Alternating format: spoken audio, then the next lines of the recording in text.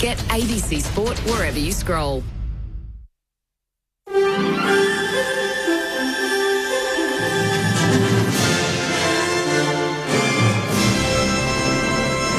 ABC News with Michaela Ortolin. Good afternoon. Victoria's Premier and Opposition Leader have addressed party faithful at their respective state conferences this morning, making major promises ahead of November's election. Costa Haratos reports. Premier Jacinta Allen has pledged to launch a publicly owned apprenticeship academy at a cost of $50 million, which she says will support 2,000 placements over 4 years. It's the job of Labor governments to change the system for the better. Meanwhile, Liberal leader Jess Wilson has vowed to ensure a quarter of all infrastructure funding will go to the regions if elected in November. But my team and I are up for the fight. Members from both parties will debate policy platforms at their separate events running this weekend. Victorian voters will head to the polls in 6 months. The United Firefighters Union Secretary, Peter Marshall, has denied he is behind attempts to keep the findings of an anti-corruption probe into the dealings of the Andrews government secret. An IBAC report probing a 2016 workplace deal with the United Firefighters Union was set to be released next week, but a mystery party has now sought an injunction. The court won't reveal the identity of the applicant, and Premier Jacinta Allen says it's not anyone from the government. Speaking at a protest outside the Labor Party state conference this morning, Mr Marshall also denies it's him. Well, you should ask the government who's behind it. Don't ask me. They say that they're not. They say they're not trying to block the release of Operation Richmond. Can you believe anything this government says? But are you the plaintiff taking them to court? No, I'm not the plaintiff. No, I'm not. There's a call for a rental price cap to be introduced as soon as possible to fix the imbalance between homeowners and renters. More than 31% of Australians are renters, with analysts predicting a large proportion of those will never be able to buy their own home.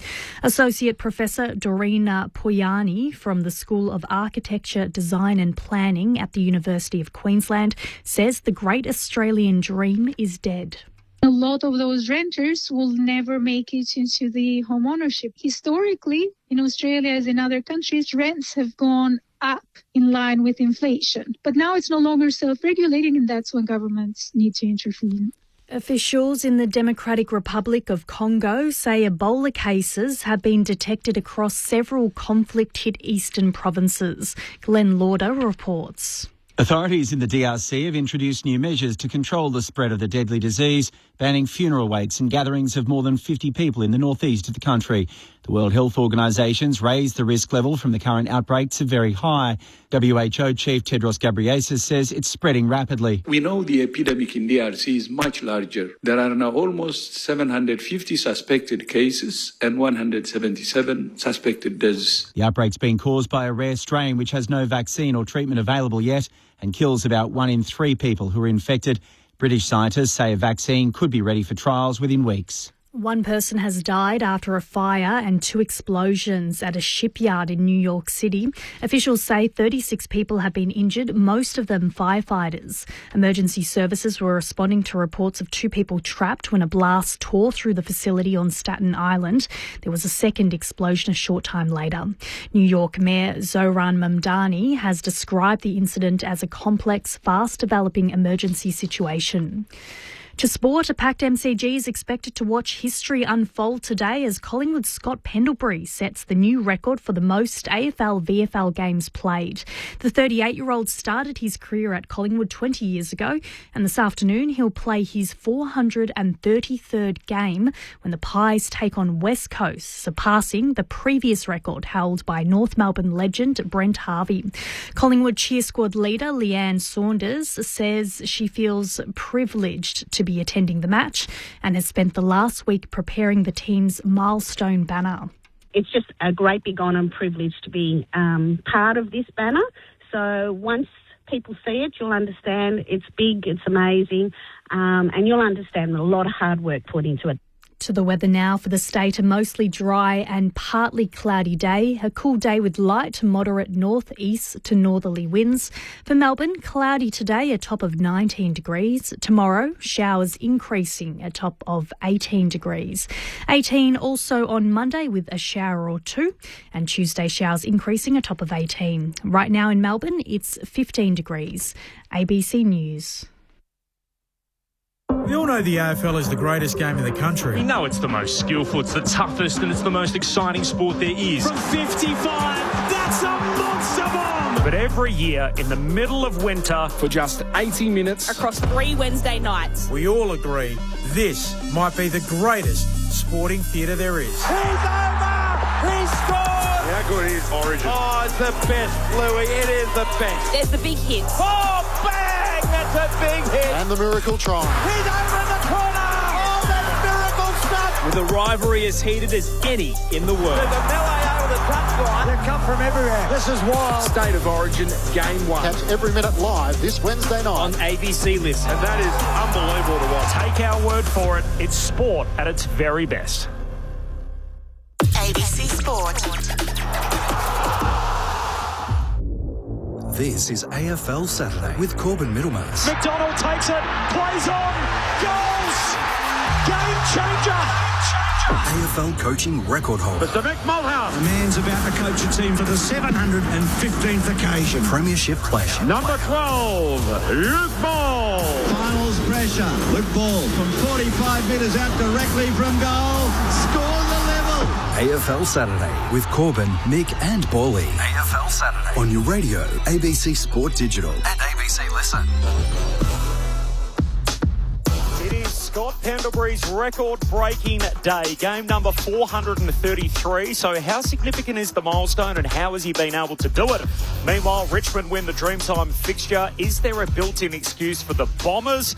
And has their rebuild stalled as fresh injuries mount for both teams? Another powerful fourth-quarter performance from Freo to set a club record 10 in a row. Why or whereabouts are they in your premiership pecking order? Should the Hawks have been allowed to stay in Launceston? Their senior coach Sam Mitchell is our feature guest here on AFL Saturday through ABC Sport. Second cousin of LRT, the Swans premiership winner. This is NRT with the game closer. And when you've won one of your last 15, there's no such thing as an ugly win.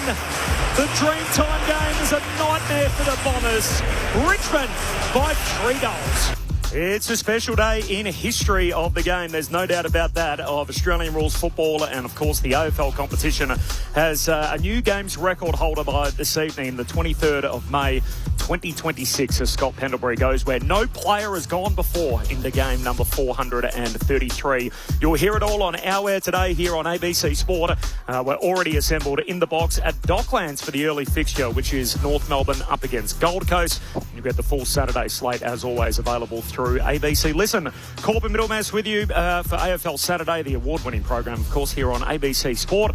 Couldn't have a better panel here to talk you through it on what is a milestone day for Scott Pendlebury. We've had a big run-up, and the day is finally here where Scott will walk out for the 433rd time. Luke Ball, a man whose name is written on Pendle's custom jumper today as one of his 176 teammates.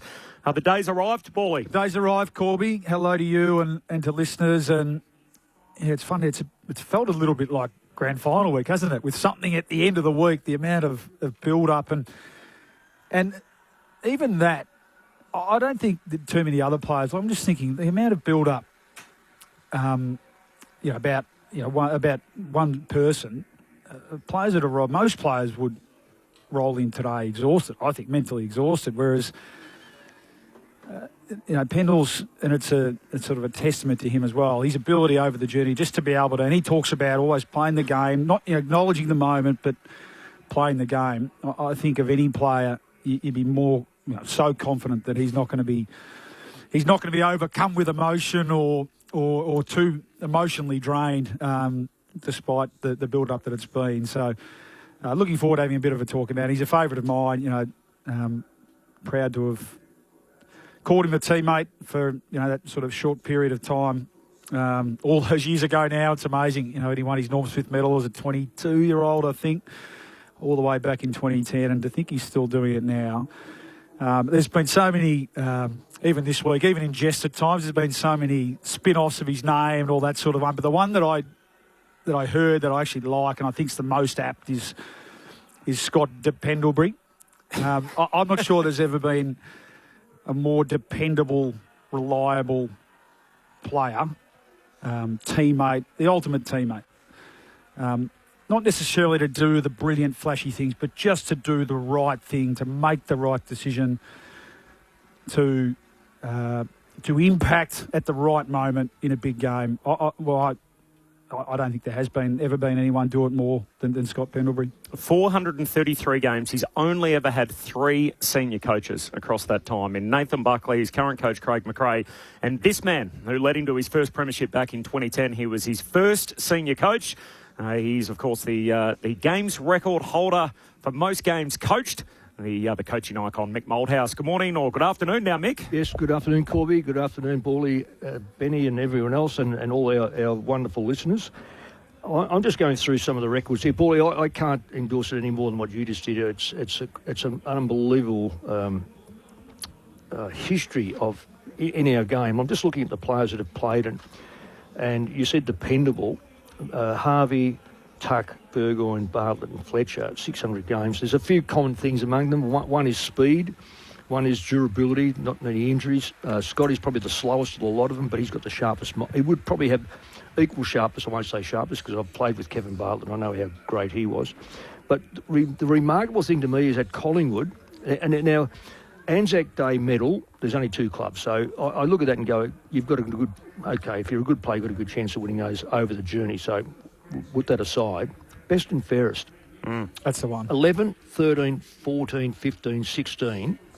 Runner-up, 7, 10, 12, 19, 20, 22. I don't know what he missed those ones by, but let's say he shares those. That takes him absolutely to the top. Now, I'm loath to compare eras because I think it's false and wrong to do that. But in today's era, to win that many best and fairest and runner-up best and fairest and the top 3 and the most remarkable 14 top 3s. Yeah. Wow. And the most remarkable one of it, and I'll say this without any fear of contradiction, most players who've won a Brownlow, most have earned it, no question. And I will not enter into who doesn't deserve it, but the best players that I've seen play and the best players in the competition over the 50, 60, 70 years that I've been able to, or 60 years that I've been able to watch it, have never won a Brownlow. Scotty Pendlebury, 3rd in 2011, and he was equal 3rd. It's quite remarkable because you've said it, one of the most dependable players that you'd ever have, and yet he hasn't won a Brownlow. That is even more remarkable, but it probably says about the sides he played with and the way he contributed to those sides, and I think that is fundamental. So the banner numbers, or the ones that are on the back of his baseball card, are going to be 2 premierships, a Norm Smith medal, 5 best and fairest, 6 All-Australians, the Coaches Association Award in 2013, twice won the Players Association Best Captain of the Year. He captained Collingwood over 200 times, which is a record. One of only 7 players in the history of the game to have captained their club on 200-plus occasions. Holds the record for most disposals, handballs, tackles. He was the quickest out of the 6 to the 400 club. But here's a couple of stats that I particularly like. Played in front of 23 million fans, which no other player's played in over 20 million. So he's played in front of 3 million more than any other player in the history of the game. Out of his 432 completed games, 226 of those are in front of 50,000 plus. Wow. So imagine playing 226 games in front of a crowd of over 50,000. He's played against 16 players who weren't born when his career started. He's played against 6 father-son pairings. So that's not guys that were taken father-son. That is against the dad and their son, who's come along and played later. So the Darcys, the Wests, the Burgoynes, the Davies, the Edwards and the Motlops. He's had 176 different teammates. He's played over 100 games with 31 of the 176, including 332 times with Steele Sidebottom. Yeah. 332 together they've shared a dressing room before a game. That won't be done again. Incredible. 240 times with Jack Crisp and 215 with Braden Maynard. Now, this is the significance of the day, and I know people are probably feeling like, the commercialisation of the event, and there's been so much of a backstory, the gold number and everything else that's baked into it. But it is incredibly significant when you think in 46 years, this record's changed hands only 4 times. So the first guy ever to get to 100 games was a lad by the name of Charlie Panham, going way back in 1902. He was the first to 100. It's changed only 13 times since. And the guys that have held the game record have included the likes of Jock McHale, Gordon Coventry, Captain Blood, Jack Dyer, Dick Reynolds, Ted Whitten, John Nichols, Kevin Murray. Like, these are great names in the history of our sport. And when Kevin Bartlett broke the record in the 1980 final series, the record stood for a decade until Michael Tuck went past it in 1990. He held that record for 26 years until Boomer did it here in 2016, and we've had to wait a decade for someone to go through it again. So for the 4th time in 46 years, the record will fall today. That's how significant it is historically. Yeah, and so if you want to talk about that commercialisation, well, okay, other clubs, then when you have a player play 400 or whatever it ends up being, then yeah, absolutely. Yeah, then he can walk in and demand 100% as well. I think that's as good a response to it as I've seen. I think there's been too much talk about that this week that won't overshadow the game. But you're right, it's incredible. And I think the other part, like not limping to the line, like perhaps some of those others did. I remember, I was a Hawks supporter. I remember watching Tucky. I mean, Tucky's last game was the 91 grand final. Stood in the dais, held the cup. Great way to go out. This bloke's still Collingwood's, one of top 3 most important players. Absolutely. Which it's another conversation around where Collingwood are at the moment and this year, but it's also again just a reflection of how good he is. Champion Data had him rated top 20 in the competition before he missed that Sydney game. So it goes to show what a year he's put together. Yeah. Here's a little of what Scott Pendlebury had to say, by the way, during the week. Mick was quite funny back in the day. Sort of, he was really big on consistency, and if you could perform well in big games, that meant a lot to him. And I was scared of Mick for basically my whole career, so I really didn't want to let Mick down. And he was a fantastic coach. He was very complimentary of you. As you heard there, he said, "Look, I never wanted to let Mick down." How's your relationship with Scott over the years, Mick? In fact, I won't read it, but I got a fantastic text from him. Did I show you, Corby? I'm not sure I did. I'll share it in the room here. And I was going to text him because I didn't know whether I'd be able to catch up with him. We're doing the Collingwood game, as you know, and I've been invited to the lunch. And I was going to put something down. I thought, do I do it before or after? Because he's going to be inundated with this sort of stuff. And I know how players, they sort of have 100-odd people. Now, they can't get back to you. So, and also up comes this text, and it's from Scotty, and it's wonderful for what he says. And it's quite detailed. So I took that on and thought, I showed Nanette straight away. And it was I don't say emotional, but it made me feel that I helped him establish where he wanted to be, albeit the fact that I had no doubt that no one knows you can play 400 games or 400 plus games, but you'd know that the kid's in the right area when he is self-motivated to improve wherever he goes. Like, to tack him onto Lucuria, he demanded to... What's Lucuria do? He runs all day. He's just at you all day. He goes from start to finish. I want to train with him. And that's a young bloke. Well, I mean, I was 25 when I went there. He was only 21. And I played 140 games. He was... But in the end, I'd tack myself on. I had to re-establish... I'd tack myself onto him. Yeah. I just followed him around. Yeah. Never seen anyone prepare as well. Blessed with terrific physical attributes. I think I saw Butters say that he chose his parents well. And, that's a good... a brilliant athlete. Yeah. Tall, strong. Everyone calls him slow. Don't be confused. Not many were quicker, natural. in a small area. Doug Hawkins is exactly the same. You can't touch him. We're going to talk to Sam Mitchell. He's the same. So don't be... Right. Okay, he's not Isaac Smith running down the wing bouncing, but he was quick. And then you're right, the sharpness of mind. But yeah, unbelievable self-belief too. Really humble. I think that's the other thing that's shone this. So humble along the way, but don't be fooled. Incredible drive and self-belief that, even now, that he can still do it and still be one of the best 20 players in the competition at 38. Yeah. Well, you've been on those training camps, haven't you? That we go to Arizona. And we going into Grand Canyon, and this, I don't know whether you did south to north. That's the hardest one. It was nearly 10 hours, 9 3/4 hours. Something. And I lead, but I only lead because I don't want to get too stretched out. So I'm not saying I'm a good climber or a good, but I just made sure we held back. I reckon the 7th hour, all I had was this breath on my neck. And I'm thinking, what's going on here? And I'd like to have a little bit of space, you know. And I looked around, it's Scott Pendlebury. And he... And I was, mate, I'm not letting you pass me because... Well, he would have wanted to get past. He wanted to. And I would have been stretched out 2Ks. And I'm thinking, no, I've got to keep this within, say, 100 metres, you know. And all I had for the last 2 hours was his breath on the back of my neck. And it's his first full year of football. So you think... he's just so driven to be the best. If you're a Collingwood fan out there, perhaps you're not a Collingwood fan, just a supporter of AFL footy in general, and you want to give your thoughts on Scott Pendlebury, we're keen to hear them. 1300 558 222 is the talkback number. That's 1300 558 222. This is AFL Saturday on ABC Sport. Off the SMS, Plugger says... already queuing at the members at the MCC, so he's already there ready to go for the big game later today, which of course you'll hear here on ABC Sport. The other side of things, so you've coached premierships not just at Collingwood but also at the West Coast Eagles, and it just so happens the two teams play today in Pendlebury's milestone game.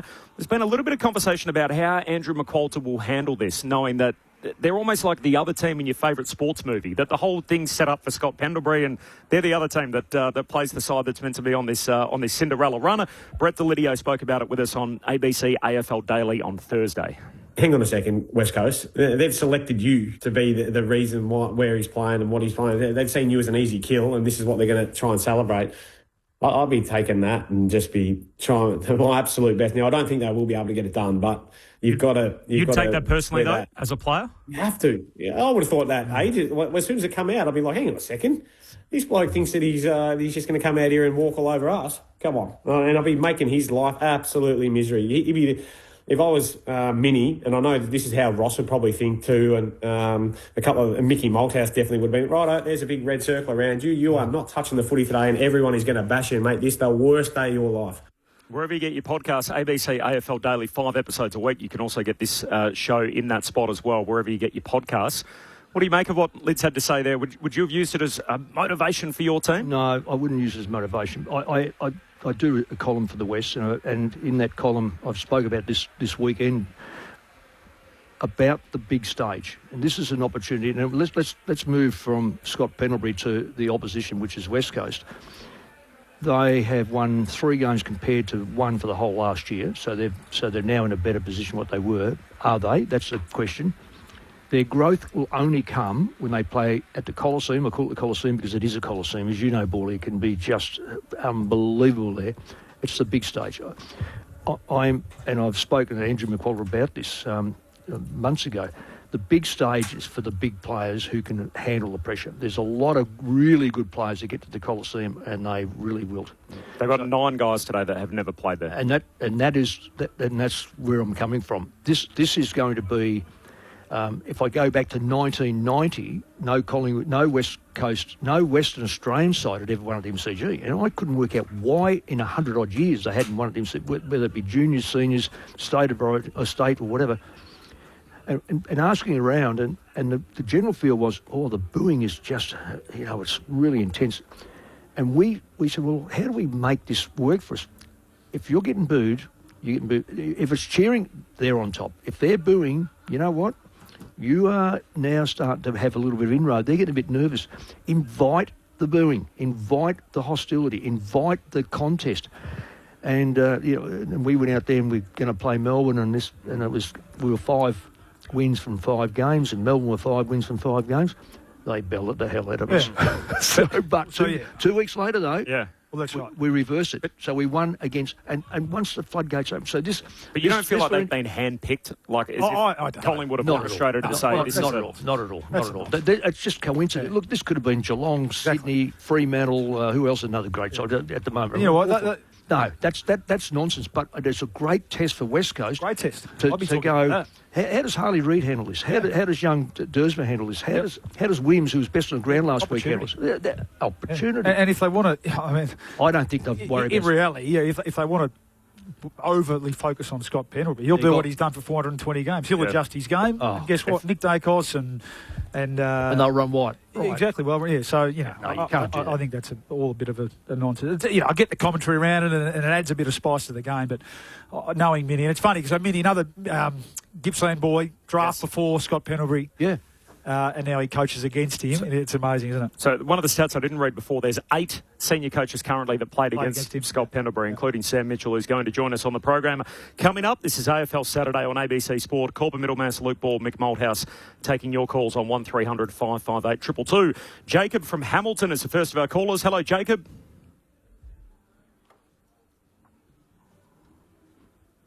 Oh. He's not there. Okay, 1300 558 222. We'll come back to you, Jacob, if we can get that line sorted out. Before we duck into in fact, let's do it. Let's get straight into mixed messages as we segue to what was an eventful night last night at the MCG. On AFL Saturday. What do they reckon? They come to play marbles or football, or think they sat in their cars waiting for the game to start and go out there? This is Mixed Messages. The message is difficult because I watched two sides last night who were occupying 17th and 18th position. And years gone by, let's work 20 or 30 years ago, those bottom sides at some stage will make a little bit of a play and go up the ladder because of circumstances. It may well be the zones they had, because in those days it was zones up until draft time, which was in the 80s. Then we put pressure on people to pick the right players, which generally they did. Then it became who had the most money because they were able, or money to get the best rooms, to get the best people and that was socialised by the AFL to say, well, you can only spend X amount of money. Then we saw free agency come in, and free agency is the biggest bit of nonsense we've ever seen, because what it does is the bottom sides players only want to play for the top sides, so they feed them. My biggest fear for these two sides is it took Richmond from 1980 to 2017 to win their next premiership, which was a long time. They've had a real go at that and won 3 premierships. The next years are going to be important. I know they've drafted well, but they're going to lose senior players on the way through. Essendon's been a long time since they've been in a winning finals Guernsey. The fear is that these two sides will be a long time before they will be up there against the Sydneys, Fremantle, Geelong, perhaps Gold Coast. Melbourne made a run for it. Hawthorn made a run for it. Brisbane, we know, are very good. Collingwood will always bounce back because they'll get players from free agency. The fear is that this competition will see two of the great sides be on the bottom or thereabouts for a long, long time, and we've seen that with Essendon so far. Pair of 1 and 9 teams last night. They had over 78,000 at the MCG, which was an incredible roll-up for the centrepiece of Sir Doug Nicholls' round. Do you have those same fears for both these teams, Paulie? Well, there's enough evidence to support it, isn't it? And you hear at the other end, that's why you hear a Collingwood saying, when everyone's talking about them falling off the cliff, going out and continually trying to top up. Geelong are a great example, aren't they? And the Swans. And the Hawks. Hawks yeah, that's well. right. Yeah, that's right. So, I mean, Brisbane won a premiership when topped up. Yeah, top-end talent draft is certainly one thing. You've got to nail your picks. And, I mean, look, on paper, it seems like Richmond have done a good job with that. And even Essendon, you could mount a case call. We were talking off air. You know, I like Roby. Yeah. Obviously, Caddy. Kako, who's not out there at the moment. I like May even. So the bones are starting to come to there, but so much then still has to go right, doesn't it, in terms of... What's Caddy talking about at the moment? Well, and then so, do they have the patience? Yeah, do they have the patience to stick it out? But do they have the senior players, you're right, to be able to lead the way and fast-track the rebuild? The answer is no. That. Yeah, well, and that's the challenge of the Bombers at the moment, isn't it? Yeah, well, and for that matter, Richmond. So...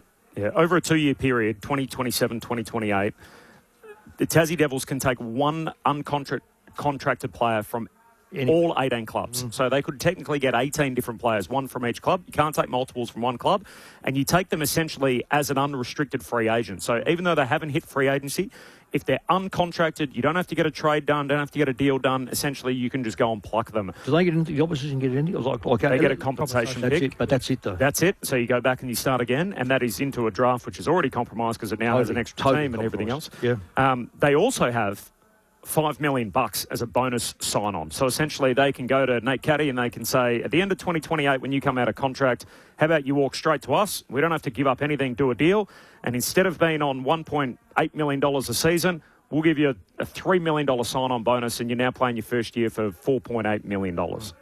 And then it'll happen. How can anyone compete with that in the competition? I don't think it's going to be that sort of figure for a caddy, but the system is it's going to they've got what they want is a competitive Tasmania or automatically. That's what they thought they did with Gold Coast. That's what they thought they did with GWS, and it was with GWS. GWS has played off in a grand final, got there quicker, yeah. and they played in a number of finals. What ends up happening is what's going to unravel at GWS. If the captain walks out next year, then it's going to be, well, why are we up here? And Tassie, as Tassie is a football state, and it's a wonderful state, there's going to be that thing. You've got to keep these players, and the only way you can keep them is being successful. So they've got to, and they're going to haunt these bottom sides, haunt them. The top sides generally can keep them, as we've seen. The better sides keep their best players. Mick Moldhouse alongside Luke Ball. My name's Corbin Middlemass. This is AFL Saturday on ABC Sport. We'll come back to the Bombers side of things in just a moment, and the good from last night, and there's also a mounting injury toll for both teams. But we might just take a lightning round of calls. 1300 558 222, the talkback number. Jacob is back with us from Hamilton. Hello, Jacob. Corbin, Mick, Bolly, have you got me this time? We've got you. Gotcha. Yeah, beautiful. All right, I hope you gents are doing well. Firstly, on Penrith, just unbelievable, really. And this is coming from a Freo fan. Just really fantastic achievement. And I don't know if it'll be broken again, to be honest. But and I don't want to diminish it at all. And I think it's probably the greatest achievement in terms of games played. But where would you rank David Mundy in that sort of, given the travel and the fact that he's played in Tasmania as opposed to Penrith, and he's played at the GMHBA and he's done all this travel? I mean, I don't think it's the same. I don't think it's 433 games, but where does that rank? I mean, out of the top 10, he's the only player out of the West to make it there. I guess you've got Port Adelaide with Travis Boak and Sean Burgoyne in the top 10 as well, but what sort of value to put on the travel burden, I suppose?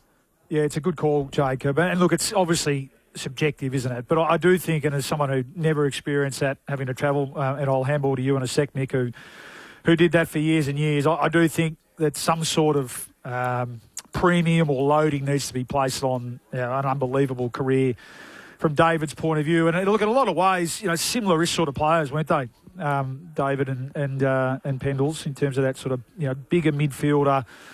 So durable, strong, tough, played with injury, and ultra consistent. So in a way, I think I agree with you, Jacob. He probably doesn't get the credit he deserves. He was more of a reserve type of person, wasn't he?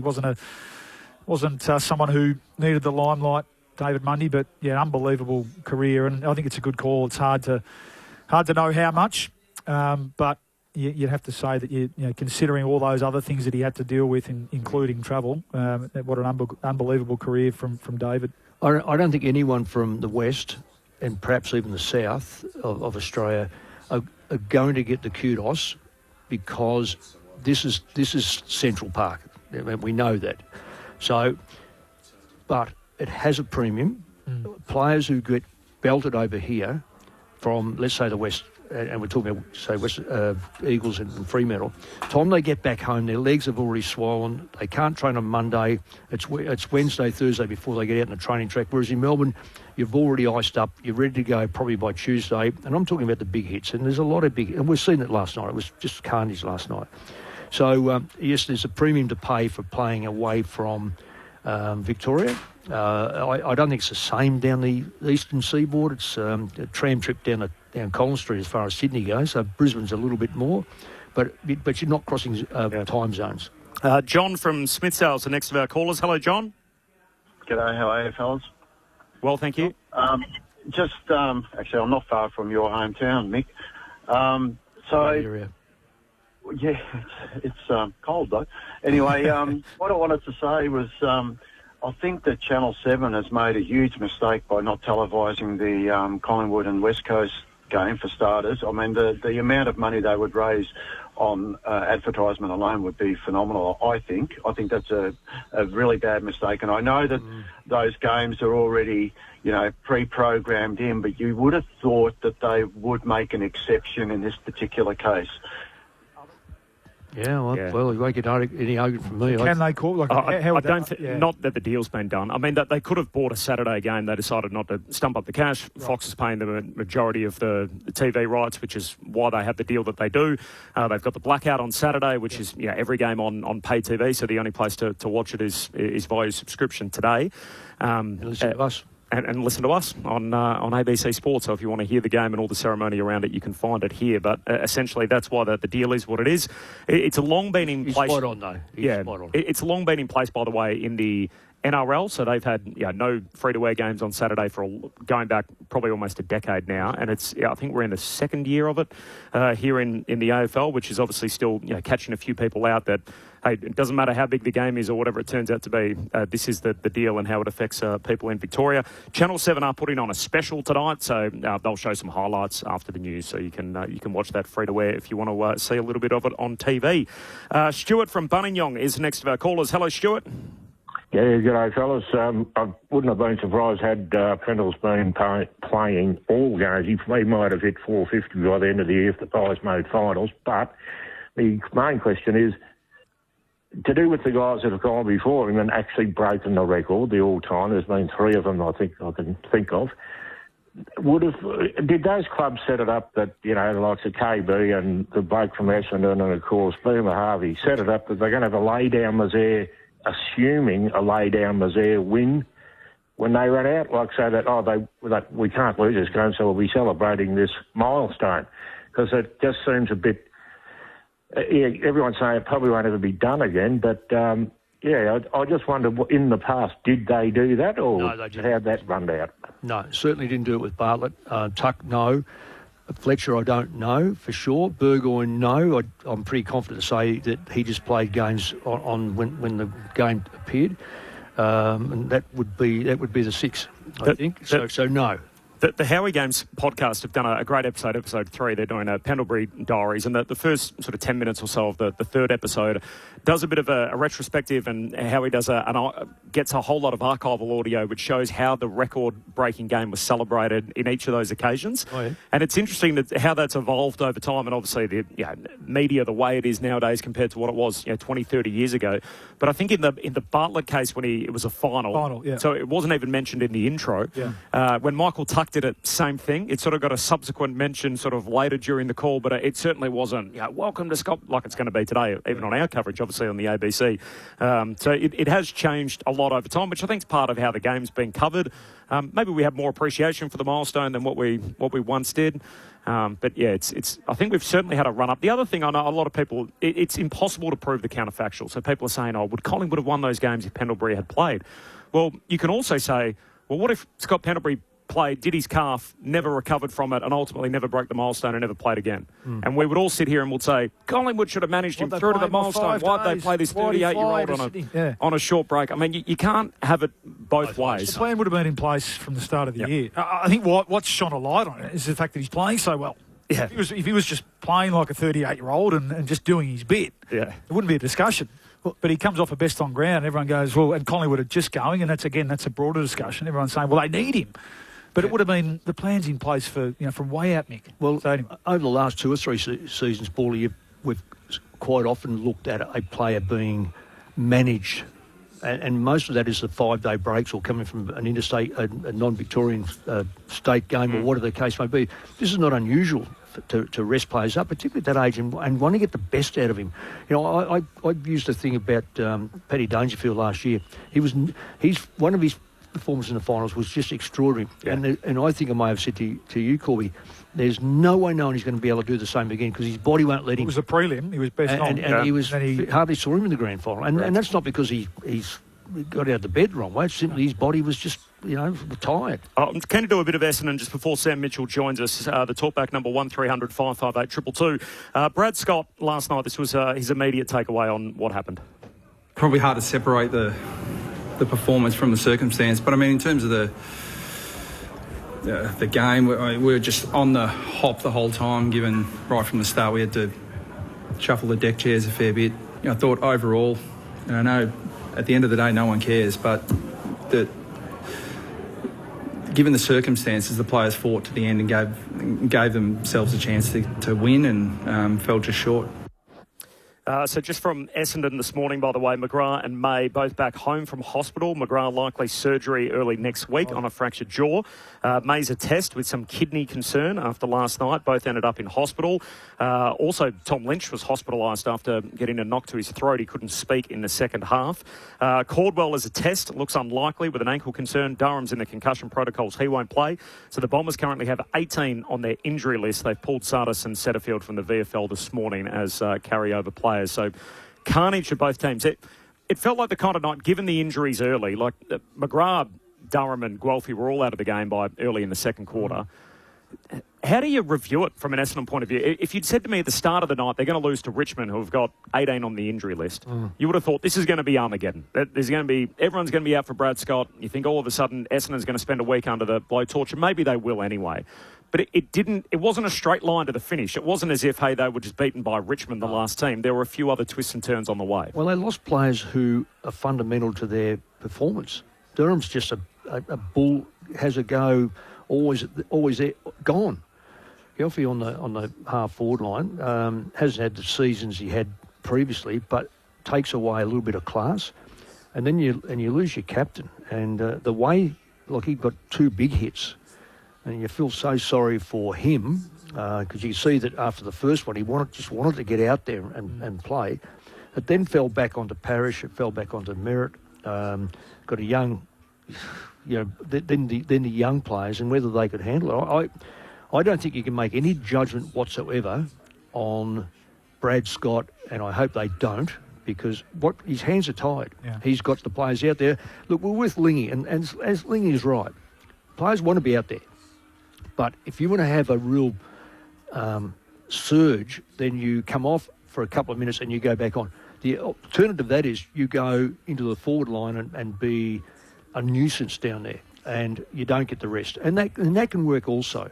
So I can understand that, but when you've lost those types of players, the ones who are going to get the hard ball, the contested football was going to win last night because it was let's face it, it wasn't a great game. So I think on that point, I know that's spot on. But I'd be reviewing the first quarter and a half, 2 quarters. Yes, well, they lost a couple of players in that quarter. I understand that. But the others are all fresh still at that point. And I still think they got shown up for intensity, for grit, for fight, from a young Tigers team who sniffed a win. Yeah, yes. And, a lot of very inexperienced players, players coming straight out of the VFL in that team as well. Still being well led, and Jaden Short's 200th game, Nick Floston behind the ball, etc. But I still thought that first quarter and a half, 2 quarters, they got shown up a little bit for we said that. Yeah.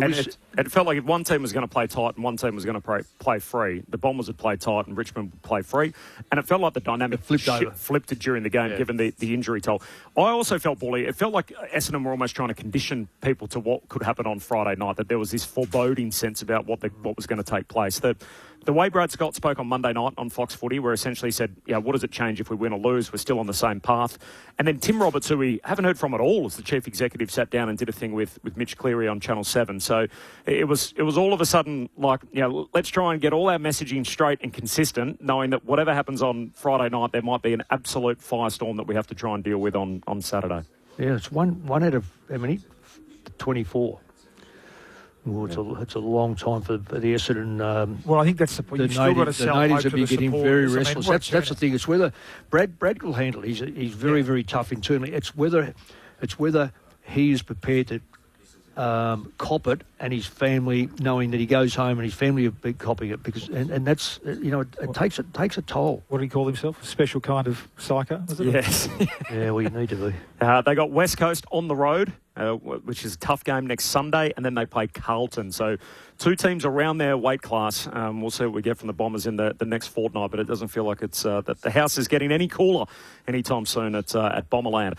Coming up in 30 seconds, we'll be back. We'll be joined by the Hawthorn senior coach, Sam Mitchell. Bet you didn't know we're the world's biggest gamblers. Totally crippled my life. Bingo! I'm finding out why and if we really are the lucky country. Join me, Sean McAuliffe, going for broke. Stream all the episodes now on ABC iView. You're listening to AFL Saturday with Corbin Middlemass, Mick Malthouse and Luke Ball on your radio, ABC Sport Digital and ABC Listen. Just look for the AFL button. The award-winning AFL Saturday on ABC Sport. Corbin Middlemass, the coaching icon, Mick Malthouse and the premiership hired Luke Ball. And I'm pleased to say one of the sharpest minds in all of footy, the Hawthorn senior coach Sam Mitchell, joins us. Sam, appreciate your time. Yes, thanks for having me on. A win 2 nights ago, but last night your star midfielder Will Day was having a run around in the Magoos, playing against Williamstown. He got through it by all reports. How did he go and how soon should we expect him back? Yeah, we haven't made a decision on when he'll come back, but he's enjoying the soreness of waking up post-game. So, you know, that feeling that, you know, we all remember where you just feel horrible when you wake up the day after a game because you've been battered and bruised from everywhere. So he's actually enjoying having that feeling back today, but he said he's pulled up with nothing too specific happening. So, you know, we'll assess him through the week and see how he pulls up and how he went and make some decisions later on. But great to see him back out there with a big smile on his face.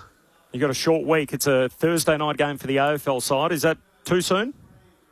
No, we haven't ruled it out. We certainly won't be rushing him back. So if he's 100% ready, and then we'll make that decision. But it's certainly we're not in a rush to get him back. If he pulls up well and he's feeling fresh and ready, then we'll make him available. But we haven't made a decision just at this point. We're certainly going to do the safety approach with him. And just going back to Thursday night, obviously the Nick Watson episode with the concussion protocols, and naturally yesterday the debate was sparked about the 4 minutes that he spent out on the ground before eventually was taken off and assessed. Ultimately, by the way, he passed that obviously concussion test, came back and played a role in the second half. Were you comfortable with the way that all that was handled as best in class in this area? Oh, I think it was a great example of exactly what should happen, and that's the doctor. As soon as he saw an incident, he ran out straight away. It'd be silly to wait to re-watch the vision of it. So he ran out straight away. He assessed him live and said, I think he's fine. Went back, watched the vision, said, you know what, that looked a little bit. I'm just going to make sure I'm going to go back out, make sure we get him off, do the assessment. He went and did that, and then he passed the assessment and comes back on. So I think it was a really well-executed plan, which is exactly what the AFL wanted to happen. To think that he should have come off straight away means you're going to have to delay and pause and wait to make sure you see the vision, and you might not get out as quickly. So I thought it was really well handled, and I have full faith in Westy and our medical team to handle those things well. Mitch, it was a bit of a grind, and sometimes you've just got to grind out a win, don't you? Get back on the winners list after a couple of tough losses, but it must be a luxury to be able to call on a player like Blake Hardwick when the game's tight, and you can to move the magnet around and for him to go forward and end up being really the match winner. Yeah, I mean, Blake we've tried him forward. A couple of years ago we did it, did a whole pre-season as a forward, and we trialled him there probably for half a season. And while he was okay, he wasn't quite as dominant as what we think we get from him behind the ball. So we ended up scrapping that and moving him back. But we've always wanted to be able to do it. And with Bodie Ryan coming into the team, he's a bit of a tougher, smaller defender. We have felt like we've got a bit more flexibility with Blake, and when he goes forward, we know he's potent. He played all his junior footy as a forward, so we knew he was capable, and pleased that he was able to go down there and get a roll done. And pretty tough night for marking forwards, but for him to kick the four was the difference, I think, in the end.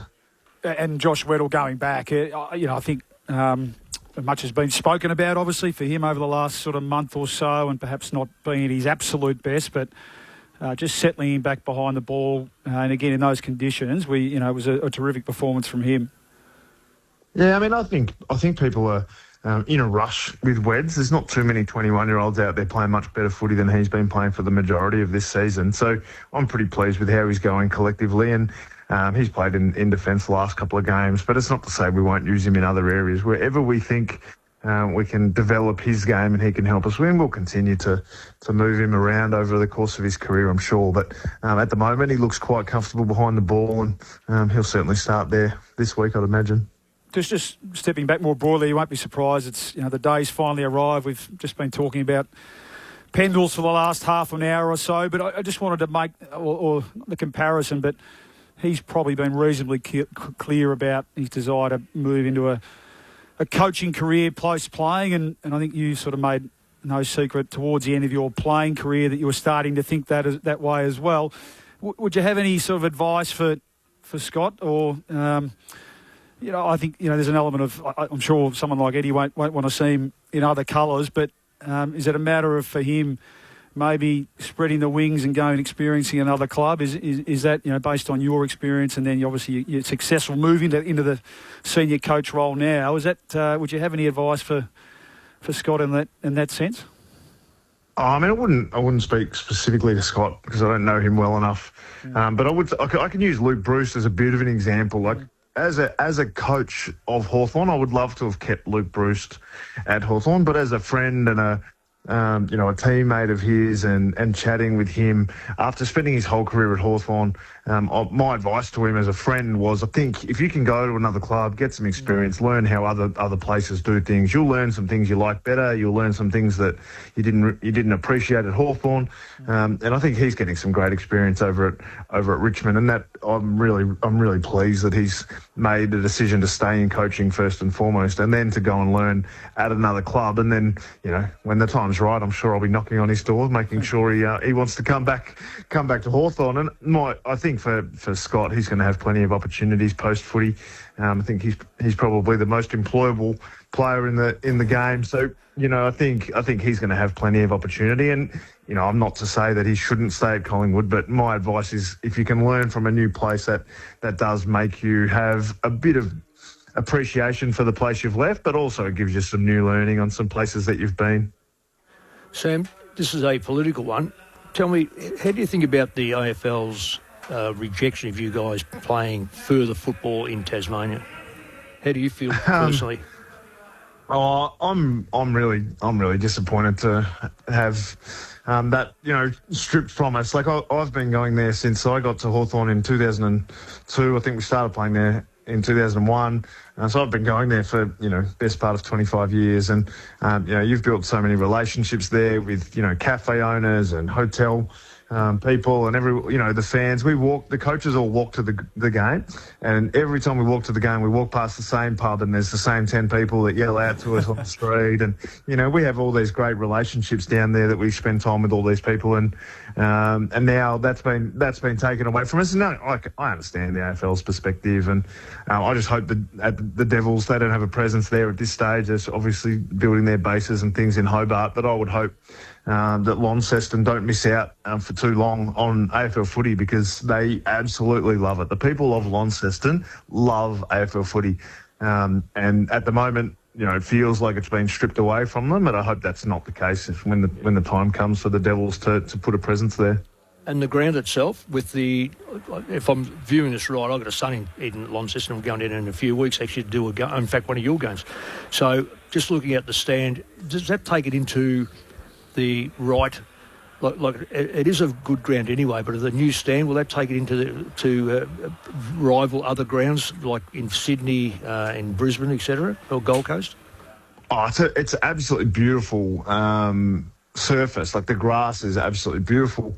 So there's no question. It's best in class around the grass and the facilities as far as the change rooms and all those things. They're being renovated at the moment, so they're going to be certainly at AFL standard after this renovation is finished. So I don't think a lot more needs to be done to that stadium once this current renovation is finished. So.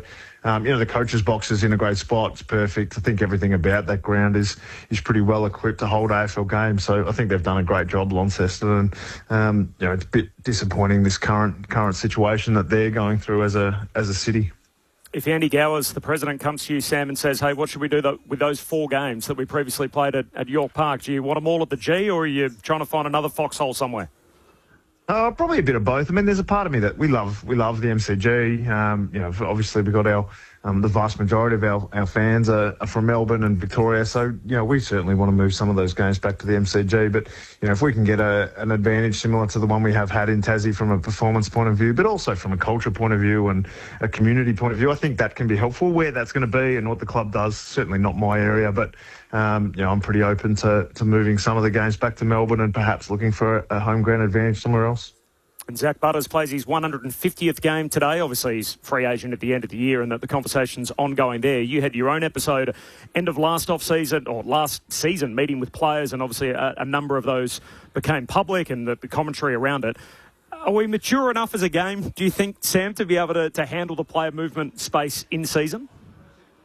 Yeah, it's a really good question. I mean, there's been rumours about a couple of players that might have already told their clubs. I don't think it's ever actually got to that point.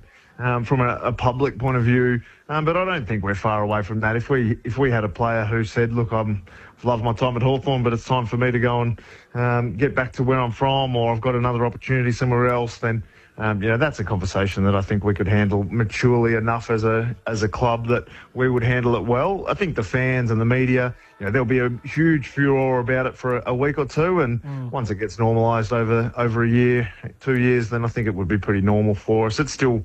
You can still absolutely get the best out of your people, even when perhaps they're not going to be there long term. Yeah, and keep their magnet in the team, Mitch. You'd keep picking them. Yeah, I mean, if they're helping the team, the team win, of course you would. But I mean, I guess if it gets to the 50-50, you might go with the guy who's going to be there the next year. But if it's the 55-45, then you pick the team that's going to win the game. Yep. And I think to paraphrase Stephen King, he said he doesn't feel like they're in the Zach Butters sweepstakes. Yeah, other Hawks. Well, I don't want to open any or close any doors on any players, because that'll, you'll trap me with talking about someone else, and then I won't do that. So any player that can make Hawthorn better, we are certainly interested in. So I won't get into the specifics of who we are and aren't into, but our list management team are working very hard to improve the Hawthorn playing list. Well, I hope they are, because that's what they're getting paid for. Like you were as a player, Sam, just beautifully navigated and weaving your way through tight traffic. Appreciate your time, as always, on ABC Sport. Good luck the rest of the way. No worries, and thank you. Thanks for having me on, and good luck for your call today on a pretty special day. Sam Mitchell, one of the all-time greats of the competition, and now in the coaching ranks as well, doing great things with the Hawthorn Football Club. He's such an entertaining and engaging character in the game, Sam. I always enjoy listening to hear him speak. I had a different view on the Hawthorn situation. I think the conventional wisdom was, sure that they should be kicked out. It's the Devils' territory. I was the other way. I felt like that. It actually, if Tassie is a big enough place as they say it is, and they feel like they want their own team, and that they don't feel like they have any one allegiance to any club, whether it's Hawthorn or Carlton or Essendon, and that the Devils will unite them, then why is it so big that they need their own team, but not big enough that they can't let Hawthorn play 4 games a year there? You think if it's surely it's big enough for both, and what it ultimately means is instead of Tasmania having 11 games of football a year, they would have 15. Yeah. And let me tell you, did they put it to the people just on that? They put it to the... No, essentially, my understanding is that the Devils were pretty strong on it behind the scenes, and someone had to be the bad guy. And essentially, the AFL came in and sided with the Devils and kicked the Hawks out. Yeah, I feel for the people up north, because he's spot on. They love their footy, and they love it. And I know this is going to be contentious, but they are far more football north than they are south. There's a lot of good football people, and they love it down there, but it's more theatre. It's a different mindset. So up north, to rob that opportunity over the next couple of years, I just don't get it. Couple off the SMS, and this gives you a taste on where the sentiment sits from B in Western Victoria. Hi, Corby and co. Seriously, if the Essendon board does not remove Brad Scott as the coach, then they better issue membership refunds. We've lost all patience and are sick of the repeat press conference excuses, and stop the poor handling of Zach Merritt as a hostage from B. From Roderick says, my son Jet was lucky enough to run out with Scott Pendlebury ahead of his 249th game as a mascot. He's never forgotten that day, and today he's playing alongside Tom Mitchell for Rutherglen. Scott Pendlebury is still inspiring players today. What a legend. Love the commentary from Roderick. Appreciate that off the SMS. More on that throughout the day, of course, on our SMS number. Mick Moldhouse and I will be at the MCG alongside Brent Harvey for the call. And Luke Ball is about to work the game here, but he's going to be part of the Guard of Honour, so he's going to run across town. He's going to run. I'm going to run. This is going to make great radio to follow your... I'll keep the cans on. To follow your trip across town, and Ben will let you go, and I'll be on the other side of it at the MCG to make sure that you get there on time. We better give a word to the Dockers before we go. They're well and truly in premiership contention, 10 in a row for the first time in club history. How high have you got them in the premiership pecking order? I've got them in a position because they are winning these games and the others have started to savage each other over the next, say, 6 or 7 weeks. Top 2, and if Sydney finish, that's where you've got to finish. You've got to finish that. 5th and 6th are a danger now because of the format. But home final, a win, a home final, tell you what, that's what you want. And believe me, because I've coached in that environment, albeit the fact that it was a different final system, the more it's like Brisbane. You get a home final, and particularly a prelim final. Wow, I love the spread. So Sarong goes out last night. They cover it. Murphy Reid, Shea Bolton's having a terrific year. So they've got players playing role. So Voss's role last night on Wilkie. So they've got players clearly buying, putting their team above potential individual performances. That's when you're in a real sweet spot. Well, you're a middle player, Bally, and my big thing on them, I didn't think they went deep enough. But if Young can stay sound, Bolton runs through there. Young Murphy Reid runs through there. All of a sudden, you've got 5, 6 and 7. I'm still looking for a tagger. I still reckon they've got to go a tagger at some stage to maybe sit on a Heaney, maybe sit on, these sort of players. I'll see you at the G, Mick. Look forward to it. I'll see you there, Bally. See you, Corb. He's sticking around for the call alongside Ben Cameron, Adam Ramanaskas, Declan Byrne and Tim Morgan. That's coming up next. If you want to catch the full episode of ABC AFL Daily, wherever you get your podcast, that's the place to get it. This has been AFL Saturday.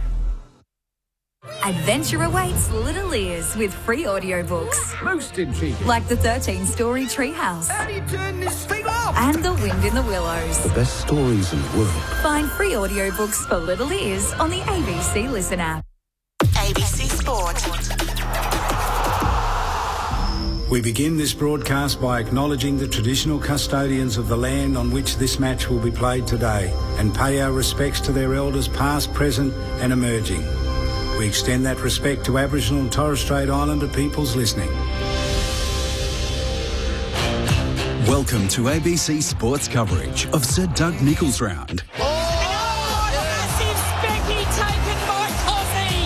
It was a spectacular hopper. Bradley Hill traps it here, snaps and goals. Martin scoops it up, shakes the tackle. Martin, goals. He is one of the most electrifying forces in the game, Maurice Rioli. And that's a moment as good as any you'll see in the competition this year. Off to Wangane Malera, a little bit of class.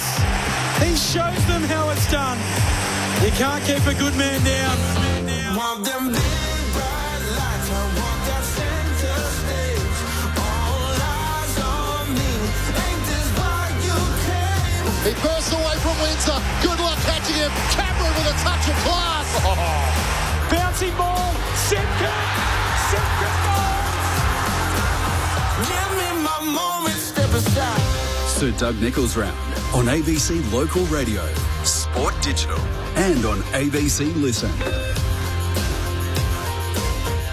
Damien Hardwick once called it Big Boy Month. Well, it's upon us. The question we are all asking, have either of these teams actually improved in 2026? North Melbourne and the Gold Coast Suns, they might be in different categories, but the question remains. Welcome beneath the roof here at Docklands. Round 11 action, Saturday footy here on ABC Sport. You might be thinking, that's not the voice of Corbin Middlemass. Well, Golden Tonsils himself has said, look, the golden milestone of Scotty Pendlebury, it wouldn't be the same without me. So he's changed games.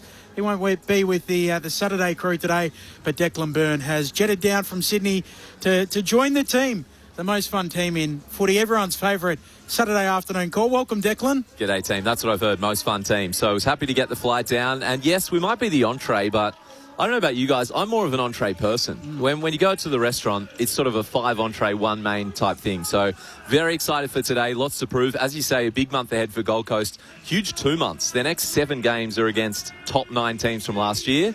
North Melbourne just got thumped, but they're pretty damn good here at Docklands. So I think there's plenty to play for. Happy with the entree slot. Yeah, I always fill up on bread, and then I'm too full for the mains. So if the shoe fits, Deck, great to have you on board. Luke Ball, who put in a request for special dispensation to leave early today so he can make the Guard of Honour, wants to be out on the grass at the MCG one more time for Scott Pendlebury. Been granted. We're going to let you go, and we'll track your progress across town to try and make it. Leave a little bit early. Yeah. I'm still fully committed to this Saturday afternoon. I don't know. So Corby's done a Pendles. he's picked the game. Yes, I can't believe it, Ben. I mean, I might jump out 5 minutes early, but I'm still fully committed to this game here. And what did you say? You're too full for mains? Not based on recent feedback you've been given, to be honest. You're an entree main and dessert man, Benny, to be honest. But anyway, no, look, I think this is a big game. You know, I think you're right. All the focus is on the Twilight game, but a big game for both teams. So North are on the slide a bit and coming off a really ordinary performance, it must be said, by their own admission last week over in Adelaide. So they'll be looking to bounce back today. And this is the sort of game that in the past that the Suns have, let slip, I think. And I think this fixture last year they let slip. So, really excited for this one. And I do think, it was a couple of weeks ago, Benny, we were here watching the Kangaroos take on the Swans, and they did a lot right here. This is a home ground. They did a lot right. They just didn't quite finish their work. So I've actually picked them today, the Kangas. I feel like they can bounce back. And win, lose or draw, they need to bounce back. They need to play a lot better than they did last week against the Crows. If you're wondering what Luke Ball is referring to, Cool Jules, our audio technician, asked me if I'd like a coffee earlier today. I said, yeah, just a cappuccino, please. Got a skinny cap back, so I thought that was a little bit of subtle feedback loud and clear from Cool Jules. Also, just on North Melbourne, I mean, last week was abhorrent against Adelaide. In their history dating back to 1925, it was only the 12th time that they've conceded 10 goals to zip in a quarter. So that is not a regular occurrence. They'll be looking to remedy that here today. And just on the Gold Coast Suns, so we know that they love going to Darwin. They always win whenever they go up to the top end. But in the last 3 years, in the month after coming back, they've only won one game of their next four. So whether that is just a coincidence, whether that is something that occurs because they're cooked after getting back out of the humidity in Darwin, we're not 100% sure.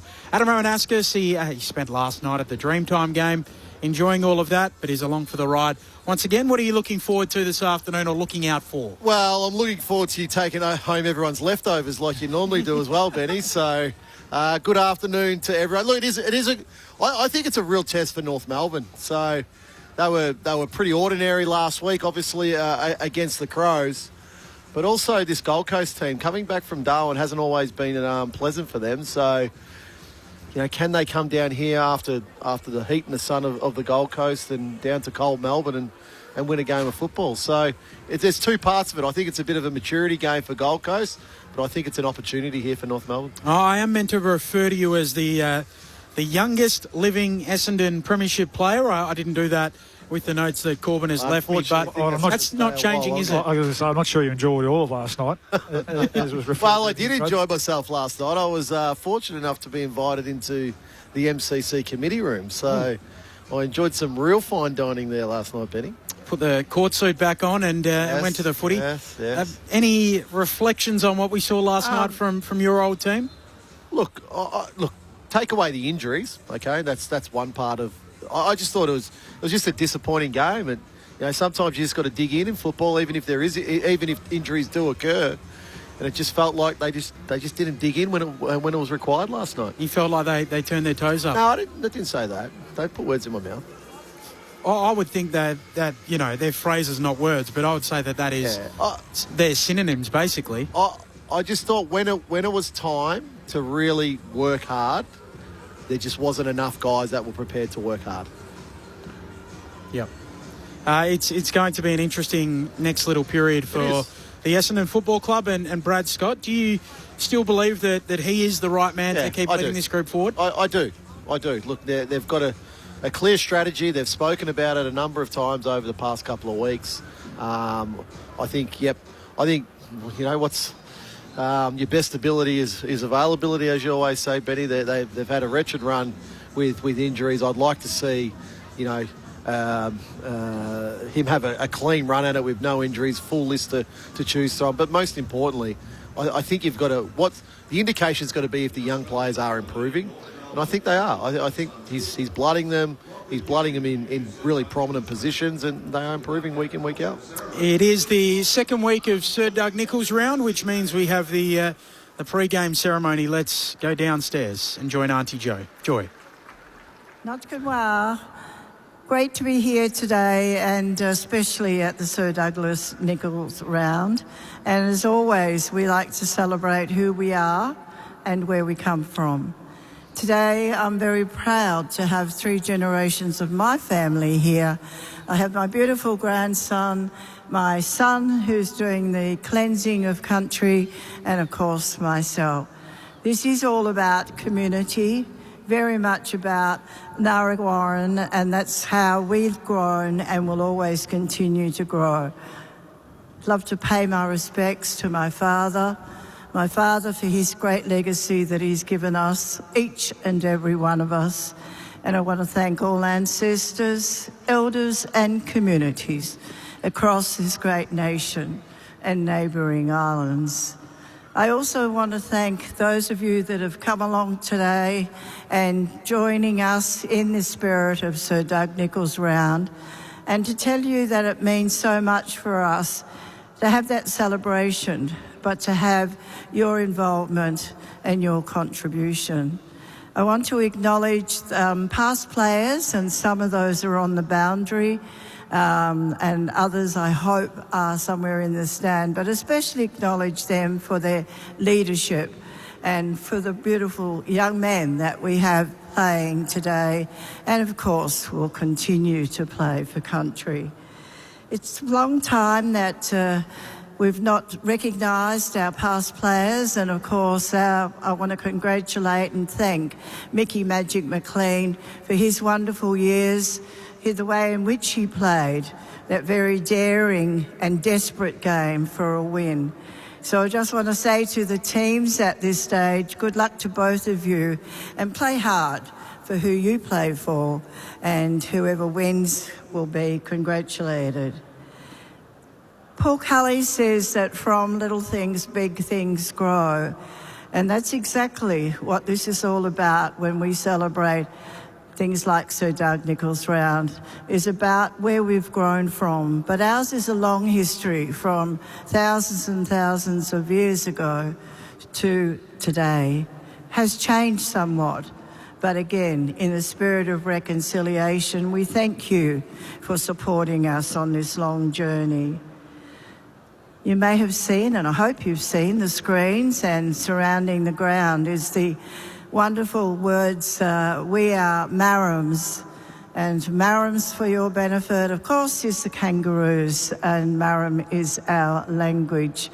And I think the important thing here is to remember not only North Melbourne recognising this, but also as an identity. That again is how we communicate to you, and now you've given back, just like we are giving back to country. It's also about, we believe firmly that the possum skin ball, of course, was the beginning of Aussie rules, and today I hope that that spirit of that beautiful Marngrook ball will continue to follow on my father's traditional and grandfather's traditional lands. I'm now going to just offer you the gift. Thank you. Offer you the gift of the gum leaf for who we are known. The gum leaf comes from the wonderful, amazing Manigum tree, and we say to you that should you accept this, we want to say Nod Kunwa, because it means you not only join with us to honour the spirits of our ancestors, you are welcome to everything from the tops of the trees to the roots of the earth, to the spirit of country. And this country is big enough for all of us to live in and to share with each other. Again, can I also thank the North Melbourne team for hosting today's games.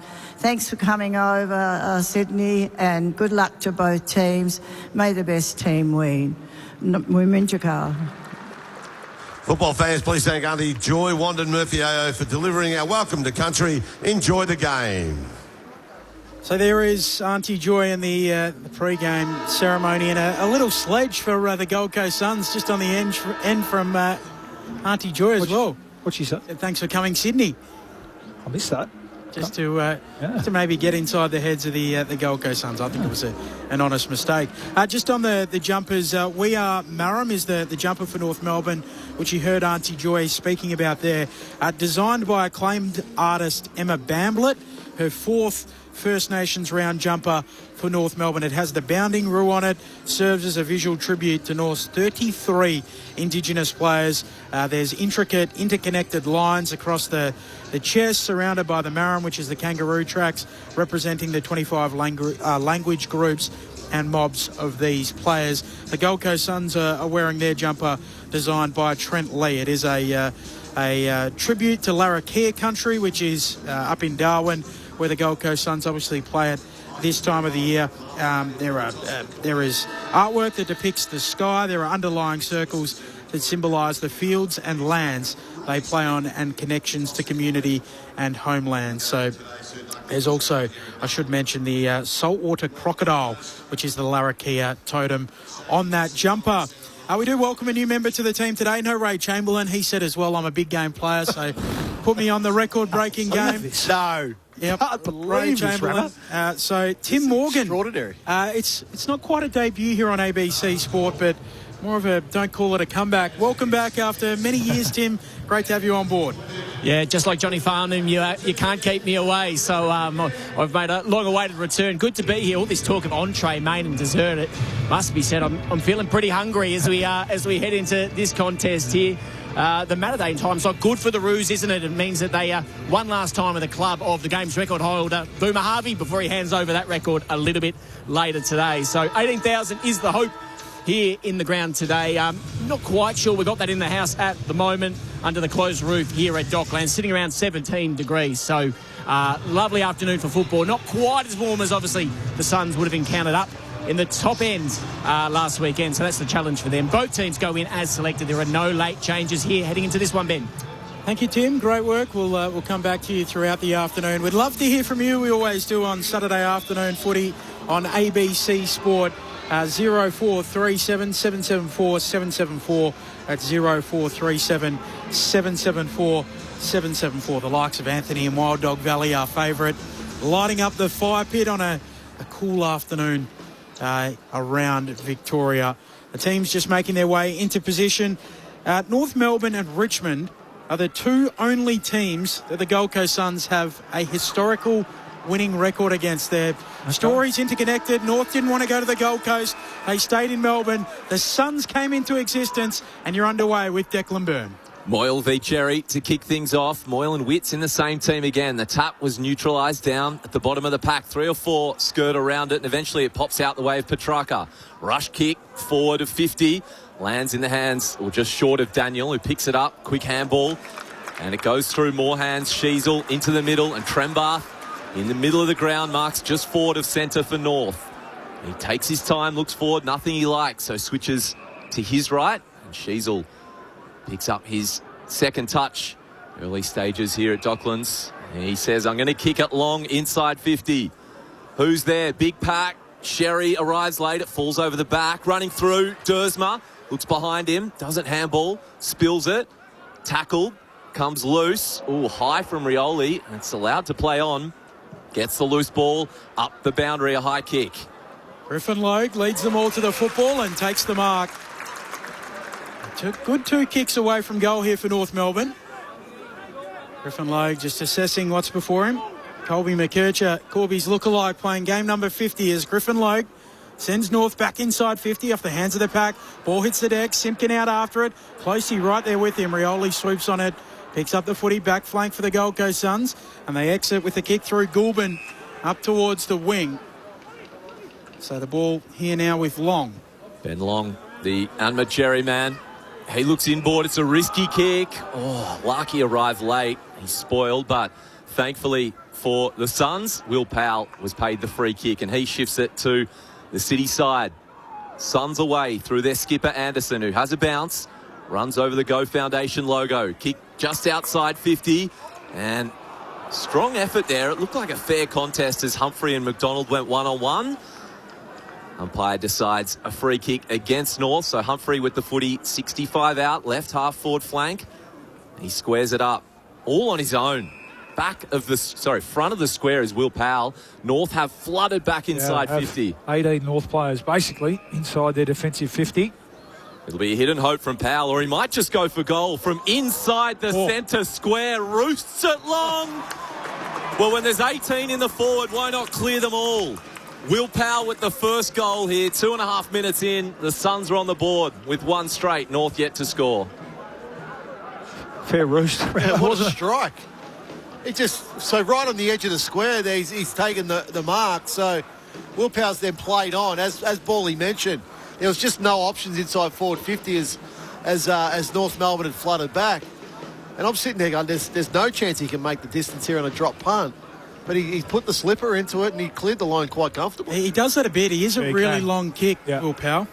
See the transition there, though. Gold Coast automatically looking inside, bringing the ball off the line. A handball overlap run, so trying to keep energy on the ball. We know that's when they're at their best. Well, it's interesting, Bally, because when a team is flooding back, you must take the ball off the line. You've got to create options through the corridor. Back in the middle, Rao fighting after it at ground level, trying to get a kick away. Umpire says play on. We knew many years ago that Will Powell was a good player when Brendan Goddard said something positive about him. Yeah, that's rare. Moyle winning the tap down, but McKercher getting involved in game 50. Spits out to Touk Miller. Free kick going the way of the Suns. Christian Petrarca to get it. One of only two players in the comp. Christian Petrarca averaging more than 20 disposals, more than a goal, and more than 5 clearances per game this year. Inside 50. Logue intercept marks. Roos in their back pocket. Gets rid of it to Simpkin. To McKercher. Back to Simpkin. Sweeps the handball out wide to Dersma. Fellow headbanded teammate Dersma gives it to Parker. Risky kick inboard, too risky. Petrarca one-handed cuts it off. Handballs to Rowell. Well, they stood no chance, North. On the counter, Gold Coast Suns go inside 50 and Walter marks 35 metres out, slide angle. A costly mistake in the middle of the ground leads to a straightforward shot for the Suns. Yeah, well done to Petrarca, who started this game very well. He was just alert, wasn't he? You could see what Luke Parker was trying to do. There were plenty of numbers queuing up down the line, so just didn't quite have enough height on the inboard kick. Petrarca aware enough to pick it off. Ends up in a shot for goal. Walters kicks multiples in 4 of his last 5 games, and he's on the board inside 5 minutes here at Docklands. The hot start, the way of the Suns. They are 2 straight 12. North Melbourne on 0. You're listening to ABC Sports Saturday afternoon footy, and your experts are Luke Ball and Adam Ramanauskas. Well, it's probably the part of the game, Bally, where North Melbourne still haven't really got it going. That's the ball movement. So we've seen it. Have we seen improvement in North Melbourne this year? Absolutely we have. But they're still making those small fundamental errors which really cost you. So Petrarca just on the spot there, aware of where North Melbourne wanted to go. Gives the forward handball, which is so dangerous now in 2026 football. Then Rao, beautiful kick inside forward 50. It's a great midfield battle, isn't it? Looks like O'Sullivan might have the job on, although I'm sure he'll spend time on all the Gold Coast gun mids, but looks like he might have Anderson for the moment. Sherry wins the tap down, gets it out towards Sheasel. They're going backwards here, the Roos.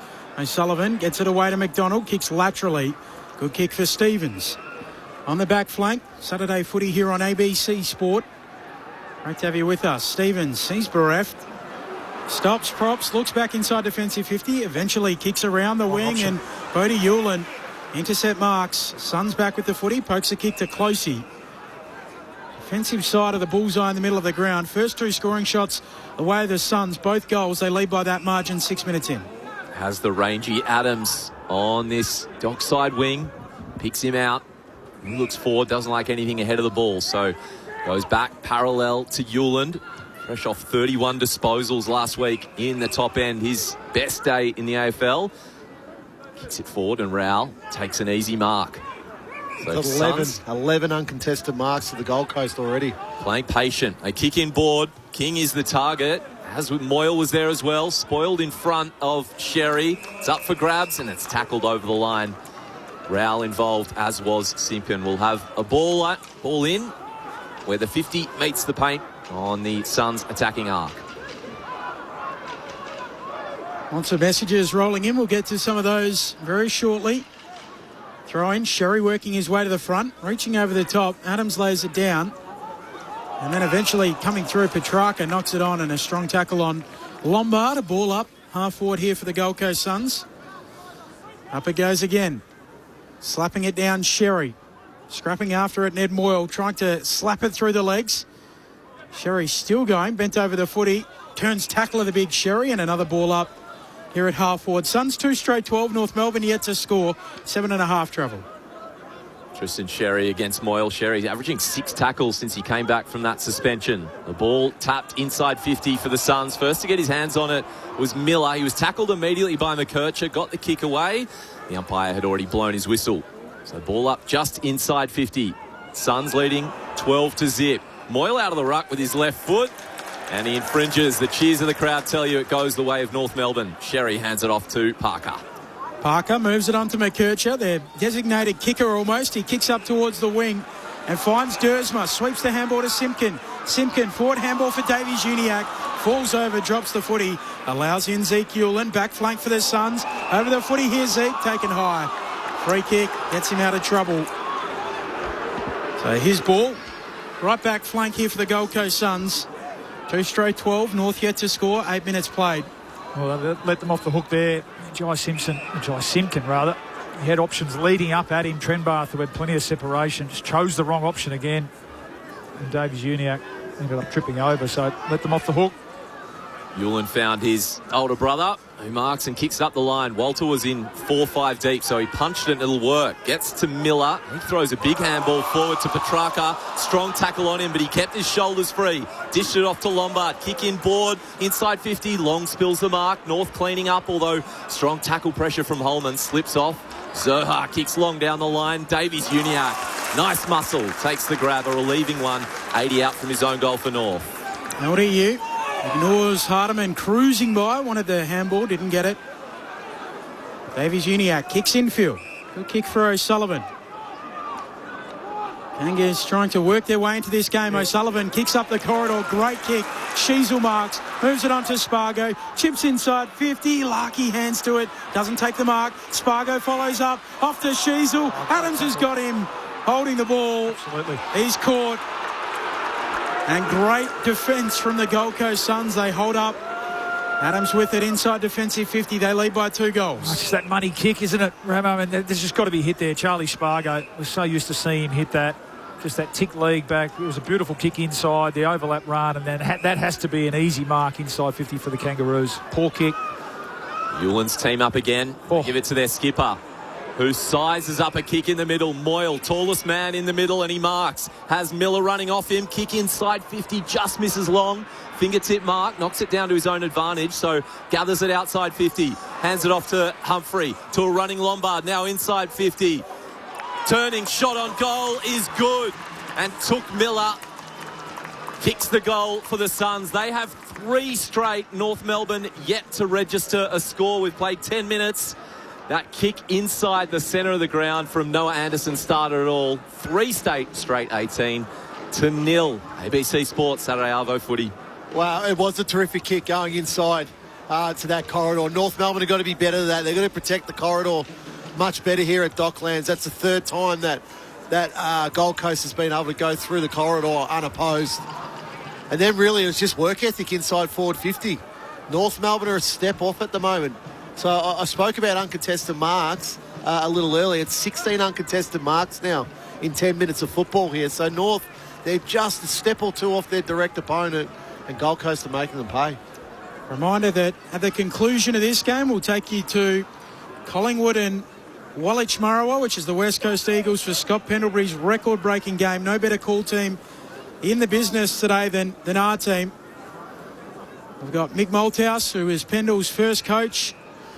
Also the coaching games record holder. We've got the man handing over the baton in Boomer Harvey. Luke Ball's going to make the mad dash. We'll track him as he makes his way up Collins Street and over to the MCG to be in the guard of honour. Free kick from the restart. It'll go to Dawson and the Kangaroos. There was a 666 warning. We're all at see the Kangas. So Dawson with the footy. Handball to O'Sullivan. Driving ball into the pocket for the Kangas. Darling in good position. Bodie Hewlin might have illegally shoved him. He did. Just nudged him under the footy. And Jack Darling will go back and kick for goal. 30 out, 45 to ground. Yeah, definite free kick. Just a bit overzealous there. Bodie Hewlin in the one-on-one with Jack Darling. So no issue with that one. I thought the ruck infringement was a soft free kick. We haven't got Chambo to throw down to. What's our man Tim's knowledge of the rules like down there, Benny? Can we just keep him on his toes there? But I thought they got a lucky one out of the centre bounce, but opportunity here for Jack Darling. Jack Darling comes in and puts it through. It was a must-have for the Kangas, and it gets them into the game. Their first of the afternoon. 3 straight 18, the Gold Coast Suns. North, 1 straight 6. 12 minutes played. Opening term, Saturday footy on ABC Sport. It is a day for games played. Jack Darling's 330, the 4th most of any active player in the AFL. Adam Ramanauskas and Luke Ball. Yeah, I mean, he's had a good year, actually, Darling, hasn't he? I mean, I think there was a lot spoken about whether it was time for them to start moving past selecting him. But, yeah, he's really doing a good job down there, especially given that, Nick Larkey struggled to find his best this year, and young Trenbath's the other sort of key target down there. So, like all good key forwards, playing in front and earning the certain free kick there. Much needed steadier for the Kangaroos. Goal number 568 for Darling. Restart in the middle. Goes the way of the Suns. Witts to Rowell. They get the handball chain going to their skip. Another inside 50 for Noah Anderson. Long and deep and coming late and spoiling was Zohar. But we found a free kick. Comben is remonstrating, which will tell you that it is going the way of the Suns, who will have a shot for goal. 30 metres out, Ben King. He shouldn't be. No, I think it's against Logue on King, is it? Is it King's free kick? Yeah, so it was Big Moyle who was resting forward, had the Comben match up, and that was the wrestle. But I think the umpires pinged Griffin Logue for a hold on Ben King, just trying to keep him off the contest. So he gets a lot of these, Ben King, doesn't he? It's a tough free kick. I thought it was... He's the most accurate set shot in the competition, and he makes no mistake here with his first chance. And they bite back immediately. 4 straight 24 to 1 straight 6. The Suns leading the Kangaroos. Goal number 34 for the season for Ben King. You're listening to ABC Sport. The premiership duo, Adam Ramanauskas and Luke Ball, your experts. Well, it's a beautiful centre bounce work, really, Rama, that creates the deep entry, that then puts the defenders under pressure. So whether the free kick, we just need to have another look at it here behind the goals, because I had my eyes on the Moyle and Comben. As soon as you take your eye off the ball, there's not much in it, is there? But it's a tough one on a defender. On Logue, started well. He's outmarked Ben King twice in this first 15 minutes, but just a little lapse, maybe a half free kick, and King's good enough. He doesn't miss those. So all of a sudden he's in the game. But it's just a centre bounce work here with Witts against the younger Dawson. So it's a concern for the Kangaroos. Our man Ben King, he doesn't waste any kicks in a season. Generally, kicks equals goals. Rowell out of the middle. But he turns it over. McDonald marks centre half back here for North. McDonald flares the kick out wide. Finds Simpkin. Simpkin takes it. Gives it off to Hardiman. Cruising by. Running around the boundary line. Kicks up towards McAndrew, who knocks it down. Can't take the mark. Gold Coast Suns ball. Off towards Petrarca to Rowell. Moves it on to Closey to Powell. Run down. Ball jars free. Umpire lets them keep rumbling. Ends up with Closey, and the Suns going forward again. And it's in on the boot of Petrarca. Sends it deep. King has a bit of sit. And he takes it. No, spills it at the last moment. So North Melbourne mop up. Hardiman hands to McDonald. Has Simpkin. The Yorta man stops, waits, and looks behind him to Caleb Daniel. He does the same. Eventually up the wing, and they find the out kick. It is Constanti. The ex-Swan. They go quick. They're away. Simpkin runs by him. They kick down the wing to Darling, but arriving with the spoil is Hewland. Constanti had to go there. It was just too slow. Darling was out. He was in 20 metres of space. Constanti chose to handball because he didn't want to pull the trigger on the kick. Suns by 18, 4-1. No behinds in this game yet. Saturday footy on ABC Sport. Umpire brings it back in. Witts in front. There's a whistle somewhere. And it will go the way of Dawson, I think. No, it's going to Rowell off the ball. They just held on to. Yep, started well, the Brownlow medalists, up to 6 possessions. Suns on the back flank, moves it to Powell, who kicks to Witts. Go. Is in heaps of space. Don't know what to do. So just stops, props, and Witty, go! Stands like a statue in the middle of Docklands at the moment, and then kicks laterally out wide to Joel Jeffrey. That was his chance to have a bounce. There was no one in front of him. He had 20 metres. Could have taken a First free ever career bounce. He'd be an expensive statue too. Lots of bronze would have to go into it. Jeffrey kicks it to the edge of the centre square. Miller marks, and they play patient again. Yeah, this is what you're talking about, Rammer, at the moment. Just waiting for the lazy Kangaroos player. 2 metres, 3 metres, not good enough. Able to just march the ball up and down the ground. Goes through the hands of Rioli to Petrarca. Another inside 50 for CP3. Deep kick, 4-on-4. King flies again right in the middle of the pack, but it's spilled past him and out of bounds in the right forward pocket for the Suns. They lead 24-6. We've played 17 and a half minutes in the first stanza. They're just on their heels, North Melbourne defending. They've got to be more proactive with their defence. Forward 50 stoppage here for the Suns. Witts palms it down to the front. Dawson goes after the footy. Sheasel burrows in. And it's not coming out of there. The umpire wants it. Umpires Broadbent, Rabashini, Mollison and O'Brien in charge of this one. When you allow a talented team to show their talent, they'll hurt you on the scoreboard. Dawson brings it down. High free kick going the way of Caleb Daniel. Not too difficult to give away a high free kick on him. Wants to switch quickly out to Dersma. All 171 centimetres of him. Shortest man on the ground. Veers right to Dersma. He's out of contract. Dersma, they'd want to sign him up. He's been in good goal-kicking form. North head down the line, but it falls in the lap of Sam Collins, who was all on his own. And he marks for the Suns just behind the logo on the city wing. That's a dicey kick to a 3-on-3. Hits the deck. Nice play from the Suns. They work it out. Comes to Zeke Ewan. Spearing kick inside 50. It was so quick it went through the hands of Walter. The rundown tackle. And it's Goulburn who gets the free kick. Good forward pressure from the Suns. They mightn't have got the inside 50 silk, but they follow it up with tackle pressure. And Goulburn will shoot for goal from 42 metres, slide angle. Well, that's the exact forward pressure that any coach would want. So you sweat on the rundown tackle. You give your opponent just a little bit of space, and then you pounce. Terrific tackle by Goulburn.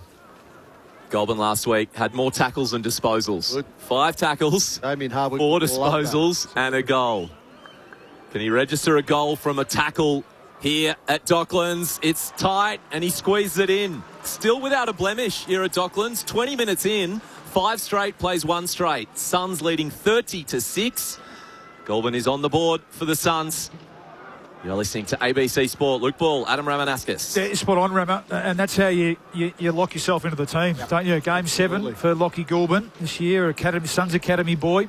And efforts like that, you're right, will absolutely continue to endear himself to the coach. Just being on your toes and being sharp. And you've spoken about the Kangaroos largely being on their heels, which is disappointing given the way they defended last week. They've got to be up in their face.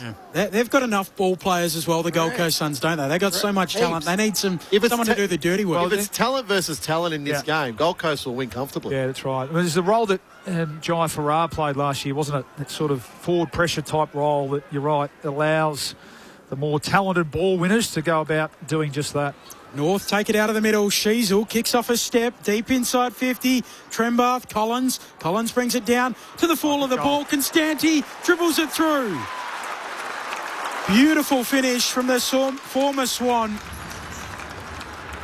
And North respond quickly, and they needed to. 5 straight 30 plays, 2 straight 12.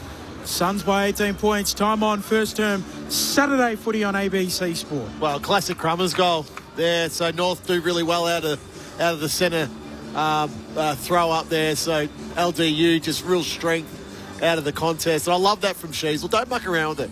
Just get it in, get it to the hot spot. Play. Sometimes playing percentage football is the best. I think a lot of AFL players these days try to almost fool themselves and find another option. But all you do is putting it to the hot spot is you put Gold Coast defenders under extreme pressure. And it brings then your ground level players into play with Casanti.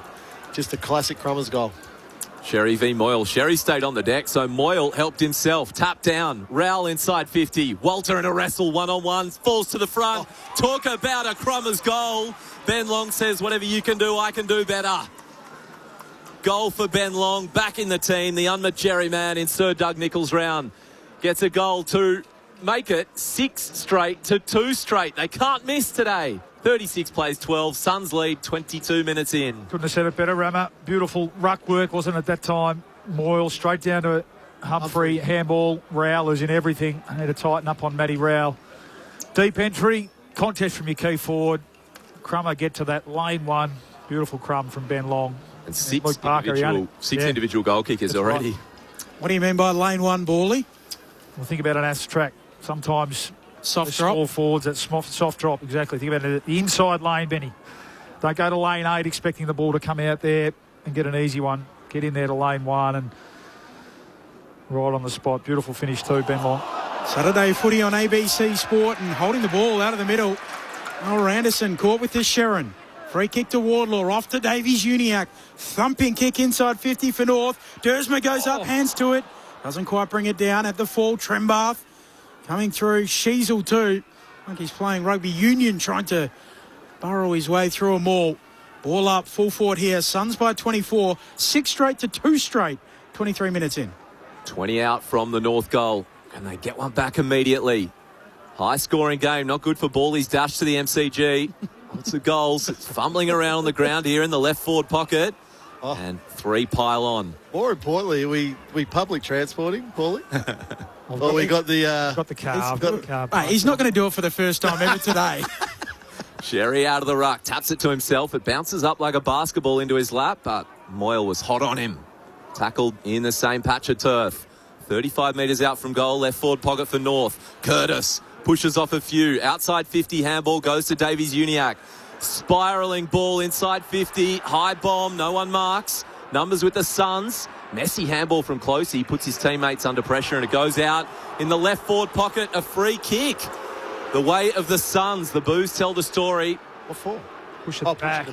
It was there technically. He didn't need to do it, George Wardlaw. The ball was already over the boundary line. Umpire was right there. Ezekiel, long kick up towards the wing. Nearly a good mark from Moyle as he tumbled to ground. Dawson turning tackler and a free kick. Is there no ball up? Bailey Humphrey slow to get up. Questions about his future at the Gold Coast Suns raised during the week. Moyle slaps it down again. Spargo onto it quickly for North. Half forward, dribbling it forward. Here Wardlaw. Spargo goes again. Breaks one tackle. Can't quite break the second. Gets the handball out. Inside 50 now North. Simpkin. Bodies flying everywhere at the moment. And a free kick going to Jai Simpkin. Mark set 49.5 metres out. Very wide out. Half forward.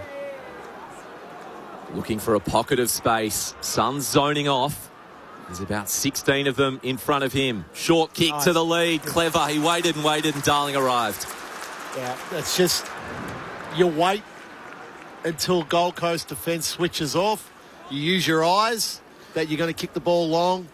And Darling, being the experienced forward that he is, found a pocket. Simpkin good enough to hit him. Coming to some criticism, Jai Simpkin, but he's the number 1 kick inside 50 for North Melbourne this year. That was a good example of that, wasn't it? Up to 7 possessions. Jack Darling kicked one from this exact angle about 10 minutes ago. So he lines up. He knows what it's going to do, but he hooks it straight off the boot. For a behind, we have our first blemish at the 25-minute mark. 6 straight 36. The Suns lead the Kangaroos 2-1-13. Joel Jeffrey to take the kick in. Handballs to the back pocket. Sets it up long. Combin coming in from the side. So too Zerha and slaps it out. Walter launching for the Suns. Throwing between wing and half forward here for the Kangas. Ben Cameron, Declan Byrne, Luke Ball, Adam Ramanauskas, Tim Morgan. Downstairs, still to come, Scott Pendlebury's record-breaking day. Mick Malthouse, his first coach, and also the man giving up the record, Brent Harvey, on that call. As McKercher kicks inside 50 and Darling almost in the same spot. Marks for North Melbourne, 40 metres out, 45-degree angle. Well, it was a great clearance win, wasn't it, from Colby McKercher. In the end, the kick came off the side of the boot. It was a shank, but again, Jack Darling playing in front.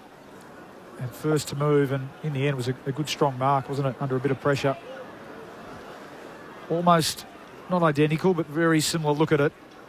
So I hope he's learned his lesson and he won't miss left here. Jack Darling skips in past the arc of 50, puts his laces through it and slots it A Saturday afternoon shootout beneath the lid at Docklands. 6 straight 36, the Gold Coast Suns. North Melbourne 3-1-19. 26 minutes into the opening term. Suns by 17. Our premiership pair, Luke Ball and Adam Ramanauskas. Well, I like the work, as you mentioned, Bally, of McKercher there around the contest. So he's probably coming for a little bit of criticism around his sort of contested football and the work that he can do in close. But there's a perfect example of why he can play that role. He's got fast feet at the stoppage there, step, smart kick going to a one-on-one contest. And a really strong mark by Jack Darling. He started the game quite well, so that's his third shot at goal in this quarter itself. So probably North Melbourne's lone forward, really, in this first quarter. Finn O'Sullivan in the middle. He's been educated by the school of tag at the moment. He's on Anderson. Tap down. Ball to be won. Miller fighting. Spills loose. LDU's there. Tries to pick it up. Taps it forward. Petrarca hot in his heels. Eventually gets it, but his handball misses the target. Cleaned up by Sheasel. 1-2 with Sherry. Still in the middle of the ground. LDU's there. Running past Zerha. Didn't hear the call quick enough. Daniel behind him, and they're out on this dockside wing. Short kick. Finds O'Sullivan just beyond 50. Where's Darling? The long kick inboard. They go deeper towards Larkey. One-on-one battle. Larkey throws his arms out as he hits the deck. The spoil came. The umpire. He's got one. Yeah. And he has not awarded it. So it was punched out of bounds. Left forward pocket for the Kangaroos. 36-19, the Suns lead. Umpire's simply on the wrong side of the contest. Oh, Moyle hacks it out of the air, volley style, and kicks it out of bounds on the full. Big ruckman, it takes a while from the message to get from head to foot. So the mark's set right on the elbow of the boundary line in the 50-metre arc. Tuke Miller comes to stand it. Mike Davies-Uniacke with the free kick. I actually think it went out a little closer to goal than that. Davies-Uniacke sets it up towards the hot spot. Sherry launching, down in front, Spargo. Ball hits the deck, Dersman tackled. No room to work, another ball up. 25 out from the attacking goal here for North. Suns by 17. We've played 29 minutes. Moyleby, Sherry. Sherry down to Sheasel. Tries to wrestle out of one tackle. Gets boots a ball. Only half a kick. 30 metres out from goal. Collins cleans up for the Suns. Handball to Adams. Wheels out of a tackle. Crowd thought it might have been holding the ball. He got the handball. They throw another one outside 50. Misses the target. Up for grabs. Couple pile on. North Melbourne thinking that it was jumped on. Stevens was at the bottom of the pack. No free kick, so the ball up just beyond 50. Just dialed up the pressure a bit North, which they needed to for their first 15 minutes. Just forcing a few errors. Trailing by 17 points. Kick off the deck from Miller up towards the logo. Logue is there. Ben King wraps up his opponent. Logue, and it was high. So he's got one boot, but he's got a free kick, Griffin Logue. Doesn't want to kick it. Has to go back by hand. Hardiman drives it up to half forward for North. Trembath launching as he always does. Sherry, the big ruckman, falls on his opponent. Suns end up with it. Noble. Anderson inside defensive 50. Kicks laterally under pressure. Zerha arriving. Doing well, Bailey Humphrey. No, he didn't. He shepherded him out of it. Free kick to Bull Zerha. What are you arguing about, Bailey? Yeah, Can't do that. It was almost a tunnel, really. Exactly. Go with the ball. Yeah, Cam Zerha didn't like it. So the forward come defender might like his chances from way out here. 48 metres out the mark. He's got some distance in his kick, Zerha, so shouldn't have any issue with the getting the journey. They haven't been able to kick back-to-back majors today yet, and they still won't. Hangs it out to the right, off the hands of the pack. It stays in play, in fact, in the forward pocket. Curtis going after it, tackled to ground, wrapped up. Umpire wants it. Suns by 17, 30 minutes into this opening term. Saturday footy on ABC Sport. We've had the territory for a few minutes here. Can they find a goal? Tap down towards Curtis. He just overruns it. Kick outside 50. Lands in the hands, though, of Daniel. Handball to Stevens, then to Simpkin. He was well tackled. His handball missed the mark. Ben King picks it up. McKercher tackles him. Big weight discrepancy, but McKercher drags him down, locks up the footy, and we'll have a ball up. Front of the centre square for the Kangaroos. Arriving late at the rucks. Moyle, a big swipe at it. Kangaroos will get the clearance through Parker on his right foot. Kick inside 50, making space. Trembath brings it down. Dersma. Handball off to Simpkin. And he's got a goal on his left foot. Looks towards the crowd, pumps him up. And the Yorta Yorta man gets a goal.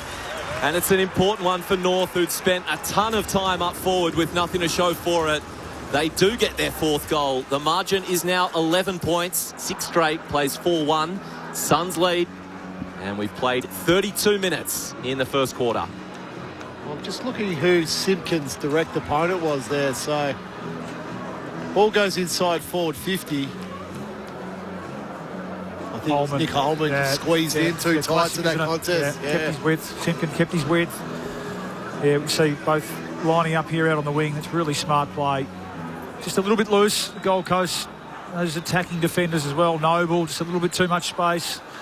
Zurha, good clean pick-up and goal assist. Been a good 5 minutes from North. They're right back in it. 10 goals in the opening term. We're on track for 40 today. Petrarca with the clearance, kicks inside 50. Walter might have been decapitated. Yeah, he was. Yeah, free kick going to the Gold Coast key forward. Geez, that'll frustrate Alistair Clarkson, that one, Benny. I reckon more than frustrate. Yeah, we're what are we, 16 seconds remaining in the quarter. It's the beauty of this bloke, though, isn't it, I think? You can see the potential. He's only just scratching it, but love his attack on the footy. Can't be giving free kicks away like that, Charlie Comben. Just sloppy, wasn't it? Got to find a way to keep Jed Walter in the team too, otherwise there might be someone who looks to leave the Gold Coast Suns. Well, he's got to find a way. Yeah, it's his job, but with efforts like that. Jed Walter, the set shot after the quarter-time siren, threads it. He's the Suns' first multiple goal kicker of the afternoon, and they'll lead by 17 points after a 7-goal opening term for the Gold Coast Suns. 7 straight 42 plays 4-1-25, 11 in the game through the opening term. The goal kickers to the way of Walter, then it's singles to Miller, to Long, to Powell, King and Goulburn. While for North Melbourne, 2 to Darling, singles to Simpkin and Constanti. Lots of text coming through. Mark from Coburg says, surely the ABC chopper has been secured to whisk Bally from Docklands to the Pendles Guard of Honour at the MCG. Chopper, Ben? No, I don't think so. I don't think the budget stretches that far. The Terrelgan Tiger says, memo, Luke Ball, public transport in Victoria is free until May 31. Remember, you don't get richer spending money. Regards to Terrelgan Tiger. No one's had to remind Bally of that. It's unreliable. From Georgetown in Tasmania, is that where they have the gravel grounds? Ooh, I don't think it is. Hey, legends, love your call sitting back down here in Georgetown in Tassie, having a cold one, listening to you guys. Love your work. RJ in Druins enjoying the call. Jan from Euroa says, love ABC footy. Go North. You need to play 4 quarters. If you do that, you will win this match. So keep your texts coming. I like this one as well. Dave from Ferny Creek. Ben, nobody is more disappointed than Banjo the Hungarian Vizsla because there is no Corbin Middlemass today. That's from Dave. He never knows how to pronounce Vizsla. Corbin, whenever it gets typed up on the screen for him, providing great mirth for all of us. Suns by 17 points. This is Saturday Footy on ABC Sport. Get your documentary fix on ABC iView. We have an industry that is just running riot. Like Sean McAuliffe's Going for Broke. Last spin, come on. Todd Sampson's Why. The best things in life are on the other side of fear. And more. Streaming now on ABC iView. On ABC Local Radio, Sport Digital, and on ABC Listen. This is Sir Doug Nicholls Round with ABC Sport. Miller running off him, kick inside 50, just misses Long. Fingertip mark, knocks it down to his own advantage, so gathers it outside 50, hands it off to Humphrey, to a running Lombard, now inside 50. Turning shot on goal is good, and took Miller. Kicks the goal for the Suns. North take it out of the middle. Sheasel kicks off a step deep inside 50. Trembath, Collins. Collins brings it down to the fall of the ball. Constanti dribbles it through. Sherry v Moyle. Sherry stayed on the deck, so Moyle helped himself. Tap down. Rowell inside 50. Walter in a wrestle one-on-one. Falls to the front. Talk about a Crummer's goal. Ben Long says, whatever you can do, I can do better. Goal for Ben Long. As McKercher kicks inside 50 and Darling almost in the same spot. Marks for North Melbourne, 40 metres out, 45-degree angle. Jack Darling skips in past the arc of 50, puts his laces through it and slots it. Kangaroos will get the clearance through Parker on his right foot. Kick inside 50, making space. Trembath brings it down. Dersma Handball off to Simpkin, and he's got a goal on his left foot. This is Sir Doug Nicholls Round on ABC Local Radio, Sport Digital, and on ABC Listen. Saturday footy on ABC Sport. Andrew from Gawler correctly informs me that Queenstown has the gravel football ground. I think Tom Mitchell went and played a game up there recently. And Anthony from Wild Dog Valley, our old favourite, says no fire pit today. We're headed down the highway for a rare trip to the Cattery. So we like that from Anthony in Wild Dog Valley, or from Wild Dog Valley. Our premiership pair, the youngest Essendon premiership player, Adam Ramanauskas, and the premiership player, Luke Ball, with all of their analysis on that opening term. Well, I think that, and I mentioned it a couple of times in that first quarter, North Melbourne's problem is Gold Coast uncontested marks. So they had 23 for the quarter. So just not getting up and putting the required pressure on Gold Coast that's needed. So that's why you go inside 50 and you kick 7 straight goals, because you're going inside 50 really unpressured. North's other problem in that quarter is their kick-to-handball ratio, 39 kicks, 46 handballs. So that's just all wrong. You've got to give Larky a chance. Darling had a really strong first quarter with 2 goals, so you've got to give him a chance. Trembar, another one we saw when they got it into that hot spot about halfway through that quarter. Constanti comes through, kicks a beautiful crumbing goal. So that over handball always invites pressure from the opposition. We know some of the Gold Coast players, Rao, Miller, just love to tackle, love to apply that pressure. So I want to see North Melbourne use the kick more in this second quarter. Inside 50s, 14-19 in Gold Coast favour. So not too bad there. And you I always look at scoring shots and what they're doing. So 5 scoring shots to 7. So look, North, I was looking a little bit. I was a little bit nervous there when they were 4 goals up, but North came back nicely late in that second quarter.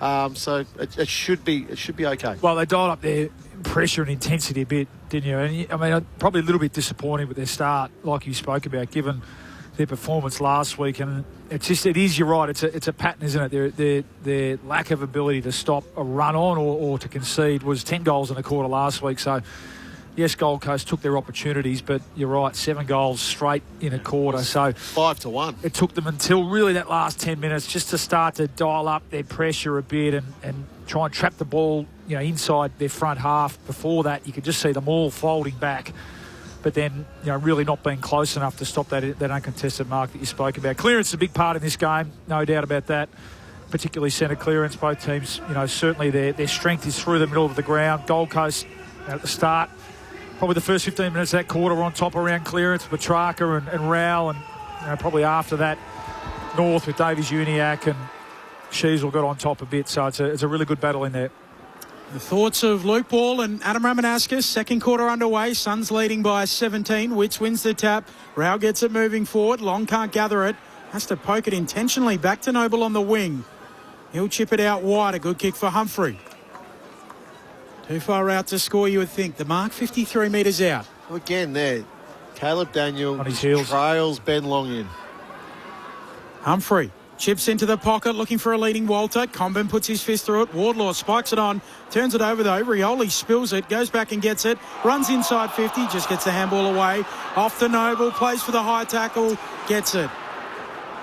Comben just catches him high. Noble, whose dad David of course coached the Kangas, will go back and kick for goal from 40 metres out, a tight angle.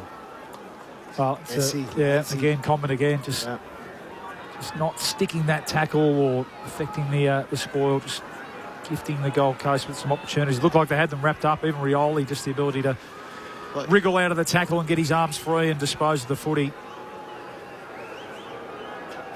John Noble to make it a perfect start for the Suns in their second term. That's a beautiful finish. And Gold Coast, they cannot miss today. 8 straight 48. North Melbourne 4-1-25. The Suns by 23 points. 90 seconds into the second. Luke Ball and Adam Ramanauskas. That was a centre clearance work initially again too, Ramo, wasn't it? With Witts straight down Rao. To Rao, but you're right, and you saw it. Just the inability. Caleb Daniels 4 metres off Ben Long. Yeah. When you especially at the start of the game, I understand that he's there to provide run and attack and rebound, but when it's one-on-one, 6-6-6 out of the centre bounce, you've got to be closer and react, don't you, and put some pressure on you. He just allowed him to completely trailed him up, allowed him to far too easily win a possession, and as a result, Gold Coast trap it inside 50 and get a shot at goal. Noble approaching game 150 in a couple of weeks. Probably the best mid-season draft ever. Big goal first of the second quarter, and the clearance is 2 from 2 for the Suns. Through hands, eventually ends up with Witts, and he kicks it forward in a rushed manner. Well, standing in front of his man was Holman. Bleach blonde hair, outside 50, long kick towards the square. Good wrestle, drop mark. Spills over towards the boundary line, and it beats the players in the left forward pocket. Attacking end for the Suns, who lead by 23. We've played 2 minutes in this second term. Big pack of players before the ball here. Sherry against Witts. Reprieve last week, Jared Witts was originally left out. Played with a late injury. He's back in this week. Ball comes the way of North Melbourne. They put themselves under some pressure in their D50. Parker picks it up. Handballs to Zerha. Kick down the line. Trembath leaps for it. Falls to the front to Yulin. Good crumb. Got rid of a tackle. Handball inboard. Miller just overruns it. North will be away. Davies Uniac gives it off to O'Sullivan. Kicks laterally out wide for Simpkin. He can release Caleb Daniel. Goes for a run down the city wing. Kicks North up to half forward. Darling marks. Can look inside 50 quickly. Takes his time. And the Gold Coast Suns just fold back. He's gesticulating, Why saying... is he taking his time? Oh, who knows? Saying, come at me. Now he sets it up for Larky. Hands to it. He's got it. That's why. Maybe Jack made the right decision. No, I mean, it was a fast play. I just felt like they had players, teammates streaming back towards goal with their defenders out of position. Anyway, all's well that ends well. And Nick Larky, who, as we said, just hasn't been able to find his best this year, gets an opportunity. It's amazing. I mean, rarely do you get that much separation from Sam Collins, don't you? So his ability for just having a look how just lost him in traffic a little bit, Sam Collins, and opportunity here for Nick Larky. Nick Larky on the set shot, goals. And the Kangas skipper keeps them in the contest. 8 straight 48 plays, 5-1-31, back to 17 points, 4 minutes travelled second term. Luke Ball and Adam Ramanauskas. Yeah, and you're right, Paul. He just... maybe it is the pressure of him being the new skipper that he's trying to do too much, where... we've seen over recent years he's a terrific forward, kicks a lot of goals, but he has got a tough matchup. Sam Collins is one of the premier defenders in the competition, so to get that little bit of space, I think would be a welcome sight for Nick Larky. Again, well, I spoke about North's ball movement in that first quarter. Now, I think that's a perfect example. Ballie's going go. Now, you look there, it's pure luck really that Larky marks that ball. Witts v Trembath. Hasn't been rucking much the last couple of weeks, and Witts takes full advantage.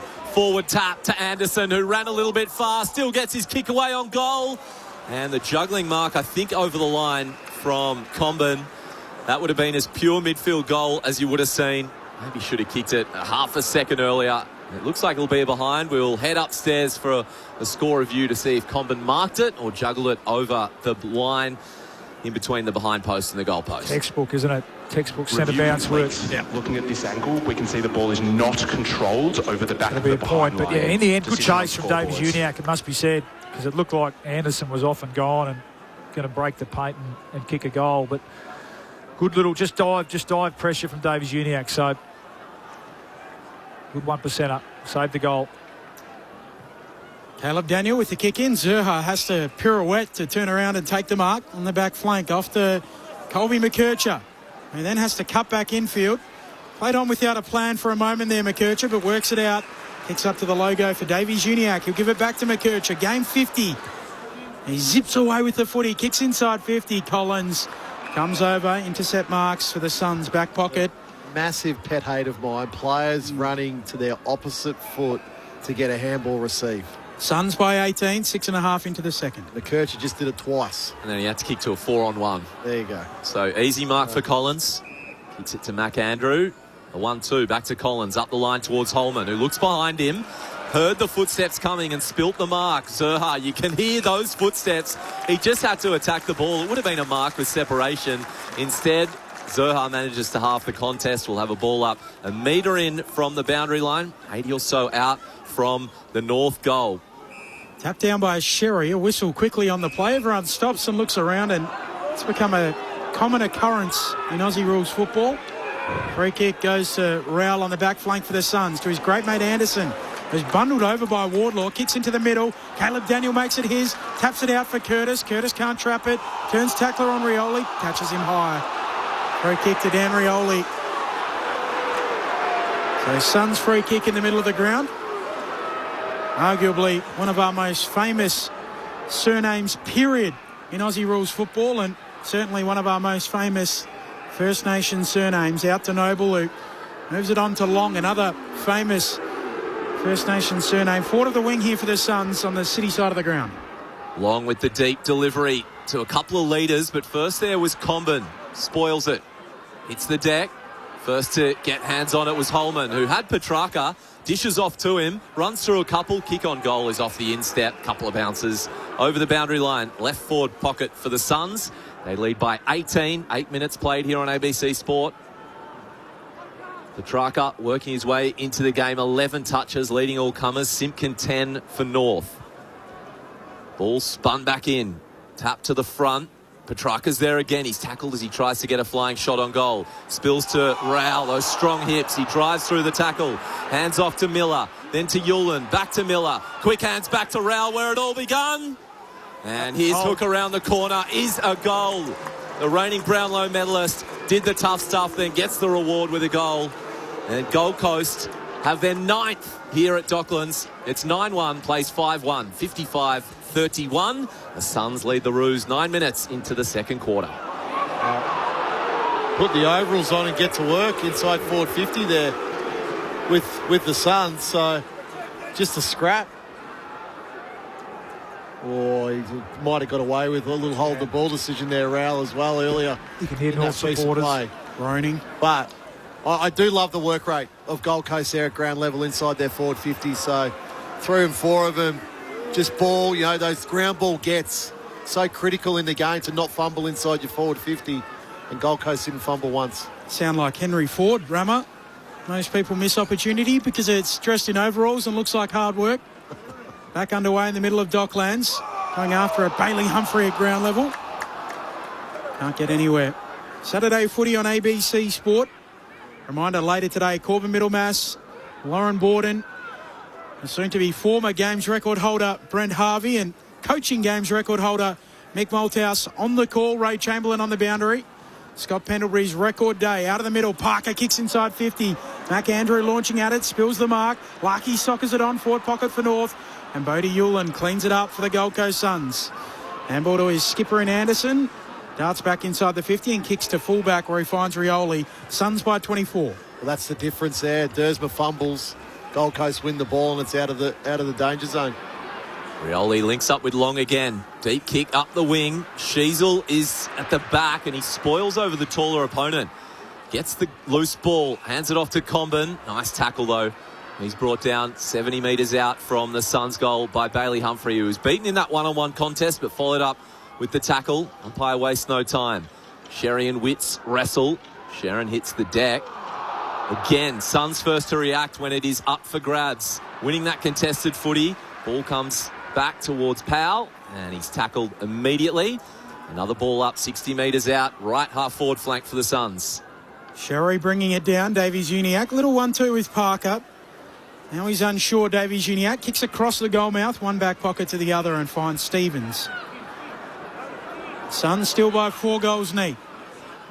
Stevens sends a kick up to the wing. Larkey coming late. Collins puts his fist through it. Curtis cleaned up in amongst all of that. He's down and sore and probably groggy. Ends up with Anderson of the Suns. Kicks inside 50. King the target. Hands to it. Doesn't mark. Walter goes in at ground level. King gets it back to him. Walter, room to steady and snap and miss. That was a big hit on Paul Curtis. He's coming from the ground. He doesn't look well. Hopefully he's okay. Suns by 25. 9-2 plays 5-1. 11 and a half travelled second term. Saturday footy on ABC Sport. Luke Parker, game 3-2-6 today. Out of contract at the end of the year. He'll be age 34. I wonder if they give him another one. He kicks it long, but Collins led to the ball and took the mark. He was impeded eventually, but had the mark, was awarded the free kick. So Gold Coast Suns will rebound straight back inboard. He led Sherry and Larkey to the footy. Poor work from the North forwards. Lowers his eyes. Nice mark, Closey.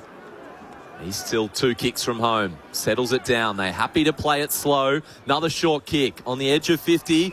The ex-skipper took Miller. He marks just outside the 50. Might just be beyond his range, although he's looking around. In fact, he looks to see if anyone is running past for a handball. No one there, so he's going to take it upon himself. The ex-skipper took Miller. A goal in the first quarter. This one from outside 50 gives it absolutely everything to the line. And a mark on the line. Walter. Yep. Jed Walter, a metre out. North look around at each other. No one taking responsibility. Jed Walter cruised across in front of 3 or 4, and he will kick for goal from the Torres Strait Island flag, which adorns the goal square at the Lockett end. Jed Walter has 3, and the Suns have 10. 10-62 to 5-1-31. Let's head down to the boundary to Tim Morgan. Yeah, a little bit of concern here for Paul Curtis. You mentioned he was in that heavy collision. He's had a lengthy chat with the doctor and just seems to be gesturing at the back of his neck. So they did a little work on that, and they're now just having a replay of the incident. So I'll keep you posted when we get more information on that. Well, it was a huge hit. Sam Collins just went straight through him. All fair and legal. But that one there, Miller was right on his distance. But just the defending on the goal line from North Melbourne. Poor, yeah, great mark, but no one took the body. Yep, the run and jump. As Miller was lining up, actually Tristan Cherry ran off for a break, so that's why the ruckman wasn't down on the goal line. But yep, that'll infuriate Al Clarkson. Game high, 31-point lead. Sheasel with the clearance, towering kick, shallow entry inside 50. Scored away by Adams, out towards the back flank. Closey tracking it. Spargo gathers it first for the Roos though. Back to O'Sullivan. They're retreating here. Hardiman all the way back to the wing to Sheasel, to Daniel. Now they're going forward. Sheasel kicks inside 50 for the Kangas. McAndrew in best position. He marks back pocket for the Gold Coast Suns. That's a problem now, isn't it? Andrew, intercept mark. Sam Collins.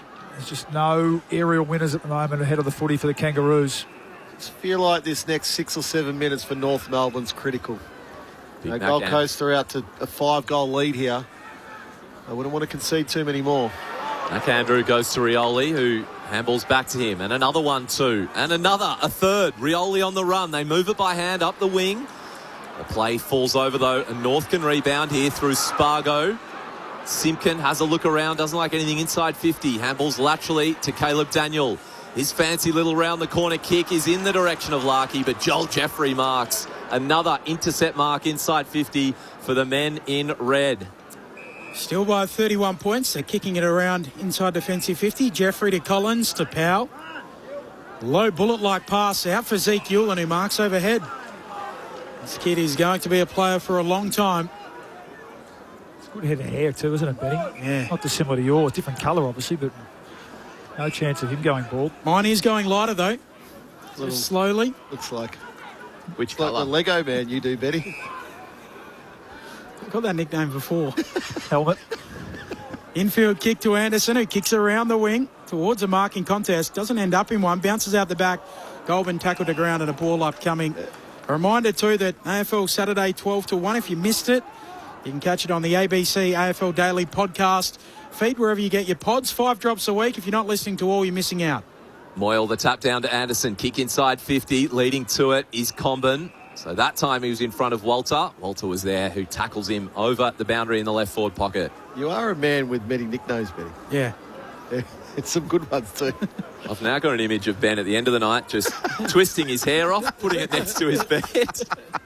Like the false teeth or something. Thrown back in inside 50 for the Suns. Miller with the shot on goal. It's off the right-hand side of his boot. Holman was under it. He was crunched. Meant that he spilt the mark. Logue gets round one. Handball misses the target. They give it up inside 50 to Lombard. He handballs over the top. Walter tries to tap it back to Lombard, but Logue puts pressure on. It goes out of bounds between half forward and the pocket on the right-hand side of this Lockett Ford 50. Suns 62, North 31. Game high lead remains 31 points, 16 minutes into the second term on ABC Sport. Thrown inside 50 here for the Suns. Moyle bringing it down to the front. It's knocked back towards Stevens. Wrapped up. Michael in Ballarat taking in all of the action, listening to us. Up it goes again. Moyle flicking it down. Trying to burrow through Bailey Humphrey. Ball jars free. Simpkin runs away with it for the Kangas. Kicks them up to the wing.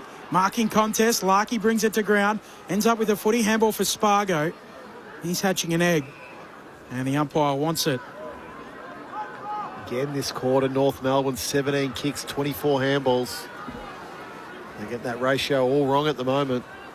Just 4 to 50 for the Suns, and they win the clearance, although Powell built it. Goes in and gets it again, does the dirty work. With him was O'Sullivan. They wrestle. Sharon comes free. Ball in dispute. Closey tackled, spun around, had a teammate behind him. It's Joel Jeffrey. Escapes the contest. Right foot kick inside 50. Nudge from the back from King. Logue's been good in that contest today, besides that one blemish. He wins it, although then it comes the way of Gold Coast. Oh, wow. High-pressure stuff here inside 50. North doing the best they can, but free kick goes the way of Bailey Humphrey. He's play holding the ball, is he? Luke McDonald was the one with the footy under his arm. Bailey Humphrey tackled him. He is. He's paid holding the ball. Wow. Saying, well, one arm's free. You've taken the tackler on. You should have been able to get the ball out. I think that's very harsh on Luke McDonald. That is stiff. Bailey Humphrey doesn't mind. He is the beneficiary. Puts the footy on the ground. Takes a deep breath. Settles himself and starts his wander in. He'll kick on a 45-degree angle from 42 metres. A low kick, and he puts his fist to the air straight away. Just 3 goals in his last 6 games, Bailey Humphrey, but he is on the board in the second quarter. And the Suns are opening up a massive lead. In fact, it's a game-high 37 points. They've kicked away in this second term, 11-2 to 5-1. 19 minutes played here on ABC Sport. And your experts are Luke Ball and Adam Ramanauskas. Well, I think he's pretty stiff there, Bally. Yeah. Luke McDonald. Or did he pay a throw? Well, he did scoop. Yeah. Okay. I mean, there's nothing pretty about it at the moment, is there, Ram? Oh, no. Yeah. No, it is a throw, but they're just on top, aren't they? In all facets of the game. Clearance, they're on top. Good, they're gun players. Noah Anderson's really come into it this quarter. He's up to 7 possessions. Miller, Rioli, Noble, their halfbacks getting involved. And Humphrey, you're right, he's just been a little bit out of sorts, as you said. Deck hasn't hit the scoreboard as much as he has in previous years. Looking, eyeing off a big day today. Free kick in the middle going to Witts. We'll get down to Tim Morgan in just a moment. Witts with the kick out of the bullseye. Driving ball inside 50. Moyle plucks it. Good luck stopping that. He marks 40 out directly in front. Again, his direct opponent there in Dawson, he's just a couple of steps off. So Moyle gets the run and jump at the football. 6'7", 6'8", however tall he is. Got to have some sort of body contact. He's going to be a serious player, isn't he, Ram? This guy. No doubt. He's having to be patient. It's only game 17. Feels like he's been around for a long time, but he's going to get his chance. If he can push forward and do that, it's another string to his bow. Ned Moyle, the big ruckman, squeezes it through. And the rout is on. The second quarter horrors continue for North Melbourne. It is 5 goals to 1 this week after it was 10 goals to zip last time around. 12-2, 74 plays, 5-1, 31. The Suns by 43. 21 minutes into the second. Tim Morgan before Luke Ball and Adam Ramanauskas. Yeah, good news for Paul Curtis. He's all clear to return. He's actually just made his way back onto the field. Just keeping an eye on Gold Coast son Sam Closey. He was limping around out there, looked to be coming off the field and then pulled a U-turn and sort of went, I'm fine to keep going on, but just keeping an eye on him. Be a nice place to do an apprenticeship, I think, the Gold Coast. Just relax up there. Sun, beaches. Mermaid Beach every morning, get a coffee. Yeah, just down Burleigh. Perfect. 6 years in the VFL, Moyle, 74 games. He's had to wait a bit, but he might be in the process of usurping Witts. He's in the centre, though, at the moment, and another clearance goes the way of the Suns. Outside of the foot for Rowell, just inside 50.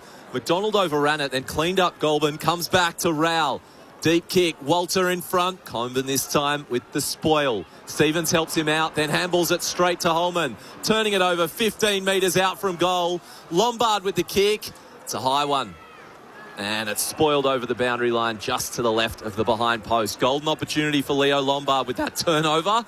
Goes out of bounds, and that 43-point margin remains 22 minutes into the second quarter. We'll have a ball in left forward pocket. Centre bounce is 5-1. Got to tighten up these Kangaroos mids. Moyle bringing it down. Bounces back to Sherry. Well, just about puts a saddle on him. Get a secondary ball up. 20 out from the attacking goal for the Suns. It's all been at the locket end here today. Slapping it down Sherry, though, and North will try and run it out of their D50. Davies Uniacke to Stevens to Daniel. He'll kick beyond the arc up to the wing, and Dersma between half-back and the wing marks. And those in blue and white struggled in second terms, I mentioned it, but 10 goals to zip in the second quarter last week. It's 5-1 in that quarter this week. Dersma kicks around the wing, and Darling contested mark. Go. Just put a knee into his opponent. Turns and does go. The one-on-one is Sherry, who was behind his opponent, made his way to the front. Mark, not paid, had to play on. Gives off the handball, and North Melbourne have their second goal of the second quarter. It is Jacob Constanti who finishes from about 45 metres. The handball from Sherry. It was all in that quick movement. You heard it from Luke Ball and Adam Ramanaskas. They had the space, and they capitalised. 74 plays 37. 6-goal game here. Time on in the second quarter. ABC Sport. He made it his ball. Jack Darling there's a big contest, a number of players in that marking contest, but Darling put the knee up. Then we wanted him to go. North Melbourne's forward line was open. Sherry was in space. And the ball probably just dropped a little bit short, and there's a couple of hands that got in there. Instead, he's been okay. That's his second goal in this half, so he's doing his job as that small forward. Has Daniel Rioli as his direct opponent. Rioli hasn't had much of an influence in this game as yet. I mentioned Michael from Ballarat's text. I'll come back to that at half-time, Michael, so we will analyse that as out of the middle, Wardlaw gets it moving forward for North, and picking it up, Constanti feeds it out to Sheasel. Handball back into the mark, comes back to Sheasel. Davies Uniacke out wide. Parker kicks the ruse into the pocket. Larkey, Collins, the ladder punches it out of play. Throw in right forward pocket here for the Kangas. Suns leading by 37. We played 24.5 in the second term. Saturday footy on ABC Sport. We'll find a way to get Georgie Wardlaw into the game a bit. The Kangaroos, just his first possession for the quarter. An attacking opportunity here for North. Ball spun back in. Dawson in the ruck, but it's a win for the Suns. Rowell, another clearance. He's had a good quarter. Forward handball. Petrarca picks up the loose footy. He was tackled immediately by Luke Parker. We'll have a ball up 70 or so out from the North Melbourne goal. Their score is on 37. They trail by 37. We've played 25 minutes. Clearance the way of McKercher. 50 gamer inside 50, but it's Collins again. In front, takes the easy mark and relieves that pressure for the Suns. I feel like the Dockers all of those years ago when Ross Lyon was the coach at the time, they might have got Sam Collins wrong by delisting him. Turned into a pretty good player at AFL level. Not a pretty good player. Yeah, very, very good player. One of the best defenders. All Australian. Gun. The Suns given a 50-metre penalty, and Rioli marched into the middle of the ground. He shorts it to Long. Attacking point of the square.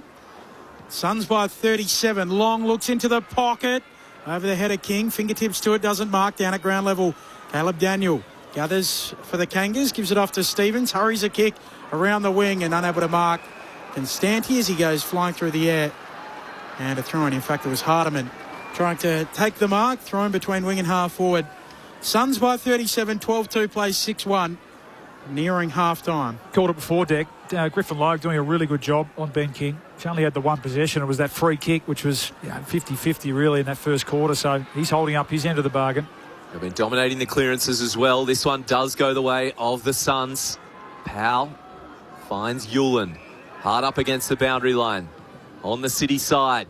Wheels out to his left towards the centre square. Moyle is there. Had a lot of it. Drops the ball down at the bottom of the pack. Simpkins there as well as Noble. Curtis having a bit of push and shove. He's back out there, and that hit's got him angry. Still only one touch. Paul Curtis. Ball up 20 metres out from the north goal. Suns goal, rather. Dawson backhands it down. Coming through, Humphrey tries to get on the boot, smothered by Wardlaw. Dersma can't trap it. Wardlaw has to flick out a handball. And then fumbling it, Davies-Uniacke allows in Noble and the Suns. He spun 7:20, but a ball up. Saturday footy on ABC Sport to follow this game. Scott Pendlebury's milestone match with the best call team in footy, including the man handing over the baton in Brent Harvey, and also Mick Malthouse, his first coach. Suns with it again. Dan Rioli ends up with it. Snaps from 45, doesn't have the journey. Marked in the back pocket by Combat of the Kangas. Gold Coast by 37 late in the half. Combat plays on quickly to give it to Parker. The umpire brings it back. Can't do that, Luke. You know that. Run through the front of the mark. Yeah. He gets most cheap touches he wants Luke Parker. He wasn't afforded that one. So Comben is back with the footy. He wheels out. It'll be a long kick up the line. Collins v Larkey. They connect, and then Trembath flies. Another fist came from Witts over the boundary line about 80 metres away from the Suns goal, who lead 74-37. They've had a big quarter. It's a 5-2 quarter for the away side. Daniel Rioli saw there. After his kick, he's really saw just at half forward here for the Suns in the hands of the trainer.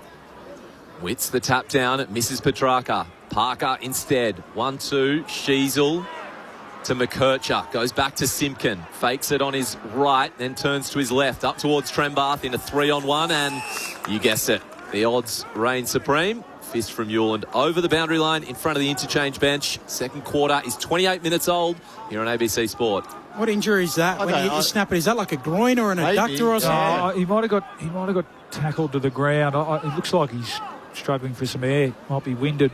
Get more information from Tim Morgan in a moment. Witts punches it on, but Parker there for North Melbourne. Handball to Davies-Uniacke. Handball to Simpkin. Simpkin goes the direct route. Looks inside 50. Up goes Trembath. Not quite. Down at ground level. Bodie Hewland gets rid of it to Powell, who runs away with it. Too easy. And now the Suns go Wooshka. Rowell away towards Zeke Hewland. Well, they're out. Straight through the middle. Route 1. Bailey Humphrey marks, turns, and he has Moyle all on his own. How could he miss the 206-centimetre Moyle, who was in the right forward pocket, all on his own? And the quick play will get the Suns another shot on goal in this second quarter. Slingshot, wasn't it, Rimmer? But it's poor by North Melbourne. Yeah. Their pressure inside their forward 50. Will Powell stepped through 3 North Melbourne players there. You've got to lay the tackle. You've got to stop the ball right at the source. Ned Boyle has been made to earn every game he gets. 3 goals last week in the top end. And he kicks for goal here at Docklands for his second, and it's near side. Let's head down to the boundary. Tim Morgan. Yeah, quick update on Dan Rioli. You mentioned he was really struggling to get off the field. As soon as he came off, straight down into the rooms. So I'll just keep you updated on that one. Thanks, Tim. Suns by 38. Have led by as many as 43. The exiting kick from Caleb Daniel. Looking for Larkey, but Collins neutralises it and hustles after the footy. Bundled over his opponent there and ends up halving the contest for a ball up. It's just a beauty, Sam Collins. Yeah. He's a man mountain too, isn't he? Ball up, Witts arriving late, laying it down. Davies-Uniacke takes it, carried out. Throw in 60 around from the attacking goal here for the Gold Coast Suns. 38-point lead following this game. Pendlebury's games record match. That's coming up. The entree is sizable though at the moment. We've seen 18 goals, 12 of them to the Suns. They look for another. Witts down to Miller. His handball finds Caleb Daniel for North, so a turnover. And clever kick. McKercher had escaped the contest. Or it was Davies-Uniacke rather.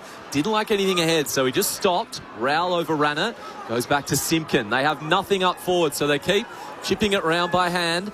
Back to Daniel, and then Simpkin moves forward. Nice kick and a gain of 30 metres. Simpkin marks hard up against the boundary line. On this dockside wing, still 2 and a bit kicks from goal. They head towards the 50. 3-on-2. Darling was in good position, but 3 just leapt over him, including Mac Andrew, fisted over the boundary line. And the score remains 75-37, the way of the Suns. We've ticked over to nearly 32 minutes in this second quarter. Bally, I don't think you're making the bounce at Pendle's game. Oh, I'll be making it. Okay, right. So you're not making the fourth quarter here. He's going to share his location with us for an hour, and we'll track his effort to make it to the it's good enough MCG. for Corby and Chambo to be there now. You know, I'll stick it out for as long as I can. But Dawson doesn't look like this is going to be a close finish, Deck. So I think you can handle it. One down, slapping it down, and the siren sounds for half time. Gold Coast Suns by 38 points. 12-3, 75 plays, 6-1, 37. The goals in that quarter, 5-2, the way of the Gold Coast Suns. So they led by 17 points at quarter time, 38 at the main break. The goal kickers, Walter with 3, singles to Noble, to Miller, Rao, Humphrey, Long, Moyle, Powell, King, and also Goulburn. While for North Melbourne, 2 to Constanti, 2 to Darling, singles to Larkey and to Jai Simpkin. Luke Ball, Adam Ramanauskas, premiership pair. How did you see that first half of football? Well, looked really good by the Suns. Terrific. I thought North Melbourne allowed a lot of that. So, again, in that quarter, North Melbourne allowed another 25 uncontested marks to the Suns. So they're on track for well over 100 at the moment in this game. The problem for North Melbourne is their kick to handball again. So 32 kicks, 42 handballs that quarter. So they're inviting pressure from Gold Coast. Now, get the ball in. We look, and their forwards are having to push all the way up the ground to try and make something happen, where if you start kicking the ball, it lengthens the ground, makes your forwards start deeper so you can come up with the football. That was a great example, wasn't that? Last couple of minutes there. Davies Uniacke out on the wing, space, shoulders out. In the end, he ends up doubling back. And then they create a pressure situation out of nothing. And by that hesitation plays beautifully into the hands of Mac Andrew and Bodie Ewell. And I mean, Sam Collins that quarter was a brick wall, really, wasn't he? So yeah, you're right. They can't get anything going ahead of the footy. The Kangaroos, and that's partially because of the ball use that you mentioned, partially because of the Suns' really, really good work in and around the contest, and that's their strength. We know that. I mean, Rao started to really get going that quarter. Took Miller's playing a terrific game. Noah Anderson, quite first quarter, started to get going around the clearances that quarter as well. So, they really looked dangerous out of centre bounce. I mentioned it was 5-1, I think, for the quarter, maybe 5-2. Yep. But once they're winning the ball cleanly out of centre bounce, the Suns, they're pretty hard to stop, and it just allowed them to set up the ground behind the footy. And the North forwards are getting really high, as you said, aren't they? They're just chasing the kick. Well, it's like they don't have any confidence in their defenders to be able to defend one-on-one. So how many times do we see 18 North players, inside 60 to 70 metres from the Gold Coast goal? And so when they do win it back, they have to wait, don't they? They have to tread water and wait, and that just plays into the Gold Coast defenders' hands, as we said. So, yeah, absolutely a game just completely on the Gold Coast terms at the moment. It's hard to see what moves Al Clarkson and the coaching staff can make to be able to get it back on track. Well, I think he needs to get the midfield sorted out. So you've got Caleb Daniel playing off a half-back flank who had 9 that quarter. Davies Uniacke had the 9, but he's had 1 kick, 8 handballs. So that's the last thing, really. You want it the other way, 8 kicks, 1 handballs for LDU, because he's such a beautiful user of the ball. Parker then had 7. Simpkin out on the wing had 7, but they need to get Sheasel going. They need to get O'Sullivan into the game more. They need to get Paul Curtis. Paul Curtis didn't touch the ball that quarter. So there's a lot of upside for North Melbourne. It's just if Clarko can get it out of them at this halftime break. I'll mention a number of times North Melbourne defenders, or when they've been defending, they're just starting on their heels. They're starting on the back foot. The first centre bounce of that second quarter, ball scrappy kick inside Gold Coast forward line. Caleb Daniel trails Ben Long in by 4 metres. It's just like it's the little fundamental things in a game of football when you are. Well, they're not talking about being a developing team anymore. They're talking about they should be in performance mode. But that's not performance. They're just mistakes. They're mistakes that rebuilding, developing team makes. pretty inexplicable, really, isn't it, for North Melbourne? It's particularly hard to after last week. Yeah. So they've given up 5 goals to 2 that quarter. It was 5 goals to 1 really before North got going in the first quarter. So you're talking about 10 goals to really 3. Then they sort of get going, North, but just little mistakes after little mistake. Like the over handball in this game, like at the moment, so I said 32 and 42 for that quarter. For the game, it's 71 kicks, 88 handballs. Just that the ratio's all wrong for them. Look, I mean, they're not good enough to be that handball team at the moment. Well, and just defensively is the thing, isn't it? Like that's where the area they really struggle with. So we're looking for gains, this year. And for the first month of the season, 5-6 weeks, albeit against teams around them, it looked like they had made some games. But the last couple of weeks, it's been a real regression back to how poorly they defended the ground last year. You can just see Gold Coast, how many times has the corridor just been open for business with 3 players, and you can see them looking inside every time they get it. That last one there that Moyle didn't kick the goal, but that was genuinely like a slingshot, wasn't it? So ball hits the ground 25 metres out from goal, Powell waltzes through, and then they're queuing up through the middle of the ground. The good teams they defend that. Well, they attack in the way that enables their defence to set up and support, and then when the ball hits the ground, they have pressure on the footy. And the last couple of weeks, it's been a real sort of regression, as I said, for North back to where they were at last year defensively. Just one thing, Benny. Yep. North Melbourne right now are a team that were believing the hype of where they were at the start of the season. But they're not prepared to do the work for that hype. It's the overalls. Yeah. Alistair Clarkson needs to bring down the overalls and maybe have a little work, visual. boys. Yeah, let's get to work. Just on North, I mean, the question I posed right off the top of the broadcast was, have either of these teams improved? We spoke about this being a game that maybe the old Gold Coast would have dropped and just had a little banana peel game. They look like they're going to win comfortably. North Melbourne, they've beaten Port, Essendon, Carlton and Richmond, which is 4 of the bottom 5, and inexplicably they've lost to the West Coast Eagles as well. So, I mean, you could argue that, no, they haven't improved this year when you look at it like that. Just quickly, this question from Michael in Ballarat. Hello, team. Kind of living the call as I'm a Kangaroo supporter. Can you please explain why our recruitment team said last year we don't need to recruit backmen? We have our back 6 sorted. B. Rawlings needs to be held to account, says Michael in Ballarat. Yeah, that's it might come back to haunt him a bit. Certainly today they've and just again as a function of the broader team defence. I mean, it's hard. The way the balls come down at times, it's hard for any, even the best defence to be able to stand up with that. I think Logue's tried hard. I think he's been a winner down there. He's kept Ben King to 1 possession, as I said. But other than that, Commons looked all at sea at times today, and Trengpath's gone behind the ball a couple of times. But other than that, no Toby Pink today. Walters looked really dangerous, hasn't he? Kicked 3 goals. And then when the balls hit the ground, you mentioned some of those attacking, so Daniel and Zurha has gone behind them. Not natural defenders, have been found out a couple of times today as well. Oh, look, I understand what Brady's saying there. Look, you can create backmen. That's, a good backman, they say, is a failed forward, et cetera, et cetera. But what you want your back 6 or 7 to be, you want them to be absolutely reliable, dependable and rock solid and desperate. I don't feel that with North Melbourne's back 6. Maybe there's a bit of Luke McDonald. All desperate. Desperate, yeah, I think desperate. It really matters. It really matters if they get a goal kicked on them. It really matters, if a crumbing goal like Ben Long in that first quarter. You've got to be desperate in all facets. And you look at the best defence at the moment. Brisbane's have been terrific over the last couple of years. They've got desperate defenders. Aiden Core not in the team as well, so he's being left out of this back 6. Well, there's the answer in itself. They go and recruit him those number of years ago, but it didn't work. Not in the team. Gold Coast by 38. It is halftime. Saturday footy on ABC Sport.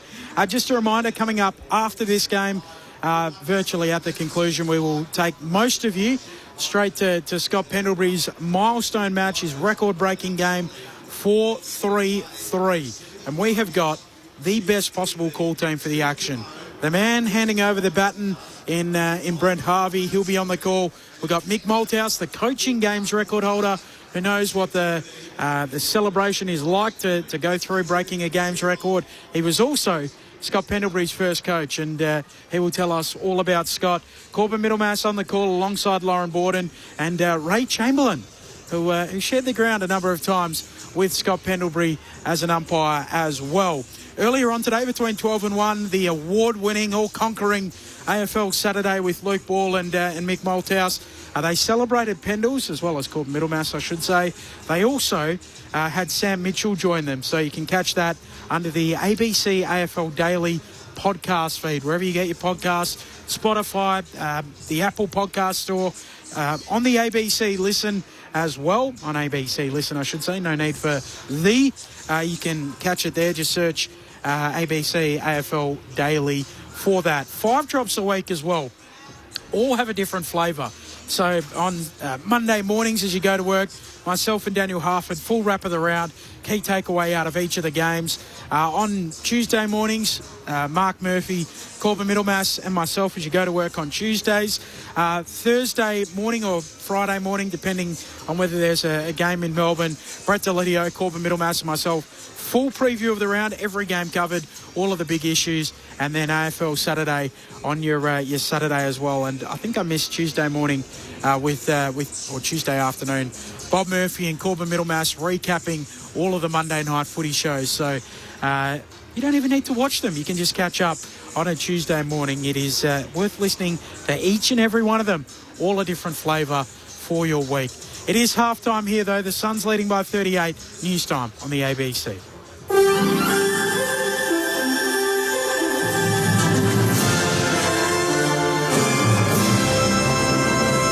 ABC News with Satyam Weinstein. Counter-terrorism authorities have charged a Queensland man with extremism offences after a month-long investigation. Joshua McIntosh reports. 48-year-old Alexander Kent Wadsworth was charged by Queensland's Joint Counter-Terrorism Team after a property in Bowenville, southwest of Dalby, was searched yesterday. Investigators allege Mr Wadsworth uploaded several concerning posts to an encrypted social media site in which he encouraged others to carry out acts of politically motivated violence in Australia and overseas. He's been charged with 1 count of using a carriage service to menace, harass or cause offence, which carries a maximum penalty of 5 years imprisonment. In a joint statement between Queensland Police, Australian Federal Police and ASIO, the agencies said investigations started earlier this month and are ongoing. Pollsters say the rise in popularity of One Nation signals the end of the major party's stranglehold on federal parliament. Labor and the Liberal National Coalition have been the major parliamentary representatives since 1910. However, at the last election, the coalition suffered its worst result in decades.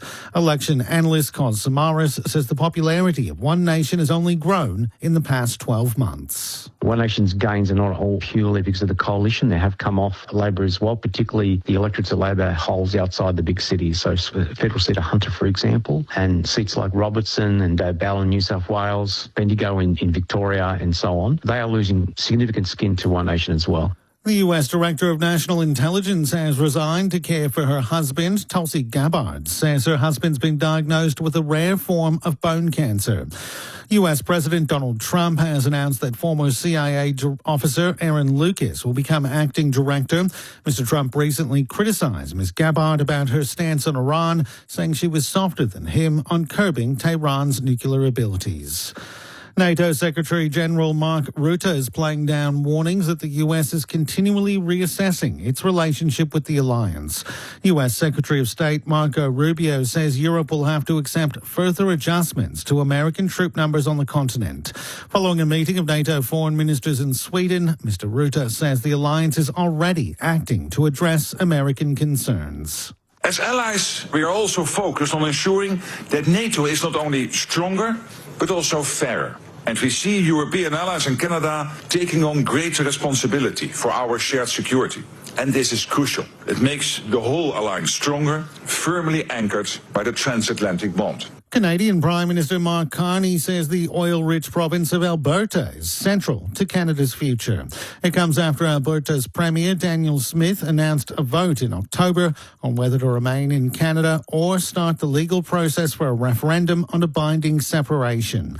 Ms. Smith says she supports remaining in Canada, and Mr. Carney is a Prime Minister who's willing to work with the province. SA's Health Minister is urging people to wear helmets when using e-bikes after the Australian Medical Association called for a ban on under-16s. The AMASA President, Peter Subramaniam, says doctors are reporting people presenting to emergency departments with severe injuries.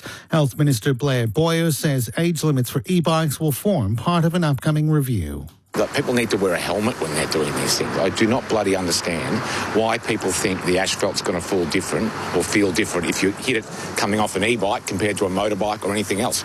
With the official start of winter still a week away, the Weather Bureau is warning of cold and wet conditions across much of the country this weekend. The New South Wales coast is expected to receive the brunt of the wet weather today. Jonathan Howe from the Bureau says another front will widen the damp conditions early into next week.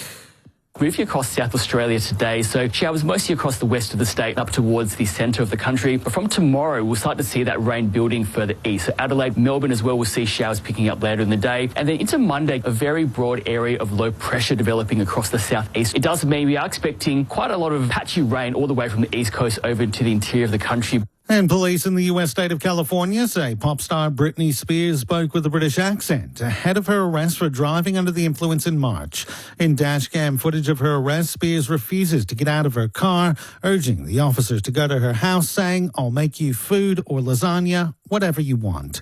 Police allege she was slurring her words and appeared intoxicated, though a breath test showed she was under the legal alcohol limit. You're up to date with the latest from ABC News.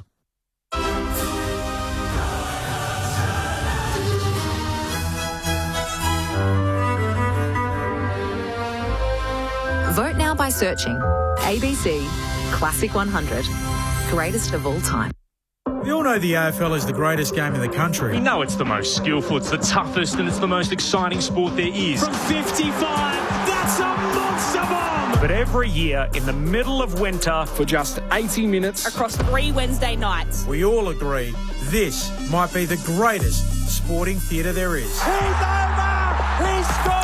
How good is Origin? Oh, it's the best, Louis. It is the best. There's the big hit. Oh, bang! That's a big hit. And the miracle try. He's over in the corner. Oh, that's miracle stuff. with a rivalry as heated as any in the world. There's a melee over the touchline. They come from everywhere. This is wild. State of Origin, Game 1. Catch every minute live this Wednesday night on ABC Listen. And that is unbelievable to watch. Take our word for it. It's sport at its very best. On ABC Local Radio, Sport Digital, and on ABC Listen. This is Sir Doug Nicholls Round with ABC Sport. Bills to Rowell, those strong hips. He drives through the tackle. Hands off to Miller, then to Yulin, back to Miller. Quick hands back to Rowell where it all begun. And his hook around the corner is a goal. The reigning Brownlow medalist did the tough stuff, then gets the reward with a goal. The ex-skipper took Miller a goal in the first quarter. This one from outside 50 gives it absolutely everything to the line. And a mark on the line. Jed Walter a metre out. North look around at each other. Jed Walter has 3. Wits with the kick out of the bullseye. Driving ball inside 50. Moyle plucks it. Good luck stopping that. He marks 40 out directly in front. Ned Moyle, the big ruckman, squeezes it through. The one-on-one is Sherry, who was behind his opponent, made his way to the front. Mark, not paid, had to play on. Gives off the handball, and North Melbourne have their second goal of the second quarter. It is Jacob Constanti, who finishes from about 45 metres. This is Sir Doug Nicholls Round on ABC Local Radio, Sport Digital, and on ABC Listen. Suns leading by 38 points. Half-time Saturday footy on ABC Sport. Following this game, Scott Pendlebury's record breaker, 4-3-3. Mick Malthouse, Brent Harvey, Corbin Middlemass, Lauren Borden, Ray Chamberlain downstairs for the call. That will follow this one. Borley, I think you'll co-sign this. Freo Cookster, loving the call, helmet and team, basking in the glow and the Perth sunshine after a 10th Dockers win. Yeah. How good is the boy Murphy Reid? Superstar. Yeah. He's, you talk about games record, he just looks like the sort of player. He actually reminds me a little bit of Steele Sidebottom, the way he plays. Yeah, early I don't days still. What a treat that he fell to. I think it was pick 17, and he looks, well, this season anyway, he's a lock for all Australian, isn't he? That sort of half-forward role, but he was brilliant last night. And, yep, you're pretty happy if you're a Dockers supporter at the moment. But are you happy that you put a Bombers jumper on the little guys? Well, his mum's put the Freo jumper on him as well. So it's a pretty easy choice. I think it's fairly easy for young Archie at the moment. Yeah. He's got the long sleeve Dockers jumper rolled up, and he's pretty happy with how they're going. 10 in a row for the men in purple. So the Freo Cookster is very happy. 12-3, 75 plays 6-1-37. Well, is the score here. Keep your text coming too, 0437 774 774 if you wish to. 38 points to the good. Second half underway. You with Declan Byrne. The first sign of a move, Magnet. Cooper Trembath's going to jump in the ruck, and Tristan Cherry starting forward. Doesn't make a difference. Witts with the tap down. Petrarca picks up the loose ball, hands it off to Rao. Fresh off 5 clearances in that second quarter, and he affects another one. Wide handball, hits the deck. Jeffrey picks it up and kicks it forward to a one-on-one. Nice body line there from Long, who pushed his opponent out, picked up the footy, hands it off to Goulburn. He handballs inboard to Miller. Nice pressure. Good tackle from Luke Parker. A goal-saving moment there. Early stages of this third quarter. 75 plays 37. North Melbourne trailing by a bunch. They have to make a move. It is in their defensive 50. Ball tapped out. Comes all the way back outside 50. Petrarca to Closey. He can't pick it up. So North are away here through LDU, who wants to go through the central corridor. Does. And he finds Charlie Spargo, who then moves it out towards the city wing. Riley Hardiman just a little bereft and then stabs it short. In fact, there was Constanti who gets it back from Spargo. Gives it off to Sheasel. Kicks inside 50. And Zurha, a searching lead. He's become a swingman. Swung back to forward, and he marks 40 out, very tight angle, worse than 45 degrees. Well, they need him forward today. It's really hard to find a winner in that first half. Maybe Jack Darling for North Melbourne in their forward half of the ground. Zurha. Try and start the road back into this game. Start the journey back into the game. His drop punt is into the woodwork. Tells the story of the day. A little sigh from the under 20,000 in attendance. Not a big crowd. Gold Coast Suns by 37, nearly 2 played in the second half. Will Powell, a WA boy, half forward turned half back. Spent some time in the midfield, but he's doing his best work in D50 on kick-out duty. Finds Jeffrey in the pocket. He pulls his kick inboard to a dangerous spot. One-on-one, LDU v Rowell. Spoiled, running through. Couple of North players involved. Big tackle, and it'll be a ball up 80 metres away from the North goal. 12-3 plays 6-2, so double the goals to the Suns. So they kick away this quarter, or can North find something? LDU contested possession. Riding him was Rowell. Another ball up. Witts this time the tap. Tackles Finn O'Sullivan. Thought it might have been high. The crowd thought it was.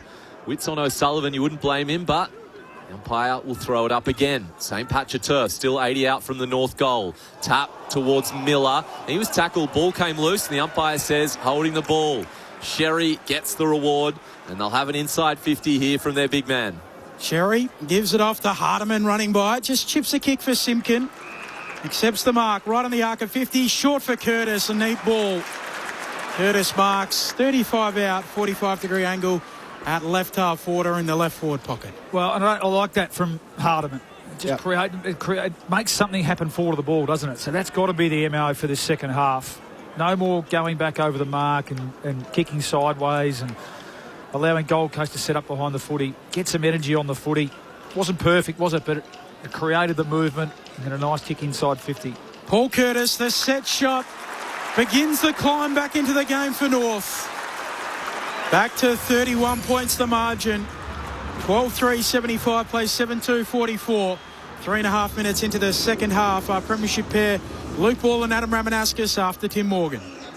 Henrioli started this third term on the field. He came off. They checked his ribs at half-time, but clearly he's been deemed all good to go in the second half. Well, yeah, and you want to encourage the overlap run. So Hardiman there on his left foot. So just a little lower the eyes to kick to Jai Simpkin right on the 50. And then a beautiful little spearing pass by Simpkin to go to find Paul Curtis. So that's what you want to encourage. I spoke about over handball. That's not over handballing. That's handballing to somebody that can play on and move the ball forward. Spying another little change here for North. Luke Parker into the middle, known for doing the tough stuff. They still can't get the clearance. The tap to Anderson. His kick is just beyond 50, but holding space was Goulden. Did really well. Marked just beyond 50.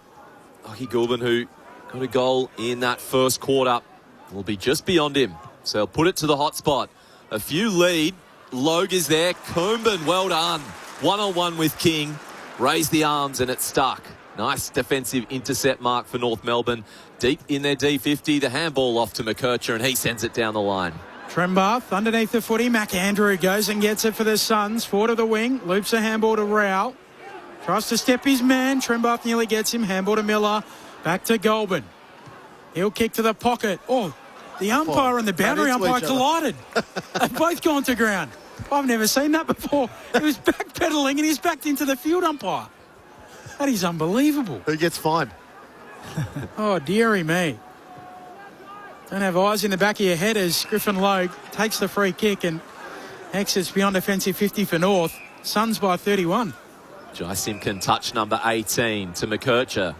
He's involved. They go through the centre. You can hear the groans because it is a turnover in a dangerous spot. Gold Coast have been making them pay today. They are in the middle of Docklands. It's a high ball.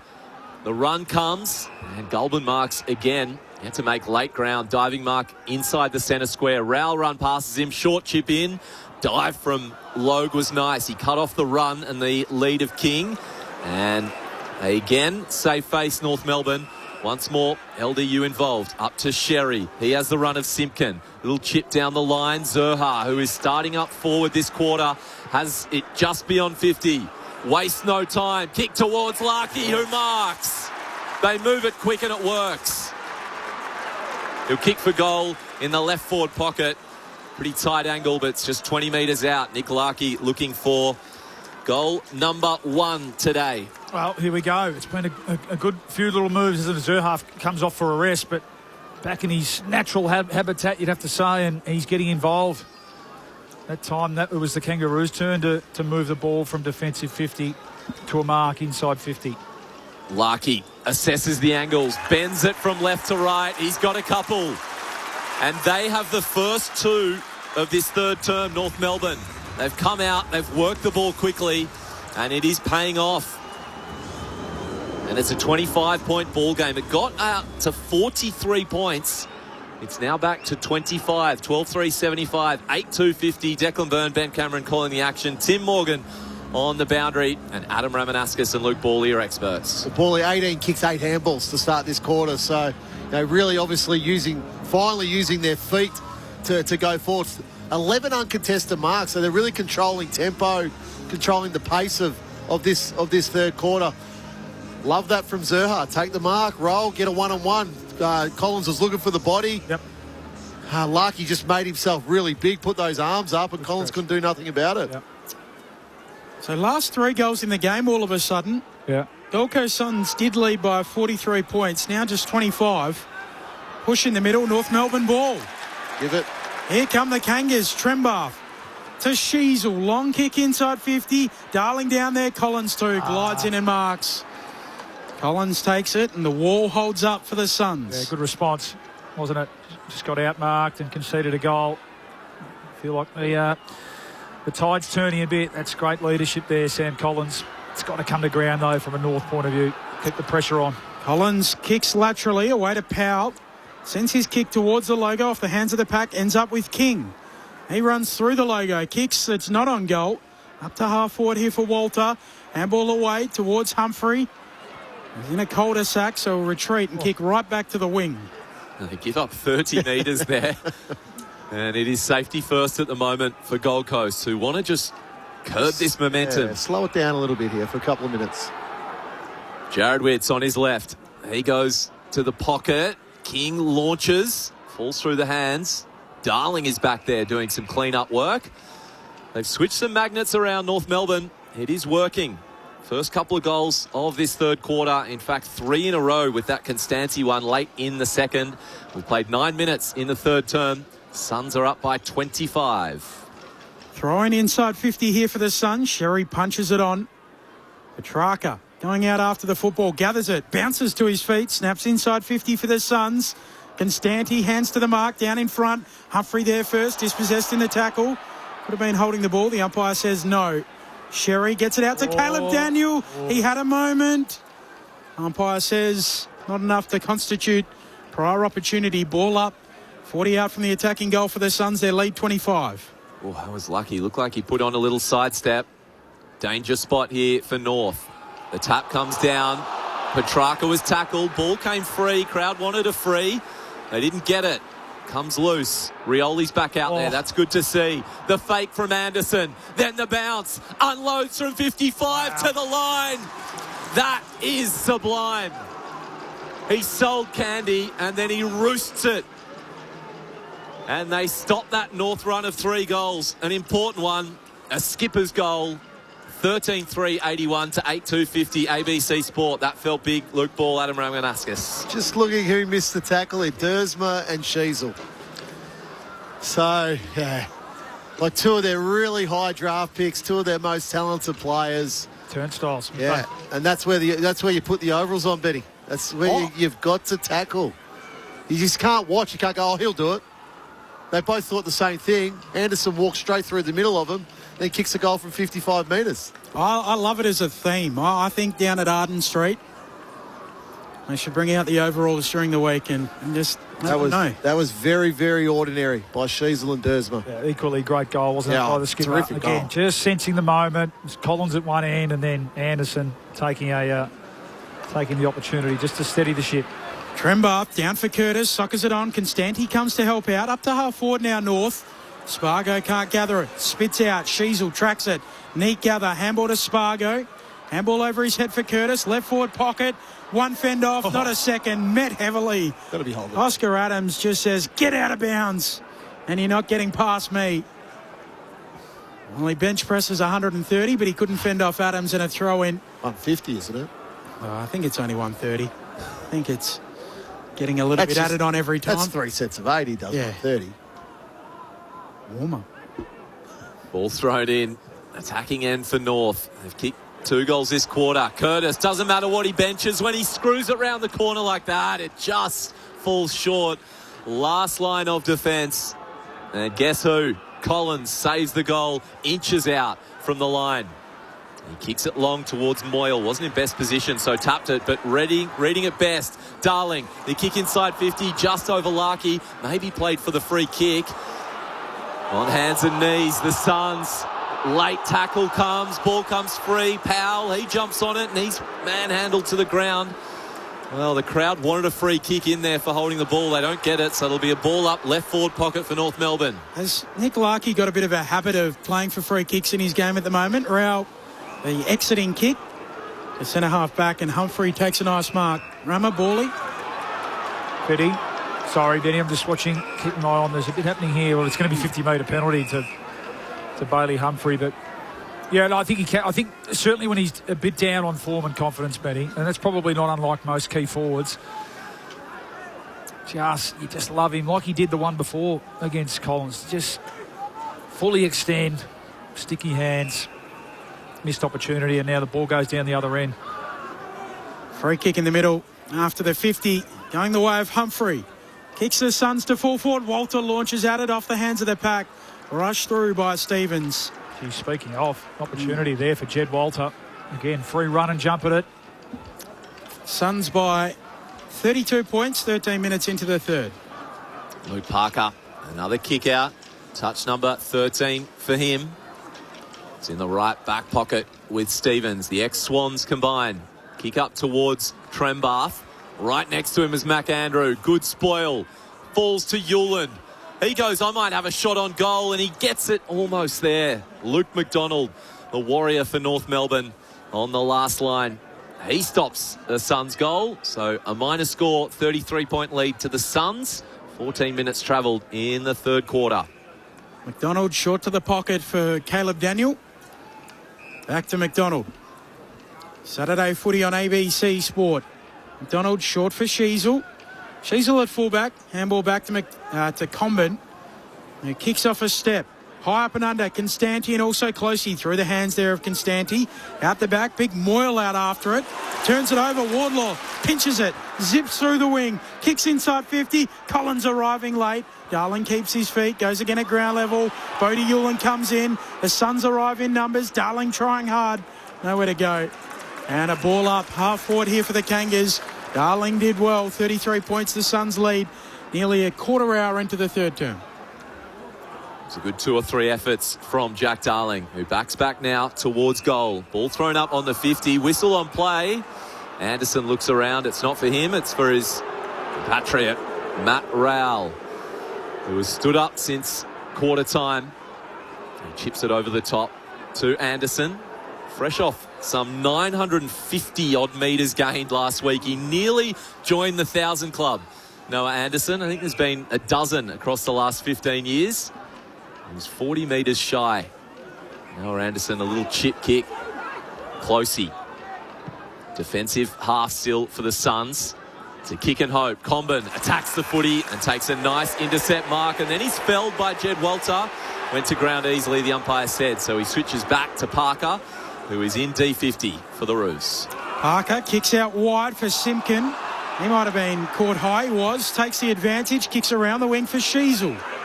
Sheasel comes infield. Half forward here, the Roos. O'Sullivan, nothing he likes immediately. Looks for Darling on the lead. Got it. Adams was closing late, but Darling marks 45 out. Slightly sharper than a 45-degree angle. It's not a fast play, but it's intent, isn't it? To face the game and continue to move the ball forward. And it's funny when that happens, it forces the forwards to get on the move, doesn't it? And Jack Darling, who started the game pretty well, he's actually looked dangerous. Certainly when he's had a one-on-one opportunity with the younger Adams. Took a good, strong mark. Tough shot. 33 points is the margin. Jack Darling to keep the Kangas hanging around in the contest. It's across the goal face and slapped through by Bodie Hewland. That margin, 32. 16 and a half minutes into the third term. Saturday footy on ABC Sport. I got one for you guys. 6 players have shared heritage at the Kangas and the Gold Coast Suns. I don't think you will get near about 4 of them. Okay. All right, text in if you want to get involved. 0437 774 774 as the Suns go outside D50. Long one up the wing. Hewland there. Good tackle. Ball spills out of that one from Holman, and we'll have a ball in.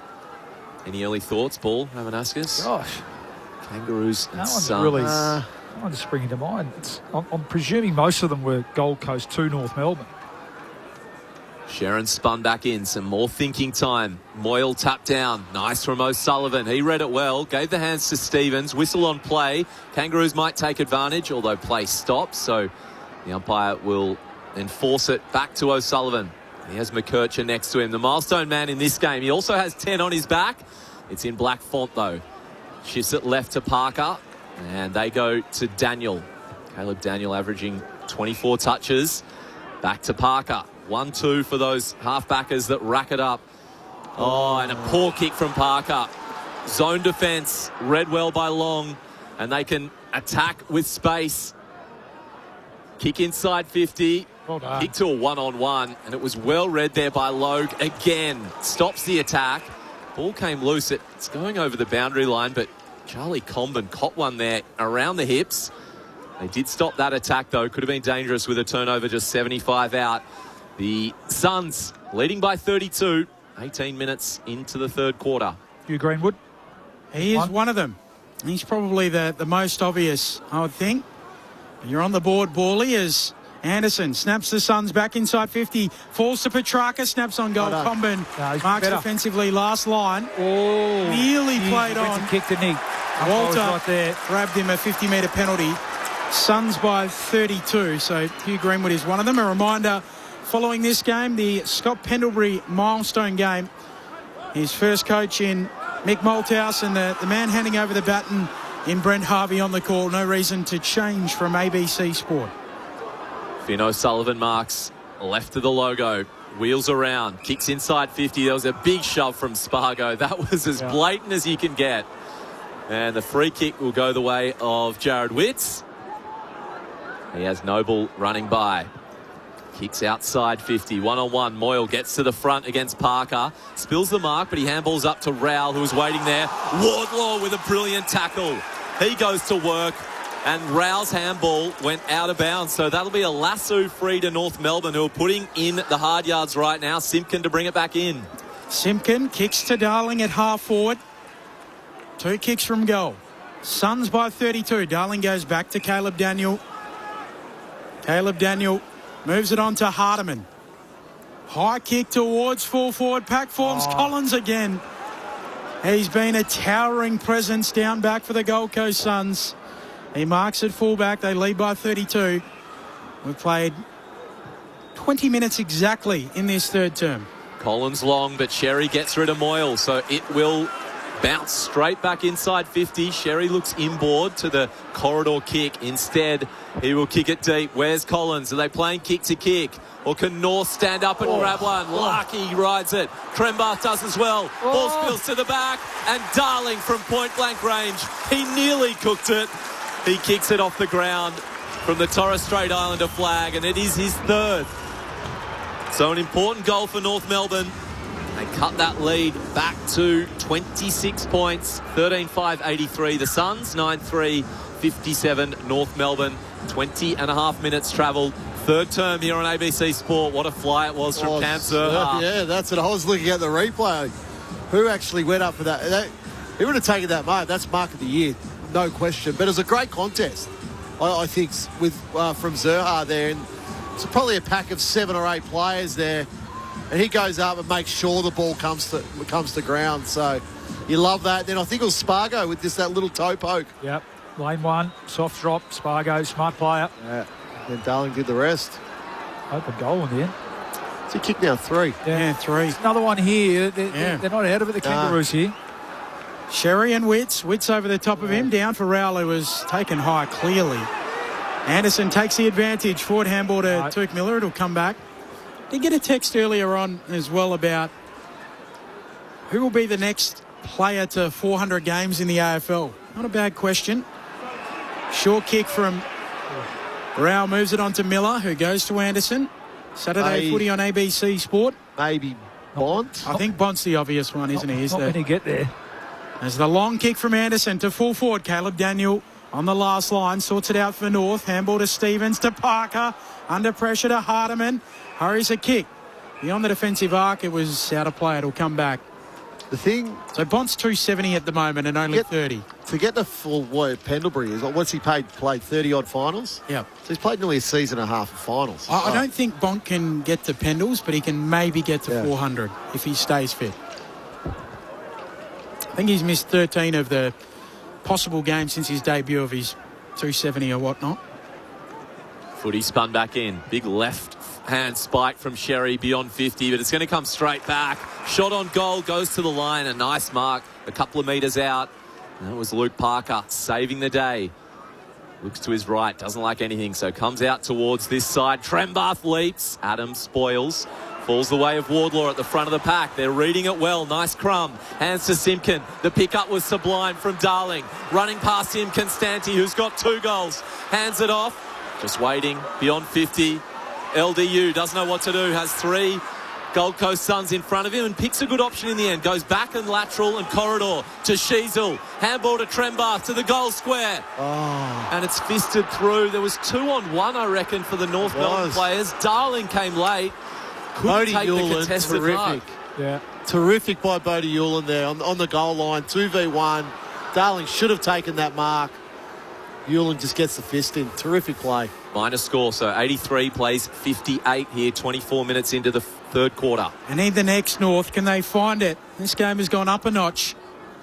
Well, I've been able to slow the Suns down a bit. Yeah, this quarter. quarter. More kick mark this quarter. So that's the first port of call.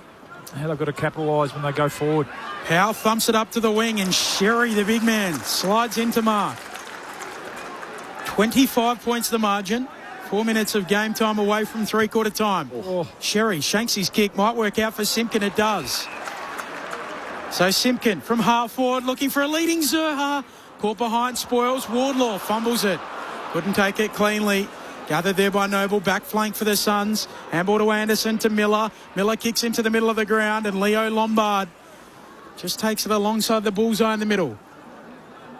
One of their many academy picks, Leo Lombard. 4 games last year. He's played every game this year. He chips it, and Miller felt the heat coming, so tapped it on instead. Holman was there. He picked it up. Lombard kept running.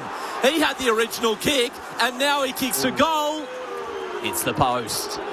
Good second up play from Leo Lombard. The boos ring out, but it was a behind. So 84 plays 58. It's a neat 6 goals. 25 minutes into the third term here on ABC Sport. Hardiman off halfback. Oh, Mac Andrew twisting, turning, doing the twister on the back of Cam Zerha. Only achieves keeping it in. Zerha kicks for Trembath. And this is a player growing in stature. Go back and kick it. 49 metres out. He's a thumping kick. Yeah. Strong mark. LSU there, wasn't it? Out of position really there against Sam Collins. Yeah, twice in this quarter Collins has been outmarked. Just left of centre. Probably been outmarked twice for the year. And it's 26 points, not 36. So this goal gets it to 20. It hasn't been that margin since early stages of the second. Cooper Trembath. Boot to ball from 53. Thumping kick. Good line early. And it's there. The Kangas are coming. They are bounding back into this match. And it's back to just 20 points. Who would have thought that? 13-6-84. Plays 10-4-64. 26 minutes into the third. Saturday footy on ABC Sport. Cam Zerha's had a really good quarter. So he's involved again in this play. Just doesn't give up on the ball. And just a nice little chip kick. Yeah, that's a really strong mark from Trembath. Sam Collins is a big unit. And that's a thumping kick. North Melbourne just much better this quarter at not over handballing. Yeah, so Mac Andrews getting territory. Yeah, Mac Andrews there on the wing. That ball, I mean, it had to be marked or go out. Sometimes you just got to play the percentages, and it costs his team the goal. Quiet quarter for Petrarca. He's in the middle. Clearance the way of the Suns. Missed handball is okay. Oh. Miller has it. Nice tackle there on Noble. And the free kick the way of the Sun. It's a little bit too eager from Spargo. Middle of the ground. Kicks out towards the right. Ben King approaches. Ben King leaps. Falls over the back. There is Moyle running past. The handball to Humphrey. Tight angle. It was touched on the way through anyway. So a behind scored by the Suns. 85 plays 64. 21-point ball game. Kick in from Parker. Can they find another before three-quarter time here, North? Daniel gives it off to Colby McKercher. Stabs it short for Luke Davies-Uniacke. Davies-Uniacke kicks up to the wing. Finn O'Sullivan running on, bouncing ball. Collins the other way, wins it. There for the Gold Coast Suns, but turns it over straight to Zane Dersma. And he's tackled to ground. Had his brother, the Worm, Willem Dersma, over for dinner last night. Playing in the next game. You did. I thought that too. I thought you meant you did. Zane Dersma did. So you did it with his brother. Okay. I don't know, Willem. Would have been late to bring up that news. I reckon you would have led with that. Yeah, I would have. Off the top. A couple pile in. We'll have another ball up. We are similar out of wing. Where'd you get that information from? Saw it on Instagram. That's another one of your nicknames, name dropper. We're similar sort of guys, Willem and I, long and lean. And the giggles tell the story. LDU with the clearance. He gets it to O'Sullivan. Smart tap back as he was being tackled to Stevens. Then it comes back to Davies-Uniacke. Long kick. Larkey in best position. Gets rid of Collins. Drop the mark. Mac Andrews been held pretty well tonight. He gets the handball. Hits defensive side. 3-on-3. Ball to be won. Collins to Rioli. His kick is dangerous across 50. 1-on-1. Hardiman leading the race. Fumbles it under the pressure of Bailey Humphrey. Yeah, if that ball was won by Hardiman, that could have been a goal. So nice play from Bailey Humphrey, 21-point lead remains for the Suns. 29 minutes into the third term. Hot game out there. More fans not thinking that McAndrew got a fist on that. Should have been holding the ball. They've got a case too. Sherry bringing it down. Curtis, left forward pocket snap, narrow. 20 points. The Suns lead. 29 minutes into the third. Saturday footy on ABC Sport. Curtis, a goal earlier this quarter, continuing his run. 13 games in a row, Paul Curtis. He's the only player in the comp to have a goal and a score assist in every game this year. 20 points the margin. Deep kick outside 50. Rowell was at the front. It'll come back in. Closey. No, well done. He gives it to Rioli, who's on the run. Second bounce. Dashing left and right. Doesn't know who to hit. Has Ben King up ahead of him. Eventually the handball falls at the feet of King, but the tackle was too enthusiastic from Hardiman. And Ben King will get the free kick a few metres in from the boundary line. A couple of kicks from goal as the three-quarter time siren loons. Can the Suns find one? Letting him know 15 seconds left. Sets it up inside 50. Moyle brings it down onto it quickly. Load, tackled. Wall up. 3 seconds on the clock, so North need to hold up. Don't give away a free kick and ensure that there is not a score. Up it goes. Sherry and Witts. Palm down by Witts. Davies Uniacke tackled. Three-quarter time. And the Suns lead by 20. So North Melbourne win the quarter by 18 points. 13-7-85, the Gold Coast Suns. North 10-5-65. At three-quarter time, the goal kickers. 3 for Darling, 2 to Constanti, 2 to Larkey, singles to Simpkin, Curtis and Trembath. While for Gold Coast, 3 to Walter. Then it's all individuals or singles. Noble, Miller, Anderson, Rao, Humphrey, Long, Moyle, Powell, King and Goulburn. Saturday footy on ABC Sport, the final term coming up next. Bet you didn't know we're the world's biggest gamblers. Totally crippled my life. Bingo. I'm finding out why and if we really are the lucky country.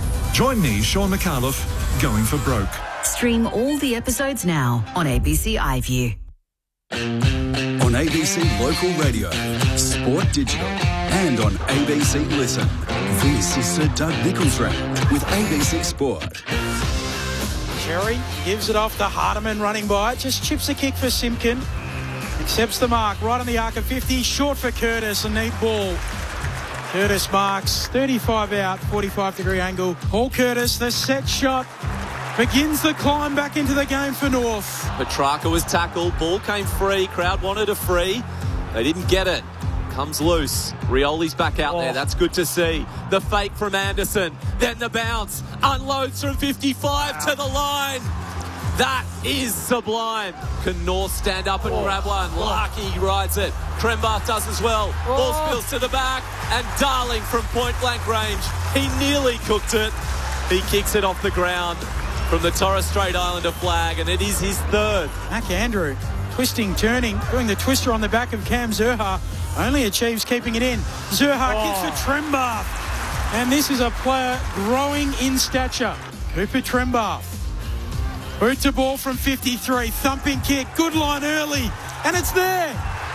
The Kangas are coming.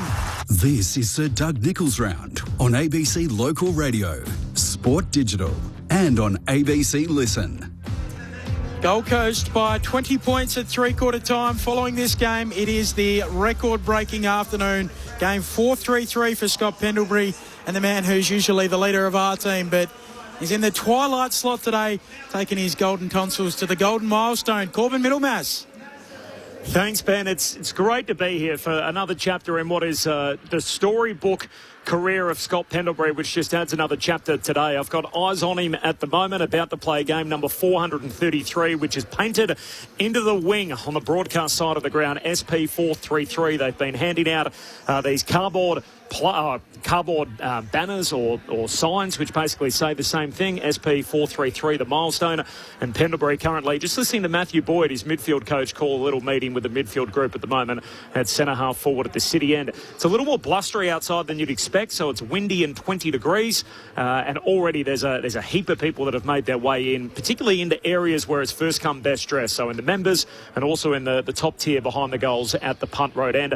A truly historic afternoon for the game. This is a record which has only been broken now for the fourth time in the last 46 years. So I know there's been a lot of talk in the lead up around the commercialisation of the event and everything that's been baked into it. But it is properly going to be an afternoon that I think people that are here and everyone that follows along either on the radio or gets the chance to watch it on TV will remember for a long time. So special afternoon coming up.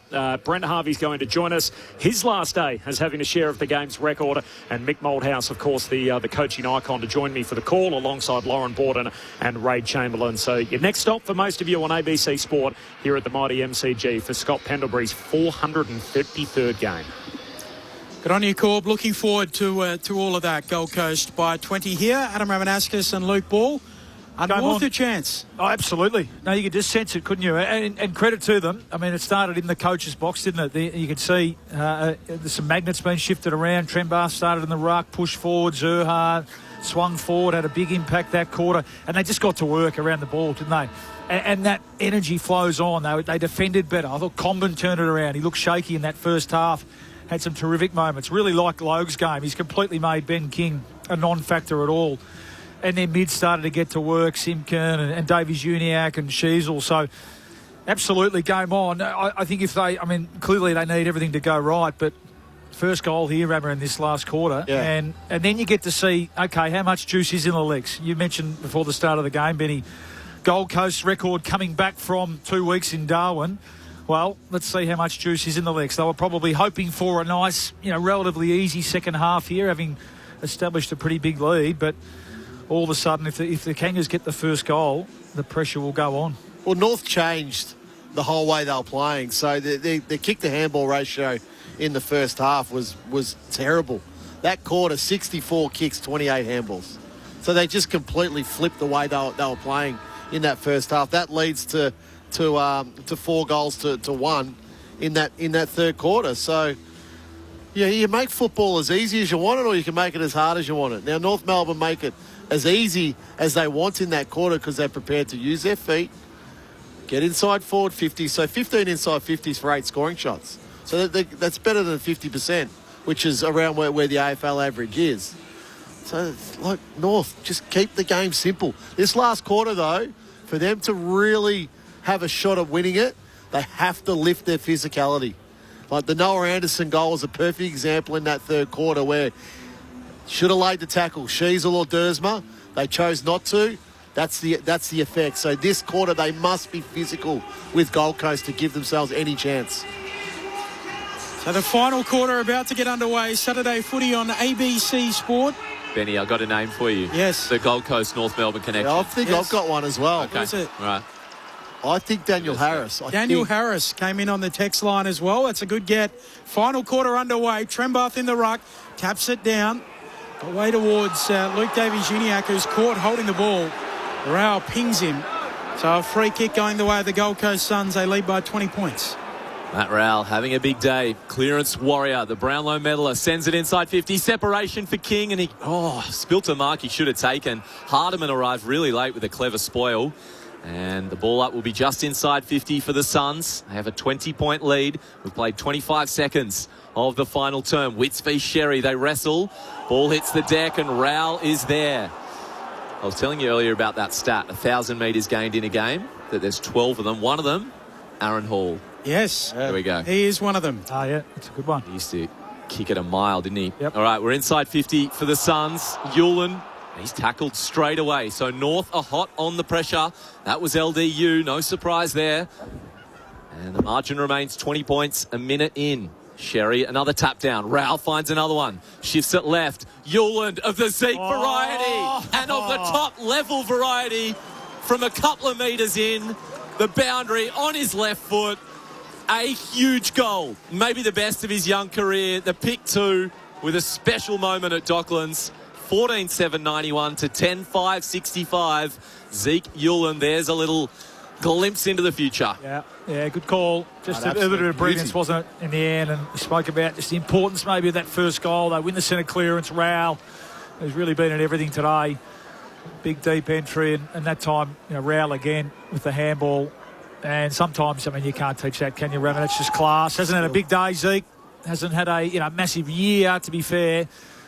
But you see things like that, and you understand why he was such a highly regarded young player. So, all-important first goal goes in the way of the Suns. 12 individual goal kickers. He's actually managed by the brother of Luke Hodge, Dylan Hodge. He is. As the ball ricochets out towards him again and tackled to ground. Good tackle. I did have a moment a few weeks ago where I was leaving the rooms after the game and I said, "See you, Hodgie," to Dylan, and Luke Hodge turned around and waved at me, and I thought, oh, that's awkward. Like, he doesn't know me from a bar of soap, and he thought I've just yelled out to him. I was yelling out to Dylan. You are a bit of a fanboy as well, let's be honest. Zerha ends up with it at half forward for North Melbourne. Off the hands of the pack, out of play it goes. And a throw in right forward pocket coming for North Melbourne. So can they work their way back into it? Suns by 26 points, nearly 3 minutes into the fourth term. An immediate reply would be right what they want, the Kangaroos. Wrestle from the rucks. Ball hits the deck, and Rowell is just there every single time.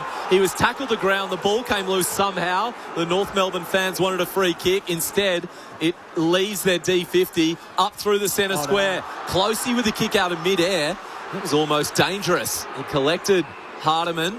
Ball comes back to the base of a pack. Comben and Humphrey at the bottom. We're at the front edge of the square for the Suns, who lead by 26 points. Sense we'll be hearing about holding the ball after the game, Ram. Yep. Witts slapping it down, and O'Sullivan trying to work his way through. There's still 3 of those players to go. Someone suggested Jed Anderson. Didn't play for the Suns. Tapped down there by Witts. It's tapped out towards Sheasel, who gets rid of it away to Simpkin. Goes back to Daniel. Kicks the Roos to the wing. Curtis kicks out wide for Zerha. Suns 26 points to the good. Pokes it over the top, and Simpkin is run on and marked. High half forward here for the Kangas. 60 metres out from goal. They go the handball. Daniel, the kick. They need a goal. They need a mark, and it's Trembath. Yeah, good hands. Second grab. McAndrew pressing behind him. He parried it in front of him and took a really important one. He would kick for goal from 30 metres out on the slightest of angles. It's interesting with Trembath. He's been quiet the last couple of weeks, but I think reintroducing him back as a second ruckman really helps him. If you can't get it as a forward, you need to try something else, and the something else has been, okay, go have a run up on the ball, run around, try and get a few kicks. This could be his second goal. Just 1 goal in the last 4 games, but he's kicked 2 today, and that is huge. 20 points the margin is back to. 14-7-91, 11-5-71. The Suns with a 20-point lead. And we've played how many minutes? The scoreboard goes blank. 5 minutes into the final quarter. What a goal. Well, critical they answered back. It keeps the life in this game for North Melbourne. But there, McAndrew is a good defender. Trembath there, that's what, if you become honest in the way you play and you're prepared to take front position and you're prepared to jump at the ball, you get the reward. So he gets a goal late in that third quarter with terrific body work against Sam Collins. On that occasion, it's against McAndrew. Robin Greensborough says, "Hey, Bawley, I reckon it's get running time." Yeah. He's departed the building. He's on his way. We'll keep you abreast of whether he makes it. Out of the middle, Gold Coast get it going forward. Petrarca leaves it behind. Davies-Uniacke takes it. They haven't given up yet, North. They still think they're in the game. Davies-Uniacke kicks to Wardlaw. It all opens up. Running by the long kick inside 50 from O'Sullivan. Out the back, bouncing ball. It tumbles out. Throw in left forward pocket. Spargo was furious there. He was fat side and he's still pointing. If you're wondering where Bawley's going, he's making the dash to be a part of the Guard of Honour for Scott Pendlebury, one of his former teammates, a premiership teammate. That game following this one. Corbin Middlemass and the team to bring it all to his Suns by 20. Margin is at a low for the last quarter or so. Tap down from Witts to Noble, who kicks out in front of Bailey Humphrey. Takes a mark ahead of McKercher. Turns, spins, nice kick. Rioli marks just left of the logo. Right on halfway in between the centre square and the boundary. He takes an age. Umpire calls play on. Bright yellow boots, sends it forward. Long lead from King, spills it. Parried it towards the line was Daniel, but picking it up was Humphrey, who hands off for the easiest of goals for Christian Petrarca. Well, that might take the air out of the North sails. The tap towards the boundary was ineffective. Humphrey read it well. And CP3 has his first goal of this Saturday afternoon clash. That margin back out to 26. 15-7, 97, 11-5, 71. You're on ABC Sport. Your expert is not Luke Ball. It's just you, Adam Ramanaskas. It's just me now. That's fine.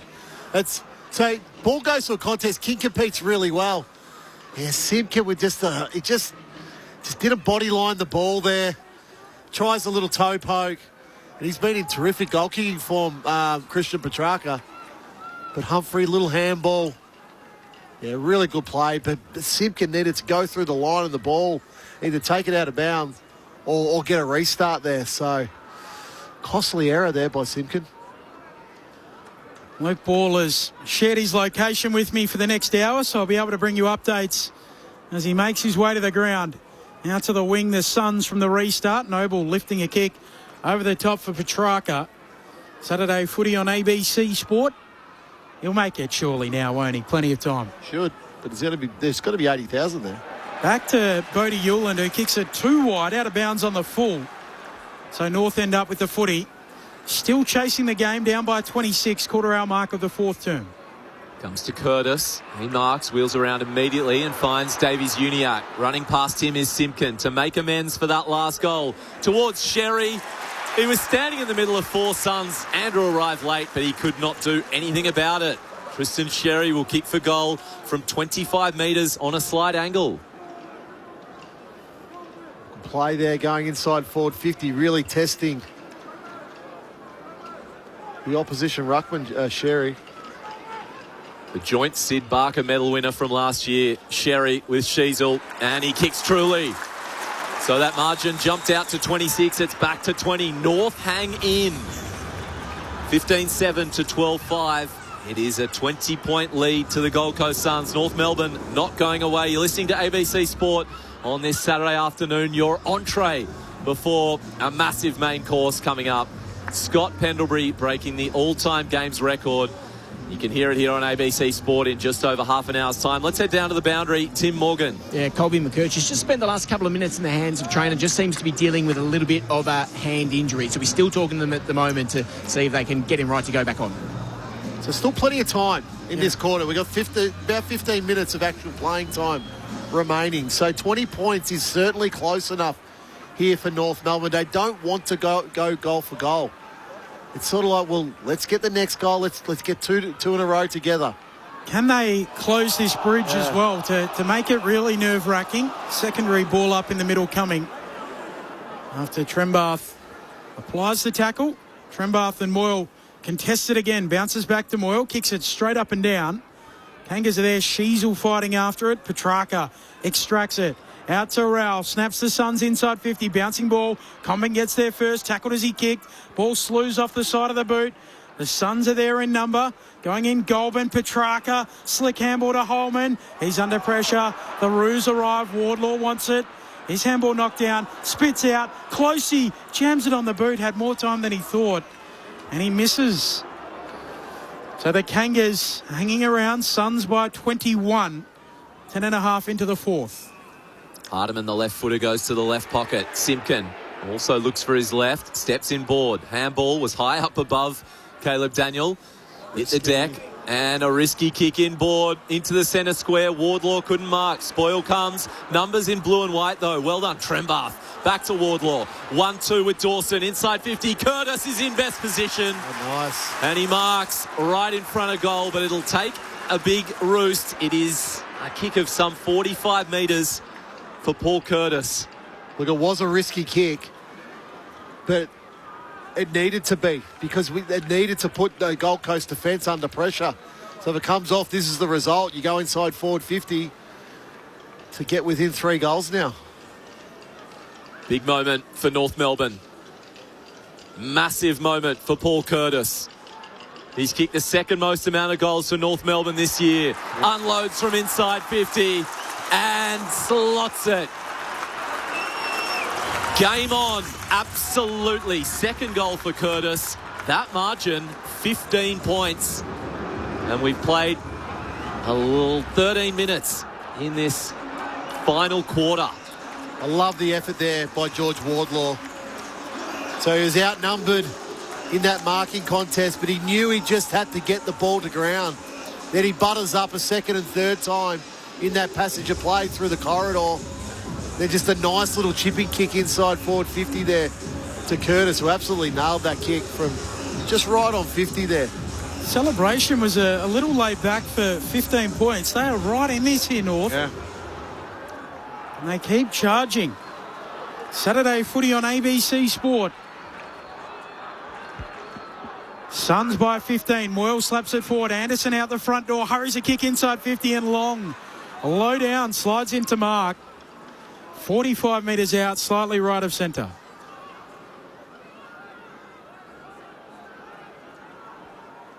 Long just playing in front. Able to slide in and mark. He's in the All-Australian squad for the first time in his 10th season last year. What an improved player he is. Drop punt from 50. Will make it hard for the Roos from here. Beautiful finish, his second. And they're back out by 21 points. They cross the triple figure mark. 16-8, 104 plays 13-5, 83. 13 minutes into the fourth. You do all that work. You work so hard there to get to string two in a row. And then it's just terrific work. Anderson here just steps through. Now, it's hard to criticise George Wardlaw for a missed tackle, but he did miss that tackle through the middle. But it's back to that first and second quarter. Luke Parker just trailed him, Ben Long. He's able to take that mark inside forward 50 as Luke Parker shoulder to shoulder. Ben Long doesn't mark the ball. Last 7 times Gold Coast have played here at Docklands, they've kept their opposition to 87 or less. That would comfortably win them the game here. Can they stand up defensively with the lead now of 21 points? Breaking free, Simpkin. He's tackled, might have been high. Comes back, Wardlaw involved. Hands and knees, Sheasel's there. O'Sullivan, handball over his head to no one. Rao runs through, picks it up. No, he spills it. Wardlaw picks it up, and he's tackled by Lombard right on the bullseye. Free kick to the Suns, who will look to go inside 50. Lombard wastes no time. Fans out towards the right, and he has Petrarca, 70 from goal, who looks around. He doesn't waste a second either. Goulburn on the long lead. Marks on the paint.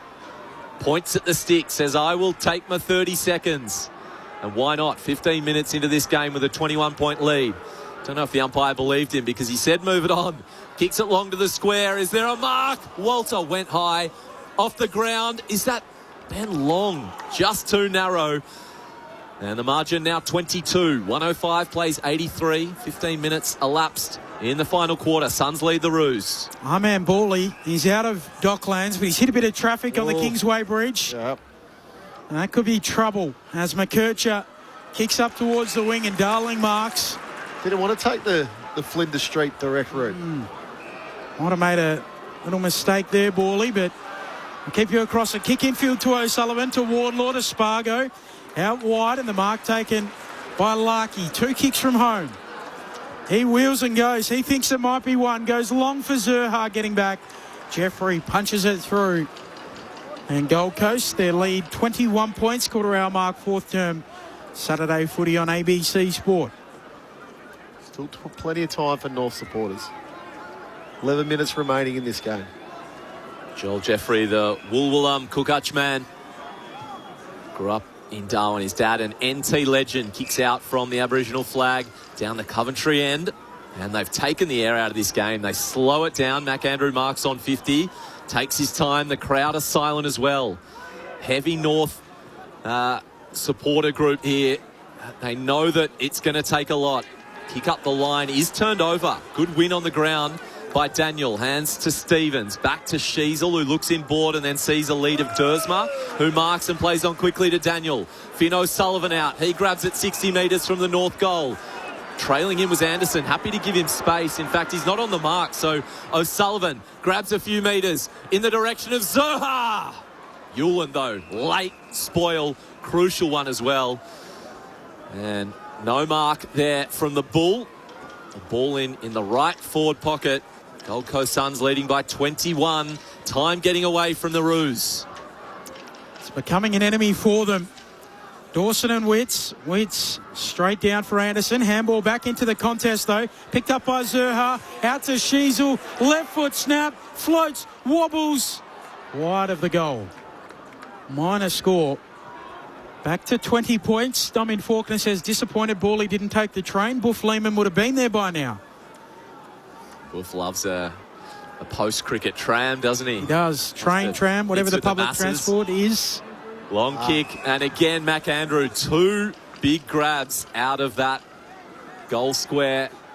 Can't be in game-saving mode yet, early, the Gold Coast Suns. 17 minutes have elapsed. Probably another goal, maybe. That gets the margin out to 26. Short kick to Yulin on his left foot. Down towards Witts. Moyle is there as well. Nice bit of body from Dawson. It falls over the back. Rioli is there, as is Daniel. Picks it up, rolls over the boundary line. About 70 metres away from the Suns' attacking goal. They lead by 20. 18 minutes ticks over. The stress levels rise for the supporter group here in blue and white. Still over 9 minutes of game time remaining. So, like you say, Rama, plenty of time in this game. Witts tapping it down. Dawson slapping it on. O'Sullivan gets it out of the congestion. To McKercher, to Stevens, to Sheasel. Twisting, turning, going back to O'Sullivan. On the back flank. Kicks, corridor. They've got to take some risks. Stevens. Handball away to McDonald. Through the middle of Docklands. Kicks inside 50. Marking contest. And the mark taken by Constanti. He'll kick infield. Dersma. 40 out he marks. And this is an important kick to get it back to 14 points. Well, it's the kick by O'Sullivan that sets that up. It was probably a 70-30 kick, but he made it a 100% kick there. Finn O'Sullivan just opened the game up through the corridor. Constanti wasn't expecting that ball. Don't want to waste too much time here, Zane Dersma, but you need to make sure you kick it. Boot to ball from 48, as good as directly in front. The drop punt is nice. North are still alive. 14 points the margin. 16-9-105 plays 14-7-91. 20 minutes into the fourth term. Saturday footy on ABC Sport. Following this game, Scott Pendlebury's record breaker Tim Morgan downstairs. Just as that goal was being kicked, Caleb Daniel came from the field. He was straight down on the haunches, just trying to walk out an issue, it seems, with his lower right leg at the moment. So just trying to walk that out and get back on the field. Trembath runs past you, Tim Morgan, onto the ground and into the middle. It's been a good move this quarter. Yeah, it has, but it's sort of, where's he forward, Big Sherry? Yeah. Okay. I don't love the matchup with Witts. Larkey the deepest forward for North Melbourne. Trembath in the middle. Have been beaten in clearances this match, the North Melbourne Kangaroos. They need to win one here. 14 points is the margin, as low as it's been. They've got their A-team in there. They Sullivan, Sheasel and LDU. Up against Petrarca, Anderson and Rowell. Anderson will pick it up. Kicks it forward. Half kick though, and Sheasel was in the right position. Only went 15 metres. So they're on the march now. Short kick to LDU. He sends it deep. Larky's back there, one-on-one. Zurha arrives late. Infringes. No. Whistle stays away. Larky picks it up. He gets a handball free. Zurha wins a hard ball. He was tackled to ground. Held onto it too long. The crowd despise that.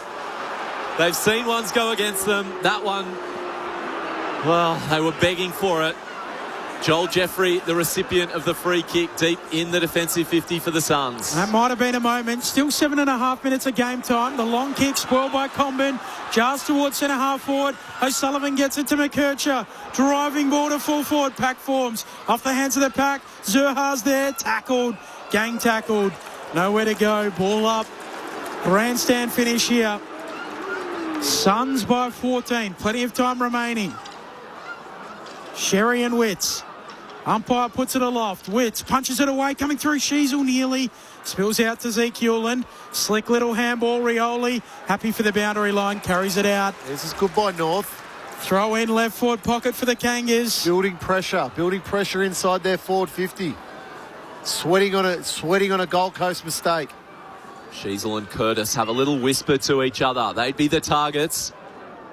Sherry v. Witts. Sherry front position. Witts was holding him. That might be a free kick to Sherry. It is. Curtis was being held as well, I think, so he's the recipient of the free. This is huge. Paul Curtis. It's Will Powell, I think that one was.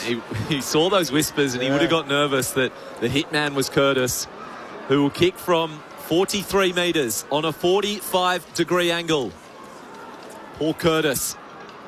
This is a massive moment. This would be a scout for North. Can they get it to single digits? From 45 metres on his trusty left boot. Swinging, not enough. Just near side. Oh. It's okay, keep locking it in here. 105 plays 92, 13-point ball game. Oh, the short kick in just gets to Noble. Back pocket, he'll poke it on again for Jeffrey. Can they lock them in? Got to be high pressure here. No easy exits for Gold Coast. 13 points. Jeffrey goes short to Anderson. Time to stop and prop. Still 6 minutes of game time remaining. No one goes at Anderson, so he's called to play on, but he just stands there. Eventually, Sheasel pressures, kicks up to the wing. Comben, two hands to it, should have marked, drops it. Now has to turn tackler, ball up coming on the wing. Suns still by 13, 6 minutes flat to play in this game. Comben slaps his hand as he runs away from that contest. Should have taken that mark. Witts down to Noble. Constanti wraps him up immediately. Next to the logo. Neutral territory. Ball to be won. Game to be won. 13 points is the margin. The way of the men in red in their Larrakia jumper. Witts, another big tap to Humphrey. He kicks it forward, screws it towards Petrarca. Can't pick it up cleanly. He was tackled, though, without having that possession. So Luke McDonald infringes. Gee, even that one was 50-50. Applied the tackle as Petrarca was trying to collect just a bit early. And he goes back to Joel Jeffrey, who marks next to the logo. A good 2 kicks from home. Suns lead by 13, 24 minutes, final quarter. They can take a little bit of time out of this game. Jeffrey elects to kick long. Big pack forms and Sherry marks at fullback. Well, they're in game-saving mode now, Gold Coast. Can they go coast to coast? Sherry switches it to the left back pocket and Simpkin. They've got to get the ball in motion to energise it. And Hardiman kicks up to the wing. Larkey in a one-on-one. Fighting with Collins, nearly marks. Can't. Ball spits out. Powell's there for the Suns. Forward of the wing. Handball to McAndrew to Goulburn. Away to Zeke Hewland.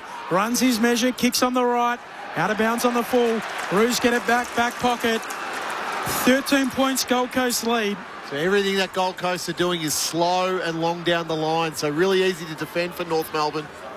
Comben's kick to McDonald was a bit messy. McDonald cleaned it up and finds Constanti on the paint. Defensive 50. Inboard to his ex-Swans teammate, now Roos teammate Parker.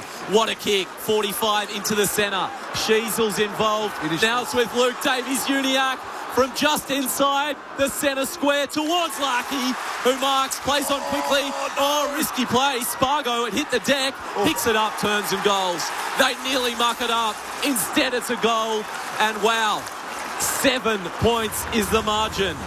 It got out to 43 points, but the Roos are the only team going for it in this final quarter.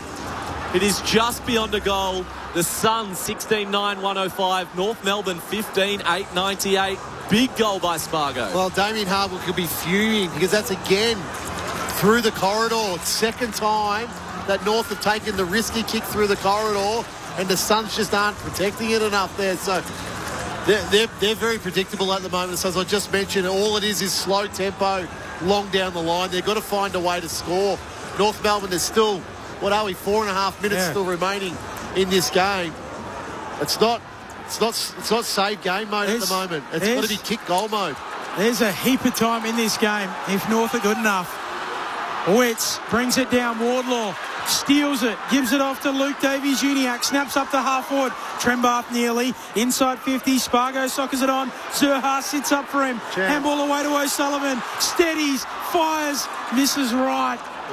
It was all there for him. 6 points, one straight kick, 4 minutes and change remaining. North are right in this.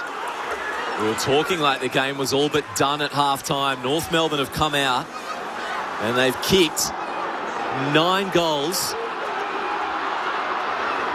They are in this up to their eyeballs. Noble kicks down the line towards Walter. Feldon back play was Comben, who gets the free kick.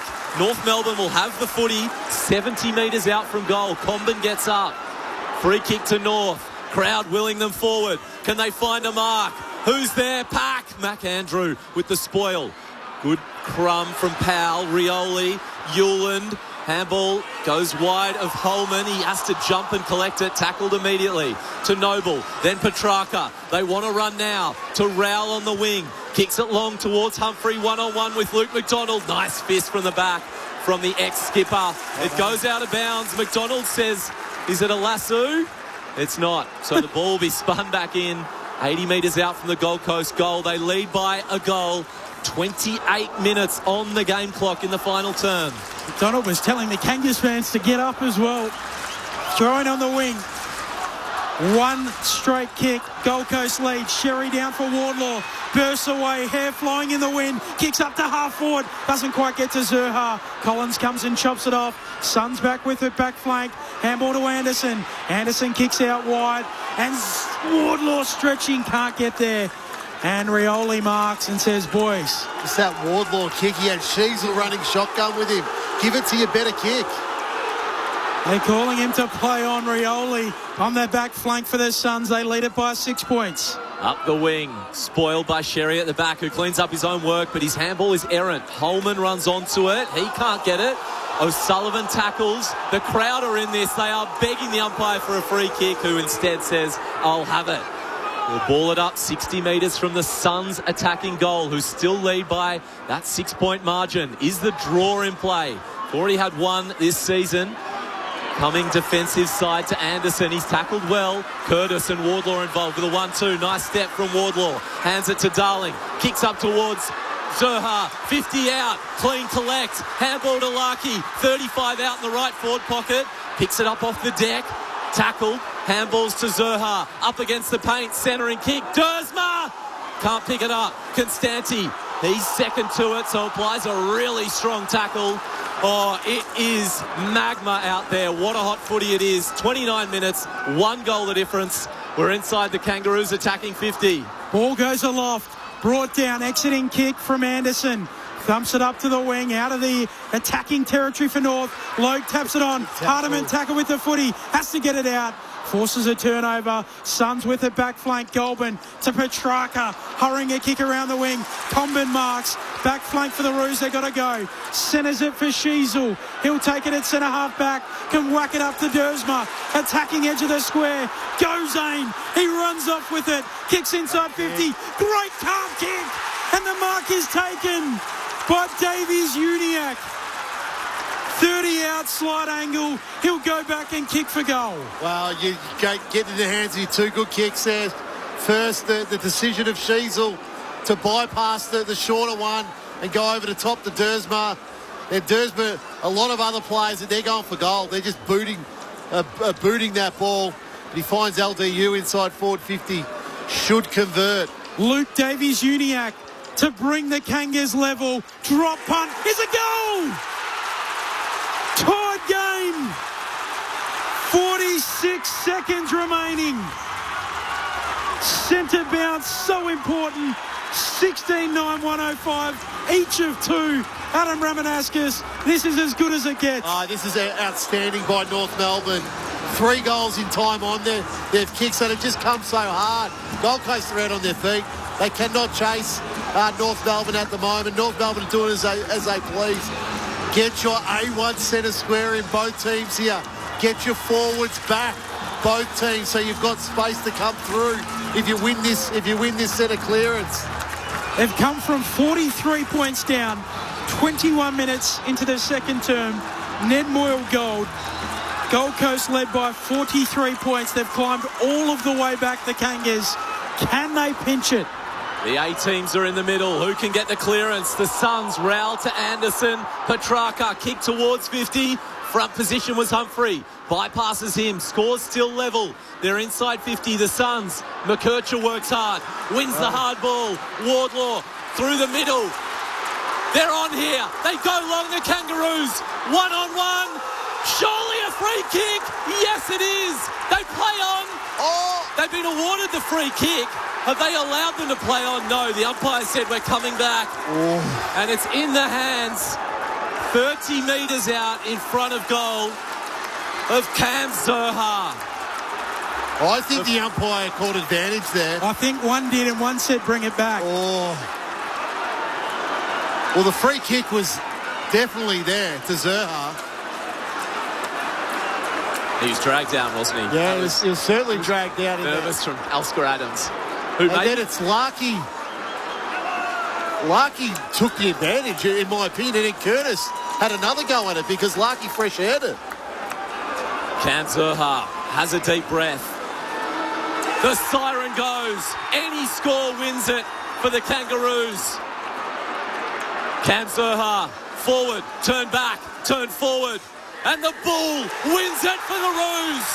A Saturday afternoon thriller. 43 points they were down, and they win it after the siren. What a moment. The North Melbourne Kangaroos, their best win under Alistair Clarkson. And sing it one and all.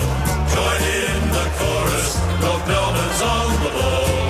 Good old North Melbourne, they're champions, you'll agree. North Melbourne is the team that plays to win for you and me. They are dancing in the aisles at Docklands. One and all they're up, singing hearts to hearts and hands to hands. Cardiac Kangas. It's grand larceny. They came from 43 points down to win by 6. Join in the chorus and sing it one and all. Join in the chorus. North Melbourne's on the ball. Good old North Melbourne, they're champions, you'll agree. North Melbourne is the team that plays to win for you and me. They're throwing kids into the air. It's all happening here at Docklands. People are turning around in front of us, cheering to the media boxes. 43 points down. They storm home to win. Adam Ramanauskas, how did they do it? Well, they did it by not handballing, over-handballing. They just over-handballed so much in that first half, but they just absolutely went to work in that second half. They've kicked 4 goals from the 20-minute mark of the last quarter to snatch the game away from Gold Coast. The Suns completely stopped. They just didn't want to run. They didn't want to attack. They didn't want to score. You look at the last quarter alone there, and it's inside 50s, 16-8. Out of those 16 inside 50s for North Melbourne, they've had 11 scoring shots. They kicked 7 goals, 4 in that last quarter. So just incredible. You look at metres gained in the last quarter, plus 600 metres gained.